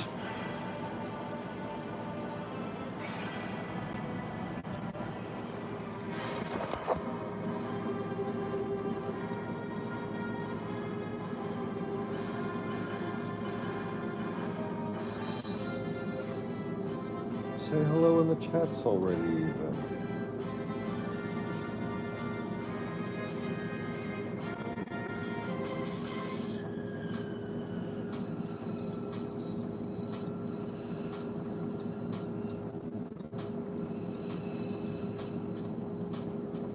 The Air Force now appears to be testing components and building initial models of its new, highly secret B-21 stealth bomber, a platform intended to hold any target at risk, anywhere in the world, at any time, for decades to come.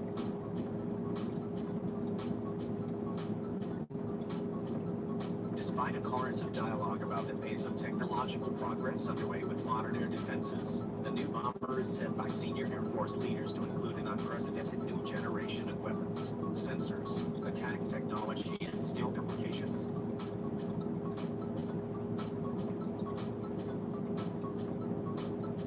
While, of course, the exact timing of specific stages in the development of this weapons system is understandably not available for security reasons, the B-21 is basically a black program. Senior service developers are pointing to great progress with the program now that it has moved beyond critical design review into its manufacturing phase.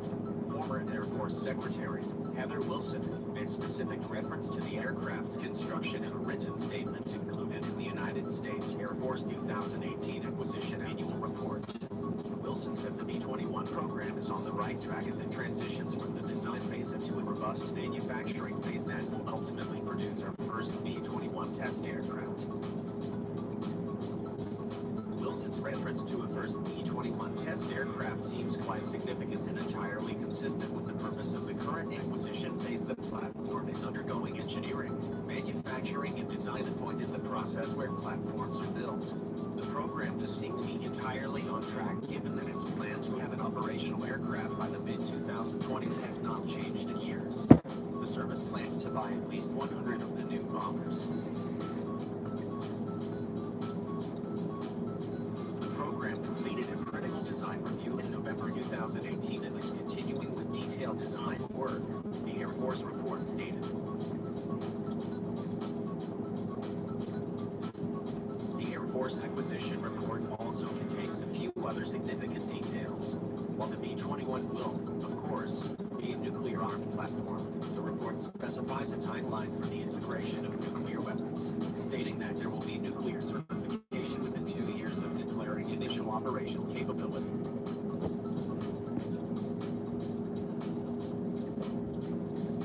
When it comes to nuclear weapons, it appears likely, if not certain, that the B-21 will be armed with a now in development long-range standoff weapon, LRSO.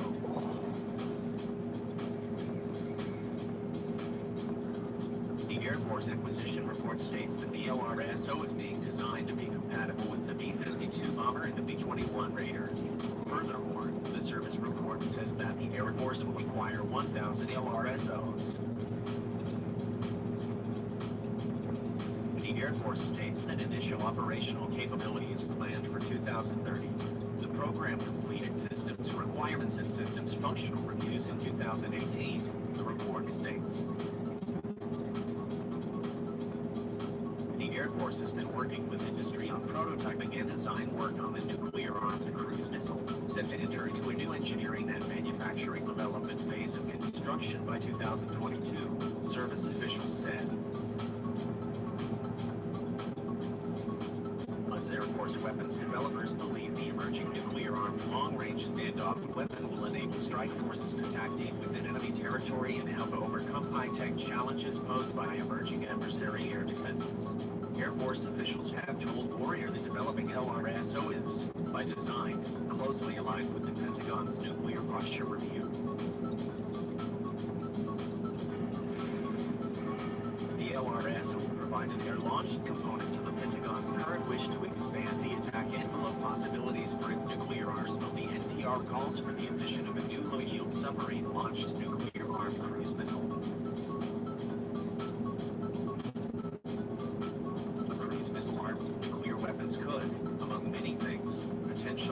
targets at risk which might be inaccessible to certain stealth aircraft, given the growing pace at which modern air defenses are able to detect a wider range of aircraft, to include the possibility of detecting some stealth bombers. As a result, senior Air Force leaders say that engineering a new, modern long-range stand-off weapon with nuclear capability may create one of the very few assets, weapons or platforms able to penetrate emerging high-tech air defenses. Such an ability is, as a result, deemed crucial for nuclear deterrence and the commensurate need to prevent major power warfare. Some have raised the question as to whether a nuclear-armed cruise missile could lower the threshold to nuclear engagement or, at the very least, cause confusion among enemies who might mistake a conventional attack for a nuclear one. Pentagon and Air Force developers have consistently maintained that the weapon will bring an indispensable element to the U.S. deterrence strategy. Therefore, in the event of major nuclear attack on the U.S., a standoff-launched nuclear cruise missile may, along with submarine-launched nuclear missiles, be among the few weapons able to retaliate and function as an essential deterrent against the first strike nuclear attack. The LRS will be developed to replace the aging AGM-86B air-launched cruise missile, or ALCM, currently able to fire from the B-52. The AGM-86B has far exceeded its intended lifespan, having emerged in the early 1980s with a 10-year design life, Air Force statements said. Both the ALCM and LRSO are designed to fire both conventional and nuclear weapons. While Air Force officials say that the current ALCM remains safe, secure, and effective, it is facing sustainment and operational challenges against evolving threats, service officials also acknowledge. Oswald previously served at the Pentagon as a highly qualified expert with the Office of the Assistant Secretary of the Army, Acquisition, Logistics, and Technology. Oswald has also worked as an anchor and on-air military specialist at national TV networks. He is a master's in comparative literature from Columbia University.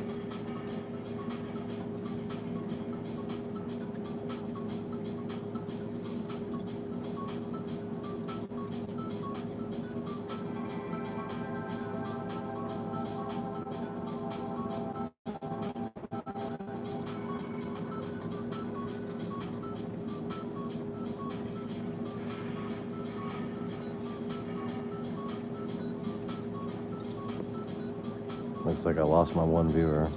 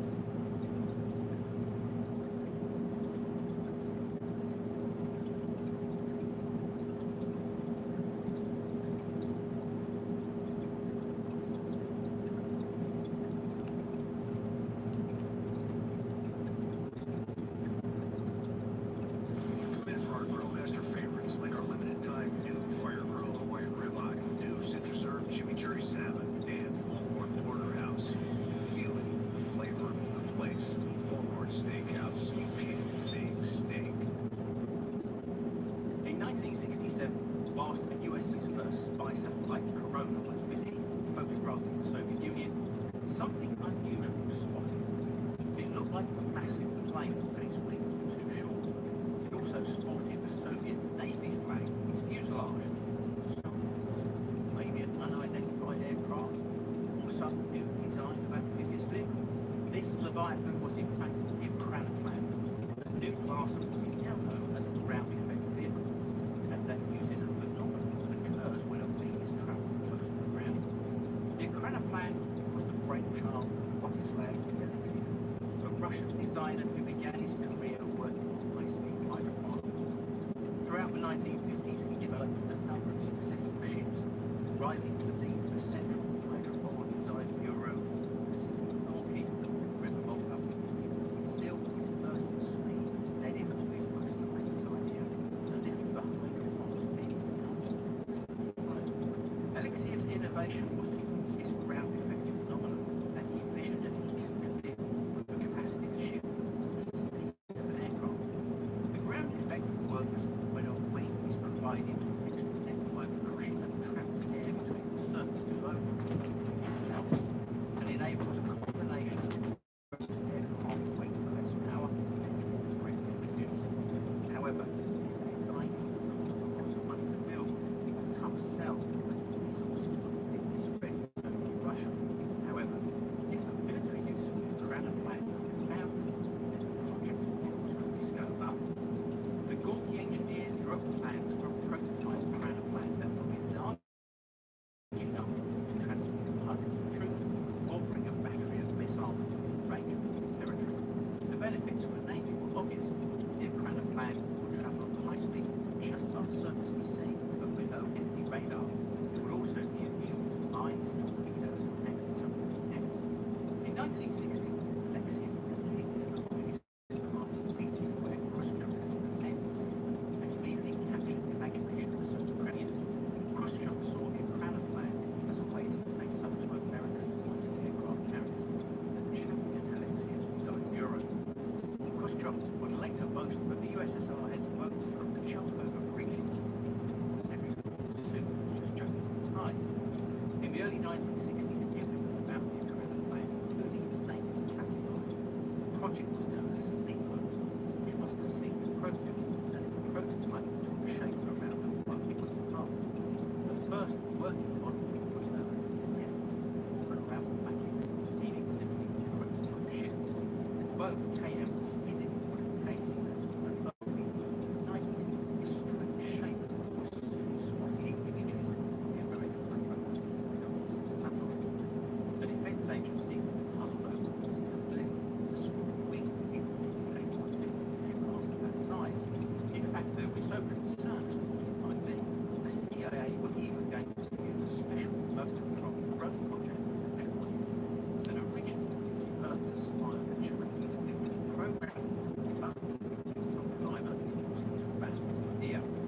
Because of the letters KN painted on its back, they gave it the name Caspian Monster, but it soon became commonly known as the Caspian Sea Monster floating west. On October 16, 1966, KN was prepared for its maiden flight. Alexiev himself was on board against all the usual rules dictated by design and shoot test vehicles. The giant Ukranoplan lifted from the waves and accelerated to 400 kilometers an hour with a power of 8 huge turbojet engines in front to avoid the rear. Then the roar of its engine was quieter. The captain cruised just as Alexiev had planned. The 8 front engines not only provided most of the forward thrust, their exhaust was also angled down to direct air under the short wings to give them an extra cushion of air to ride on. During the 50-minute flight, the fuselage flex was rolled, an issue which would later be rectified by strengthening the body panels. But if the Ukranoplan had worked, they had proved that the Sea Monster could fly. However, the political tides of the Soviet Union were about to turn. Khrushchev was ejected from office in 1964 and replaced by Leonid Brezhnev, who was deeply skeptical of the size of the concepts of KN. Alexiev and his engineering team went to Brezhnev to present their ideas directly, but the premier was unimpressed. At the end of the presentation, his only comment was, "Without much." Under the new administration, Alexiev's dream of a fleet that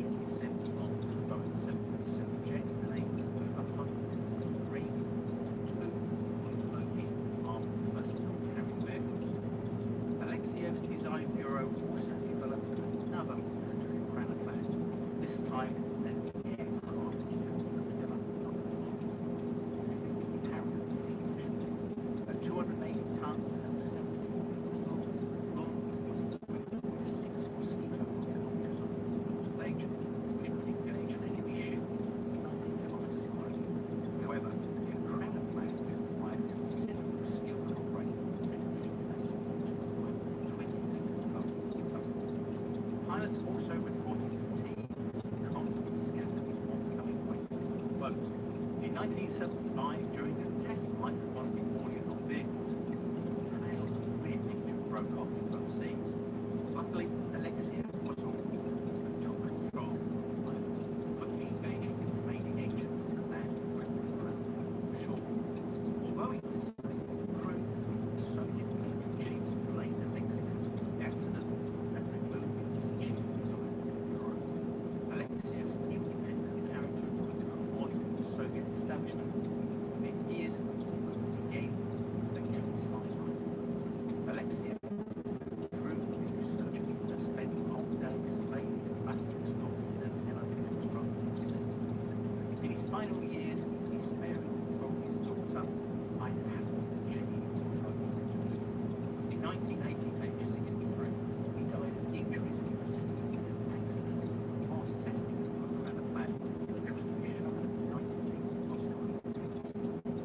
That year would also see Alexiev's greatest invention laid to rest.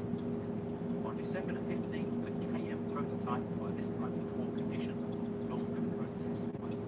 The inexperienced pilot reportedly attempted a takeoff without engaging full power, and the sequence crashed, sinking at 20 meters in water. Although the giant tail stabilized and protruded above the water for a time, the first Cranach plan was simply too massive to be recovered. Remains in estimates to this day, just being float. In 1984, one of the Cranach plan's main supporters, the Minister of Defense, Dmitry Mustafa, died. Soon after, funding for the project. In 1991, the Soviet Union collapsed, and the remaining Cranach plans were abandoned.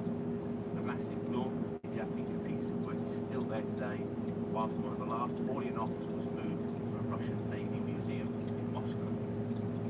Although the Soviets and later the Russians were the main proponents of ground effect vehicles, other countries including South Korea, China and Germany all built their own versions in varying sizes, though nothing was bigger than the scale of the original Cranach plans. In 2002, Boeing in the US unveiled a monster-sized design of the Pelican, which would have been the biggest plane ever built, with a length of a football field, with a wingspan of 152 meters, and capable of carrying up to 400 tons of cargo. It would fly 20,000 feet above land, over oceans, and fly just 20 feet above the waves, using ground effect to make it efficient. However, since its unveiling, nothing no coming. So, what do you think of the Cranach plan? A possible future transport system? Comments. I would also like to thank all of our patrons who have been ongoing support. You can find out more videos showing, and don't forget to check out some of our videos too. So, it just remains for me to say thanks for watching. Please subscribe.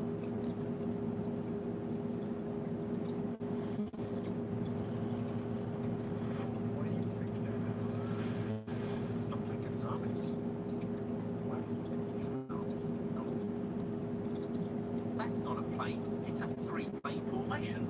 That's what General Curtis LeMay said of the plans for the WS-110 supersonic replacement for the B-52 back in 1954. Back in the early 1950s, the B-52 was the US Air Force's main nuclear delivery platform, but with the increasing sophistication of the Soviet defences, a new supersonic bomber was called for that would stretch the limits of technology to beyond what was possible just a few years earlier. The plane that would emerge from the WS-110 design process was the XB-70 Valkyrie. It will be one of the biggest in the world and capable of cruising at Mach 3, something which no aircraft of this type is capable of doing even now. It would also fly at 77,000 feet, 23,500 metres, have a range of 4,280 miles, 6,900 kilometres, and carry up to 14 nuclear weapons. The problem with large planes and payloads is the need for powerful engines, which in turn require fuel, which has to be carried, making the plane heavier and reducing the available payload. So in the 1940s and 50s, alternative methods of propulsion were researched. Nuclear was seriously considered as a power source for jet engines. A nuclear reactor would heat the air in place of the jet fuel, and it could run for weeks or months without the need for refueling. But problems with the extra weight of the radiation shielding required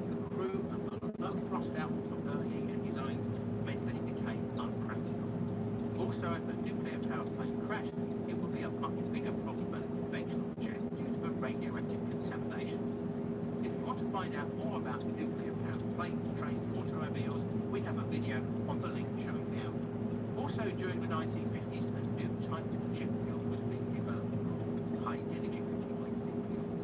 This would deliver up to 40% more energy for the same weight.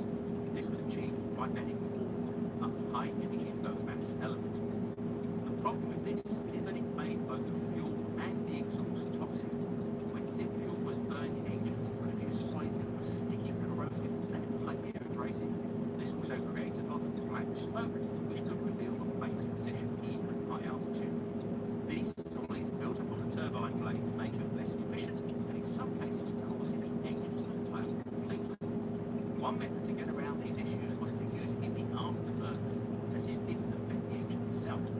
This would be used for a quick dash with supersonic speeds over enemy territory, whilst using normal jet fuel for the rest of the journey. Due to the high cost of making jet fuel and the inability to overcome the engine damage it caused, meant that it went the same way as nuclear-powered engines, and by 1959, zinc fuels were also dropped. Both the nuclear engines and the zinc fuels were proposed for the WS-110 before new higher-density type of conventional jet fuel, JP-6, was developed. To overcome the extra fuel needed, the North American Aviation, the WS-110 design had floating wing panels at the end of the wings, which were essentially huge fuel tanks. These would have been jettisoned when it went supersonic, leaving much shorter trapezoid-shaped wings. LeMay, head of the US Air Force Strategic Air Command, thought that this was too complicated and dismissed the idea. And in 1956, the US Air Force told the designers to go back to the drawing board and come back with a better design. Research on supersonic flight was progressing rapidly, and narrow delta-shaped wings took the place of the swept-back or trapezoid ones of the original WS-110 design, along with newer engines that could cruise at supersonic speeds. During the engine research, a discovery was made that if the engines were optimized for supersonic speeds, it burned twice as much fuel as it did at subsonic speeds, but flew 4 times as fast, meaning the most economical speed was now the maximum speed. It was now easier and more economical to cruise almost the entire flight at Mach 3 than it was to fly slower to the target and then dash over the enemy position supersonically as the old WS-110 design was intended to. North American also discovered some obscure wind tunnel research into a phenomenon now known as compression lift, which used the high-pressure shock wave created at the front of the plane at supersonic speeds. By designing a combination of the wing position relative to the nose, large wingtips would be tilted down to contain the high-pressure air, and a specially shaped engine intake for 6th century-based engines. The plane would ride on the shock wave created by flying supersonically, and thus reduce the amount of fuel required. The new design was approved and given designation B-70, with a prototype testing X for experimental aircraft, so they became the X-B-70. The name Valkyrie was chosen as the winning entry for the US Air Force named the B-70 contest. It was also around this time in the late 1950s that Soviet surface-to-air missile technology became much more effective. This removed the high-speed, high-altitude advantage that the new B-70 design would have, and flying it at low altitude under the radar, it was not much faster than the B-52 had been to replace, but with a smaller payload and shorter range. This, combined with the cost cutting as intercontinental ballistic missiles and ICBMs became a cheaper, unstoppable way to deliver nuclear weapons, meant by 1961, when Kennedy was in office, the program was scaled back to the bomber concept was dropped.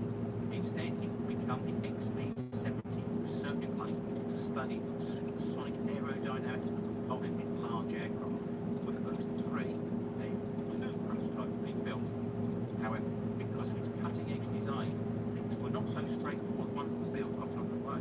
Although the XB-70 was considered for reconnaissance as the RS-70, the other Mach 3 aircraft in development at the time, the Lockheed A-12, which would become the SR-71 Blackbird, was superior in terms of altitude it could fly at and maximum speed, and had a much lower radar cross-section, so it would be much harder to detect.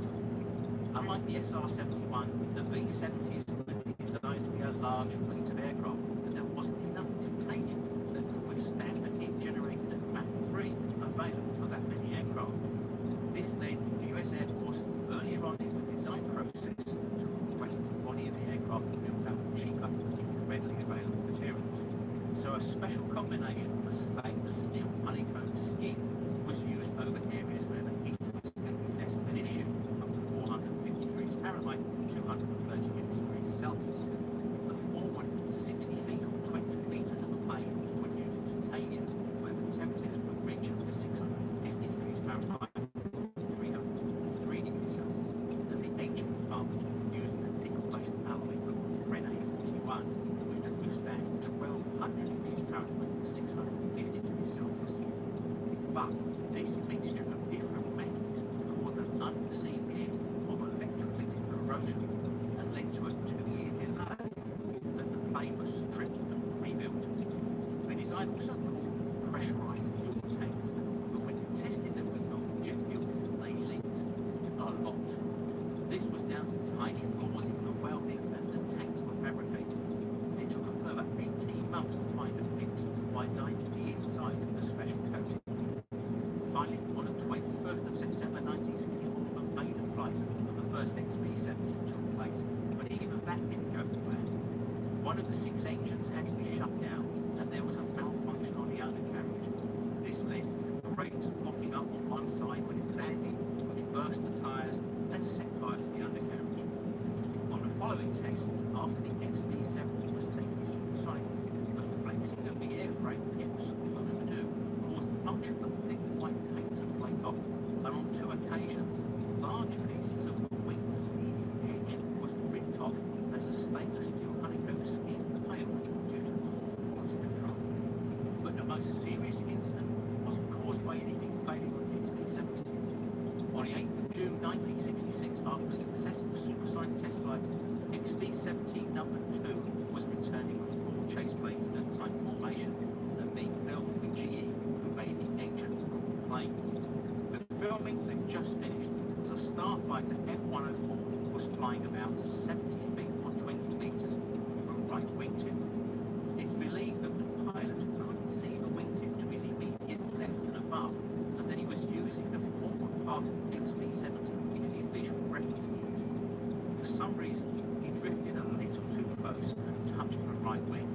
The vortex from a large wingtip of the XB-70 sucked a small fighter up and over the tail of the XB-70, hitting both vertical fins before it exploded, crashing into the left wingtip, which then broke away. Without its rudders and the wing damage, the XB-70 entered an uncontrollable flat spin and crashed to the ground. Pilot Al White ejected and survived but was seriously injured. The XB-70 co-pilot Carl Cross was unable to eject and went down with the plane. The F-104 pilot and NASA chief test pilot and one-time X-15 pilot Joe Walker also died as a result of the collision. The remaining XB-70 continued its research until 1969, when it was retired at the National Museum of the United States Air Force at Wright-Patterson Air Force Base, where it has been ever since. The XB-70 Valkyrie became part of supersonic history. And as always, thanks for watching, and please subscribe, rate,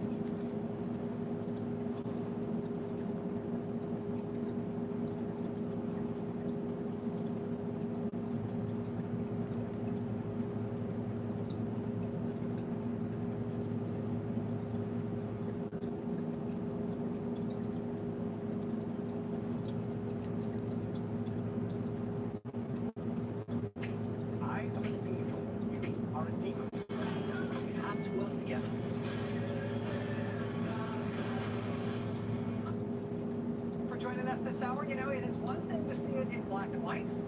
It is another thing to hear him say it out loud. If we had had confidence that the president clearly did not commit a crime, we would have said so. We did not, however, make a determination as to whether the president did commit a crime. Under long-standing department policy, a president cannot be charged with a federal crime while he is in office. The special counsel's office is part of the Department of Justice, and by regulation, Charging the president with a crime was therefore not an option we could consider. Charging the president with a crime was not an option we were even allowed to consider. By the way, though, if we had concluded that he didn't commit a crime, we'd definitely tell you that, and you'll notice we're not telling you that. It has been 2 years now since Special Counsel Robert Mueller was appointed to investigate Russian interference in the last presidential election. 2 years and 12 days ago is when he was first appointed. Today was the first day that we have heard from Mueller himself in his own words. And honestly, the consequence of hearing from him today for the first time is, I think, what is now the widely held expectation that the Democratic-controlled Congress will have no choice but to open an impeachment inquiry into President Trump. Not because they want to. House Speaker Nancy Pelosi has been blunt and consistent and insistent in making clear that she would frankly rather stick a fork in her eye. But now we know that what Congress didn't fully appreciate when they all initially cheered the appointment of Robert Mueller, when they praised him personally, when they praised the decision of the Justice Department to appoint a special counsel to look into this matter, what I think Congress didn't fully grasp at the time was that the regulations under which Mueller was appointed meant that if this investigation turned up serious evidence of serious misconduct, if it turned up evidence of potentially criminal behavior by the president, the only and inevitable outcome of that determination by the special counsel would be that Congress themselves would have to do something about it. I am quite sure that nobody in Congress would have been nearly as excited about Robert Mueller taking on this job and about a special counsel being appointed at all had they realized from the outset that that's what would happen at the end of Mueller's investigation. If he found the most serious and seriously negative thing in his investigation, it would go to Congress for them to handle. But now we know, from the horse's mouth, as of today, finally, more than 2 years into this thing, that according to Justice Department policies, any evidence of a president's criminal behavior that's turned up by a special counsel, any evidence of that is to be given to Congress to deal with. That's what you do with that information. Full stop. It doesn't go to anybody else. Congress, it is on you guys. The matters we investigated were of paramount importance. It was critical for us to obtain full and accurate information from every person we questioned. When a subject of an investigation obstructs that investigation or lies to investigators, it strikes at the core of the government's effort to find the truth and hold wrongdoers accountable. The order appointing the special counsel authorized us to investigate actions that could obstruct the investigation. We conducted that investigation and we kept the office of the acting attorney general apprised of the progress of our work. Under long-standing department policy, a president cannot be charged with a federal crime while he is in office. The department's written opinion explaining the policy makes several important points. The opinion explicitly permits the investigation of a sitting president because it is important to preserve evidence while memories are fresh and documents available. Second, the opinion says that the Constitution requires a process other than the criminal justice system to formally accuse a sitting president of wrongdoing. So, the Justice Department opinion that says you can't charge a president says, first, that a special counsel should nevertheless collect and preserve evidence of a president's potential criminal behavior. Why is that? Why collect and preserve that evidence?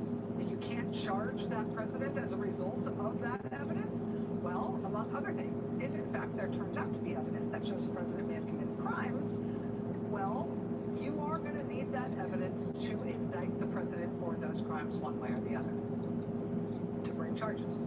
It's just that that indictment cannot come from the Justice Department.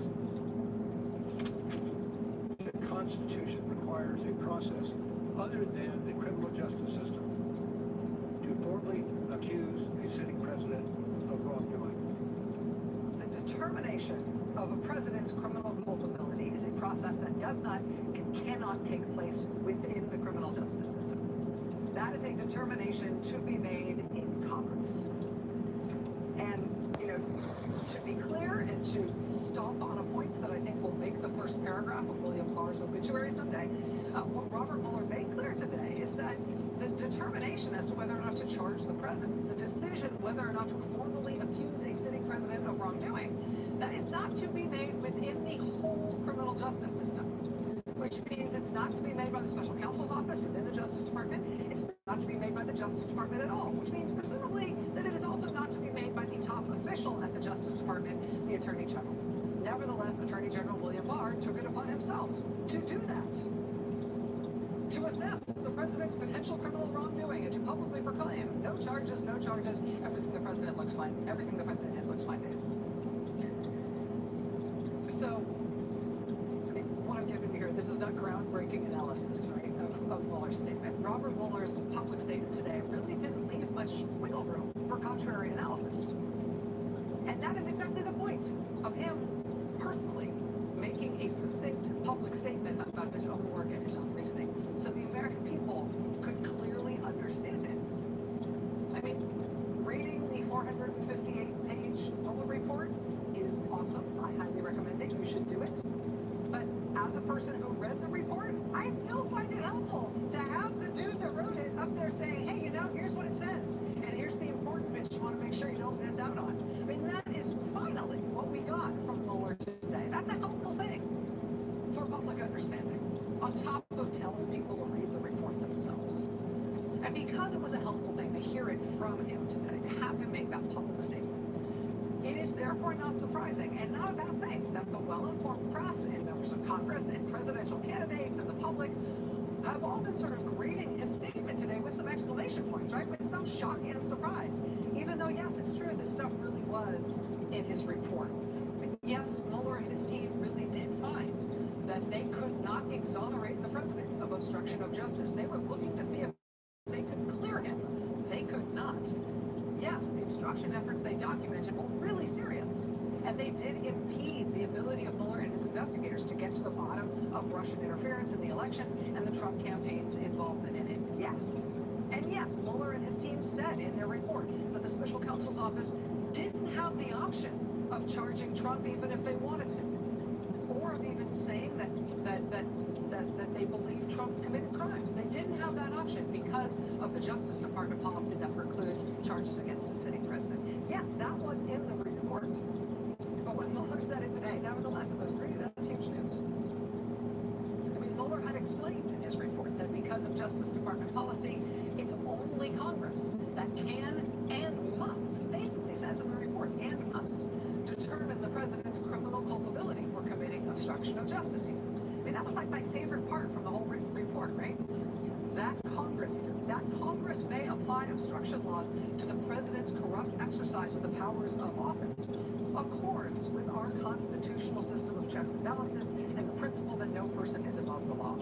Congress has authority to prohibit a president's corrupt use of his authority in order to protect the integrity of the administration of justice. Right? Mueller is saying, you know, it's no big deal if you want to apply obstruction laws to the president, unless you want to uphold our constitutional system of checks and balances and the principle that no person is above the law. If you want to do that, you want to apply the obstruction statutes here. And Congress, you know, it's no big deal whether or not you want to pursue the president for corruptly using his authority to obstruct justice. It's no big deal unless you want to protect the administration of justice in the United States of America. I mean, it's already made that case that Congress can and must act based on this kind of evidence. And it was stunning to see it there in the report in black and white in the first place. But honestly, it is something altogether different to see him say it out loud in person, unfiltered. Making a public presentation of your findings matters. Which makes it all the more remarkable and significant that instead of just letting Mueller do that from the outset, we the people have muddled through more than 9 weeks of the Attorney General making up porky pies about what Mueller did and didn't do, and claiming that Mueller was leading a spy ring, and telling Congress that Mueller should have never been allowed to investigate this stuff in the first place, and no collusion, no collusion. What are you going to do, knock me up, Nancy? I mean, that's been the past 9 weeks. Imagine if Mueller had just been allowed at the outset to release the introductions that he and his team wrote, summarizing the 2 volumes of their report. Imagine if at the outset Mueller had just said publicly when he finally was allowed to say publicly today about his investigation and about his report. Imagine that had been from the outset how we learned about what Mueller found, and what Mueller did, and what the country, specifically the Congress, is expected to do, the evidence that Mueller turned up, that he couldn't use to bring charges, but somebody could. And so now, the Congress really is in a different place than they were before 11 a.m. Eastern time this morning. Because Mueller has now, for the first time in more than 2 years, he has been allowed to speak on his own terms. And he has made clear, in no uncertain terms, that the next move is not going to come from him. It is going to have to come from Congress. So that was Justice Department policy. Those were the principles under which we operated. And from them we concluded that we would not reach a determination, one way or the other, about whether the president committed a crime. That is the office's final position. Now I hope and expect this to be the only time that I will speak to you in this matter. Any testimony from this office would not go beyond our report. We chose those words carefully, and the work speaks for itself. And I will close by reiterating the central allegation of our indictments, that there were multiple systematic efforts to interfere in our election. And that allegation deserves the attention of every American. Thank you. Thank you for being here today.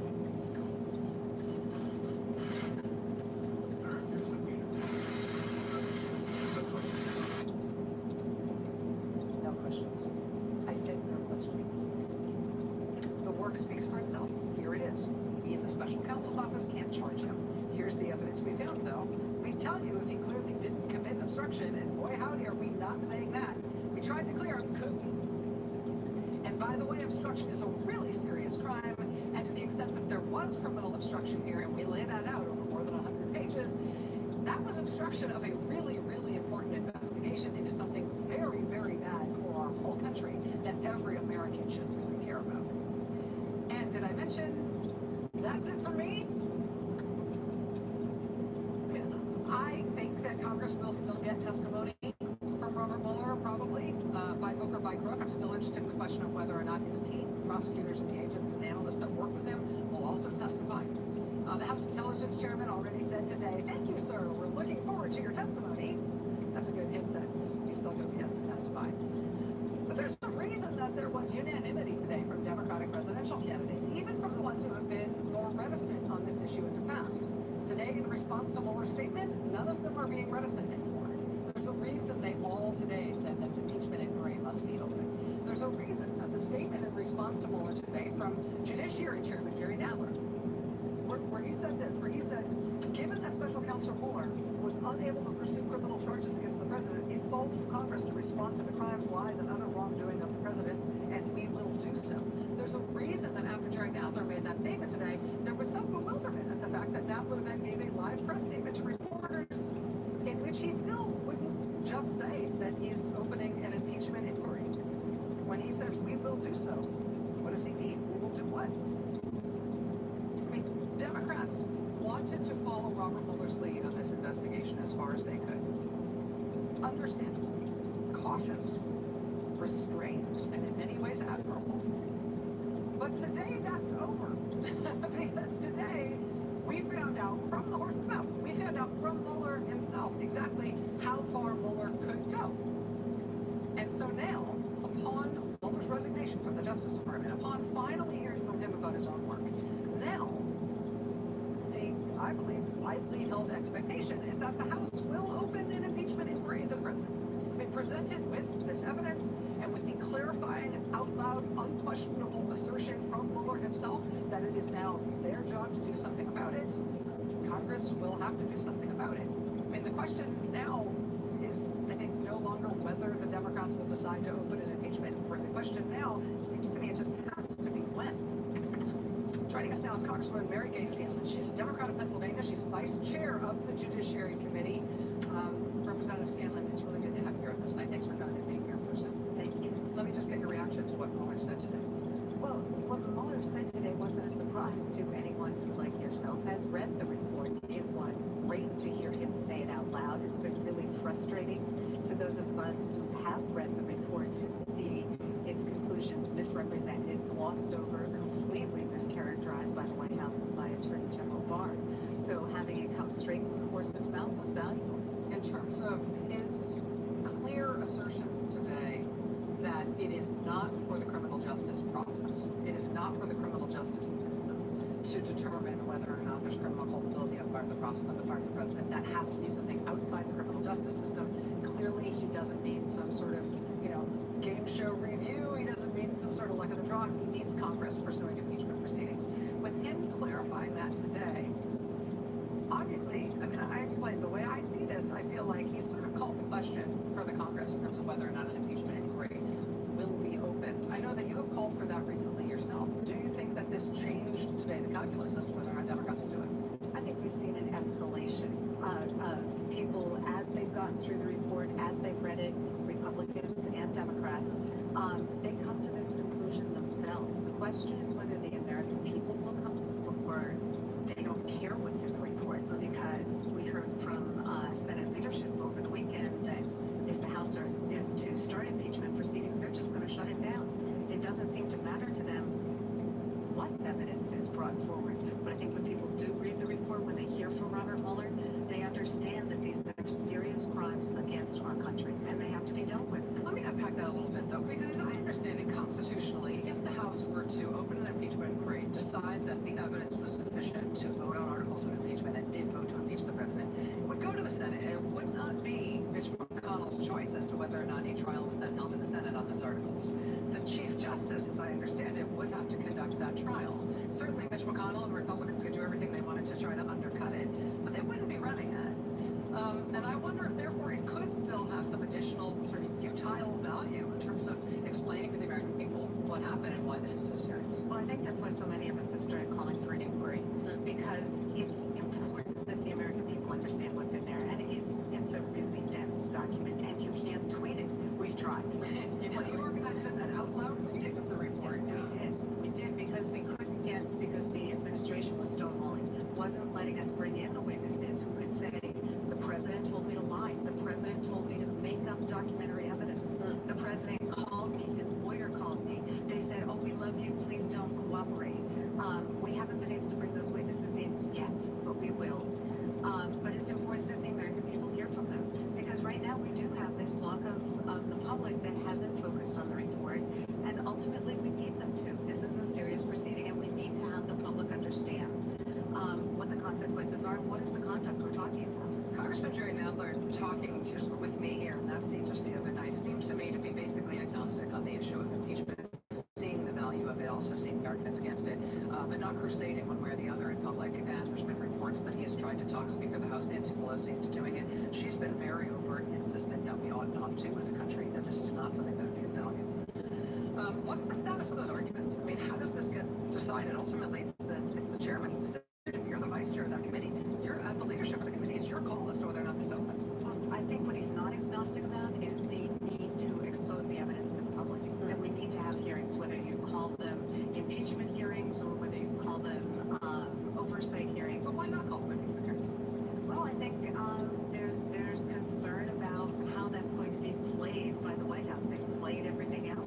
They're going to say that you're trying to impeach the president whether or not you are. That's pretty much baked into the 2020 calculus at this point.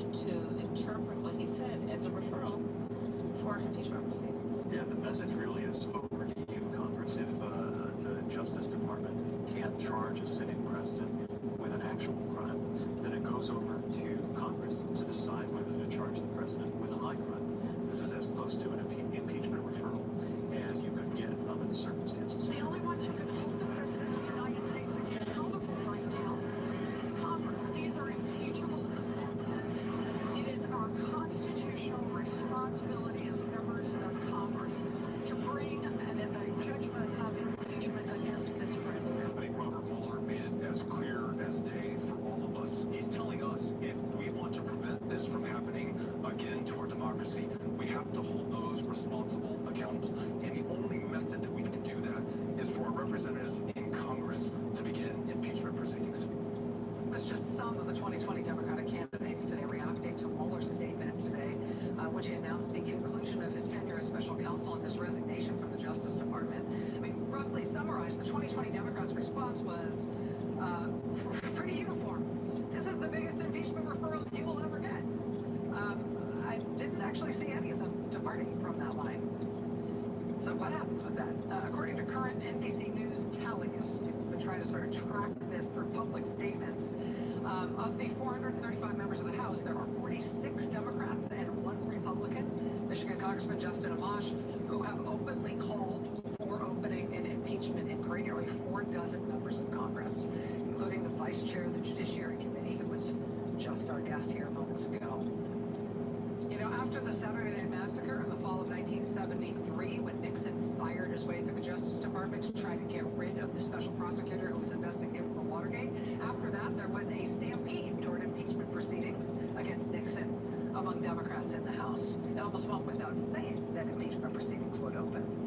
Similarly, following the release of the Ken Starr report in 1998, Republican members of the House instantly and uniformly backed impeachment proceedings against Bill Clinton.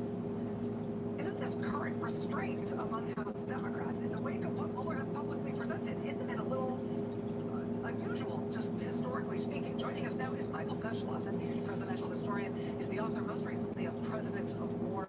Mr. Beschloss, it's great to see you. Thank you very much for being here tonight. Thank you. Me too, Rachel. So is this restraint that we are seeing from the Democratic leadership in the House, do you think it is unusual given the historical circumstances here? Yeah, I do. I think it really defies history because, you know, just as you said, in the case of Richard Nixon after the Saturday Night Massacre, a lot of members of the House wanted impeachment, and also Leon Jaworski, the special prosecutor, sent this secret report over to the House with what's called the Watergate Roadmap. You and I have talked about that. 1st of March 1974, with supporting evidence, and that allowed the House to essentially go ahead, and that was considered to be so hot it wasn't released until about 7 months ago. And then in the case of the Starr report, that was released to the public in September of 1998, and Starr sent that immediately to the House along with 18 boxes of evidence. And once again, the members of the House, which was Republican at that point, said, you know, let's impeach, and they began the investigation. There was not this feeling that we have to hold back because maybe we'll look too political. Mueller indicated clearly today that his preference is not to have to say another word about the investigation, not to have to testify. Is there any help from history on that point? Is there precedent in terms of special counsels or other high-profile public investigators like this having to testify or electing to testify after making some form of their findings public? Do you think that Mueller will be forced to testify? I think he will be. I think he will not get his wish, and it really is his wish, and he may feel that if he has to testify, it is better for him to do that after having today made a point that he's doing it extremely reluctantly, maybe more in sorrow than in anger. But it would be crazy if he were not called to testify. And I don't know about you, Rachel, but Robert Mueller does not look to me like the kind of person who's going to defy a congressional subpoena that is to testify beyond what he's just said in that report. Kenneth Starr testified before the House in the impeachment investigation against Bill Clinton, November of 1998. That's impressive. Michael, I also wanted to ask you about your reaction as a historian to the arguments that Democrats are making. You often hear them making these arguments sort of by proxy. Like Mary Kay Scanlon, who's just your vice chair of the Judiciary Committee, she thinks they should open an impeachment inquiry. She's been open about that. She's been very articulate about it. When I asked her here, well, why isn't that happening? She's sort of arguing by proxy, saying what other people are saying is that Democrats worry about the political consequences of that. And the way that usually gets shorthanded when people draw a historical analogy is to the Clinton situation. That when Clinton was impeached in the House in 1998, it obviously failed in the Senate, and politically it was seen as something that boomeranged on the Republicans, ending Newt Gingrich's career, among other things. What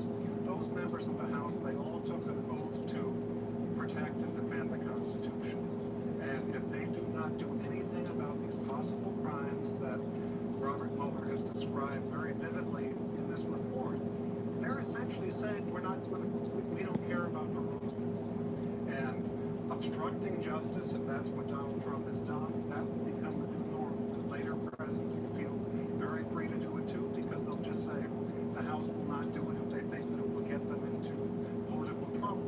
What should always prevail is the feeling by members of the House that they're going to protect the Constitution. And if they do not do that, we're going to be a lawless society. Michael Beschloss, NBC presidential historian. Thank you for that very sobering perspective, sir. Always great to have you. Thank you. All right. Lots more to get to tonight. In fact, our next 2020 candidate interview is just ahead tonight. Somebody we have not had in person on this show before. And boy, is he here at midnight. That's next. We'll be right back. This week, we are looking at the prospect that for the first time since Roe versus Wade, an American state will have zero legal access to abortion. Zero legal abortion providers. Missouri's Republican-controlled government has made it their business to try to put out of business every clinic that provides abortion in that whole state.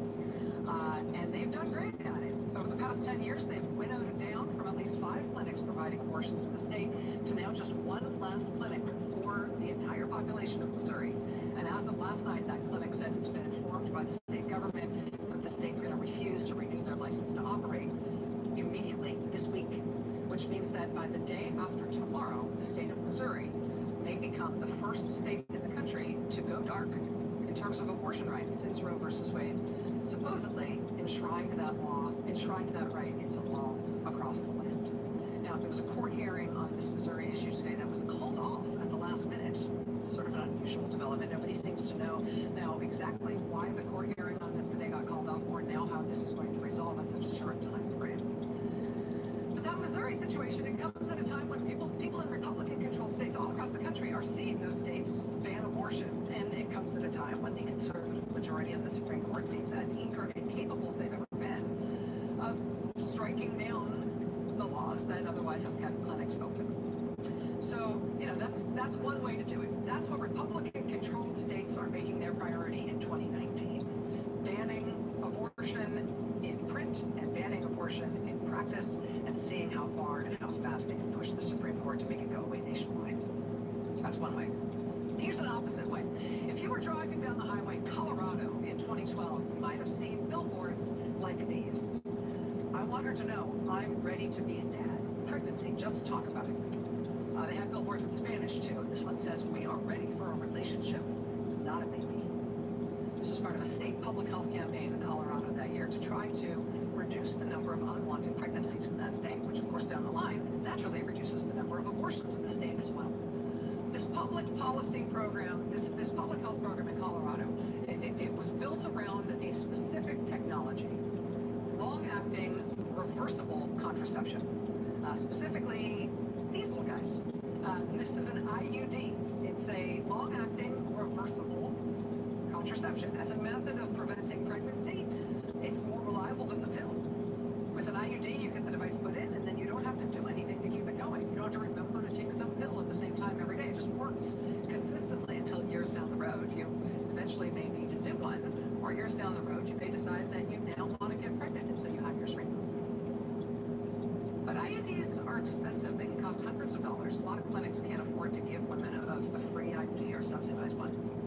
So Colorado saw that as an issue, saw the public health need there, and decided there was a way to fix that.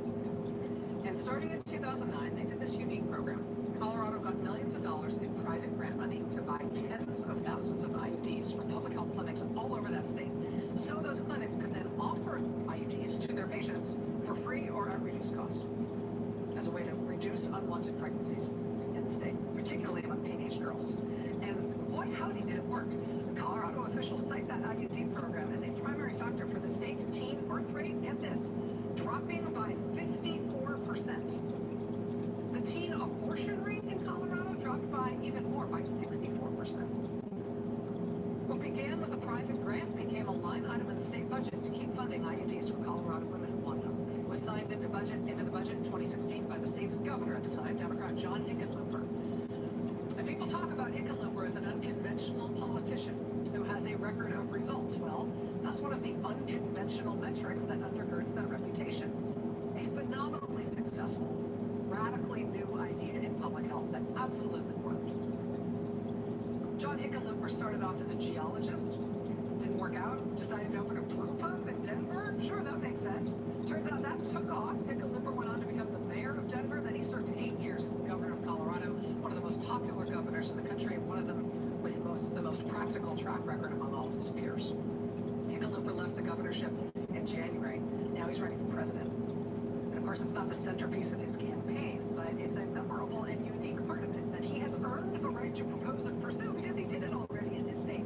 As part of his presidential campaign, Governor Hickenlooper is now proposing a national version of that public health program, that IUD program he helped oversee in Colorado.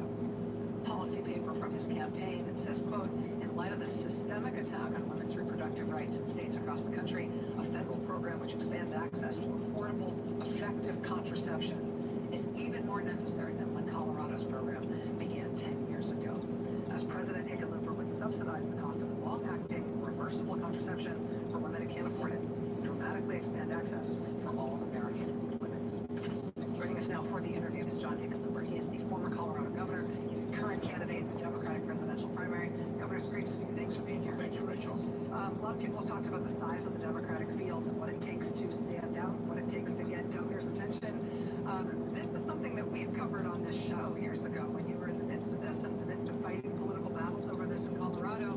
At the time, you were overtly saying you'd never run for president. Nobody would think you would do this as something as a gambit to run for president. But this is one of the things that you pursued as governor that I think kind of sets you apart and tells a story about you that I think both people will remember, but also kind of as a window into your practicality. Do you think that's fair? And was this harder to get done than it seems from the outside?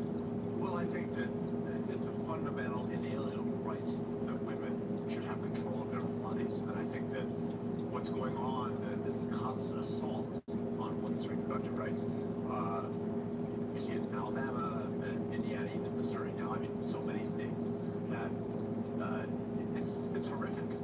And what we did was we went the other direction, right? We went out and expanded women's access to IUDs and or-class long-acting reversible contraception, as you described it, and reduced teenage abortion by 64%, teenage pregnancy by 54%, and in the process saved $70 million of Colorado tax money. So the notion that people that are so opposed to abortion don't recognize it in many ways by eliminating women's access to reproductive health, they're actually going to increase the number of abortions. It's unconscionable. Do you feel like part of the reason this was interesting to me at the time we initially covered this, when you were running for re-election as governor of Colorado, your Republican opponent tried to make an issue of this on a real straightforward culture war way, that you were a bad person for pursuing this. This wasn't respectful of family values or something. I mean, he was pretty critical on the issue. And I feel like you, rather than just directly rebutting him on that, you sort of threaded this third way.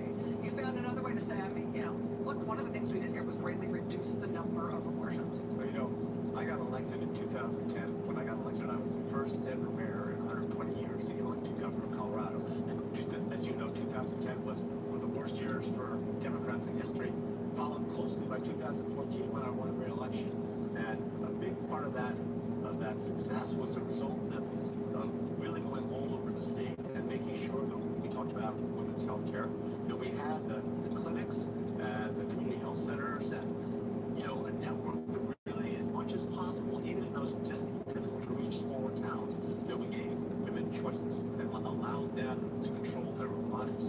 I have a lot to ask you about your time as governor and as your campaign for the Democratic presidential nomination this year. Stay right where you are. Governor John Hickenlooper of Colorado is our guest. We'll be right back. Our governor is now running in the Democratic presidential primary. Governor, thanks for sticking with us. It has been reported that you were considered a potential running mate for Hillary Clinton in 2016. Is that true? Yes, I was down on one of the last 3 or 4 that was, went through all the vetting. Yeah.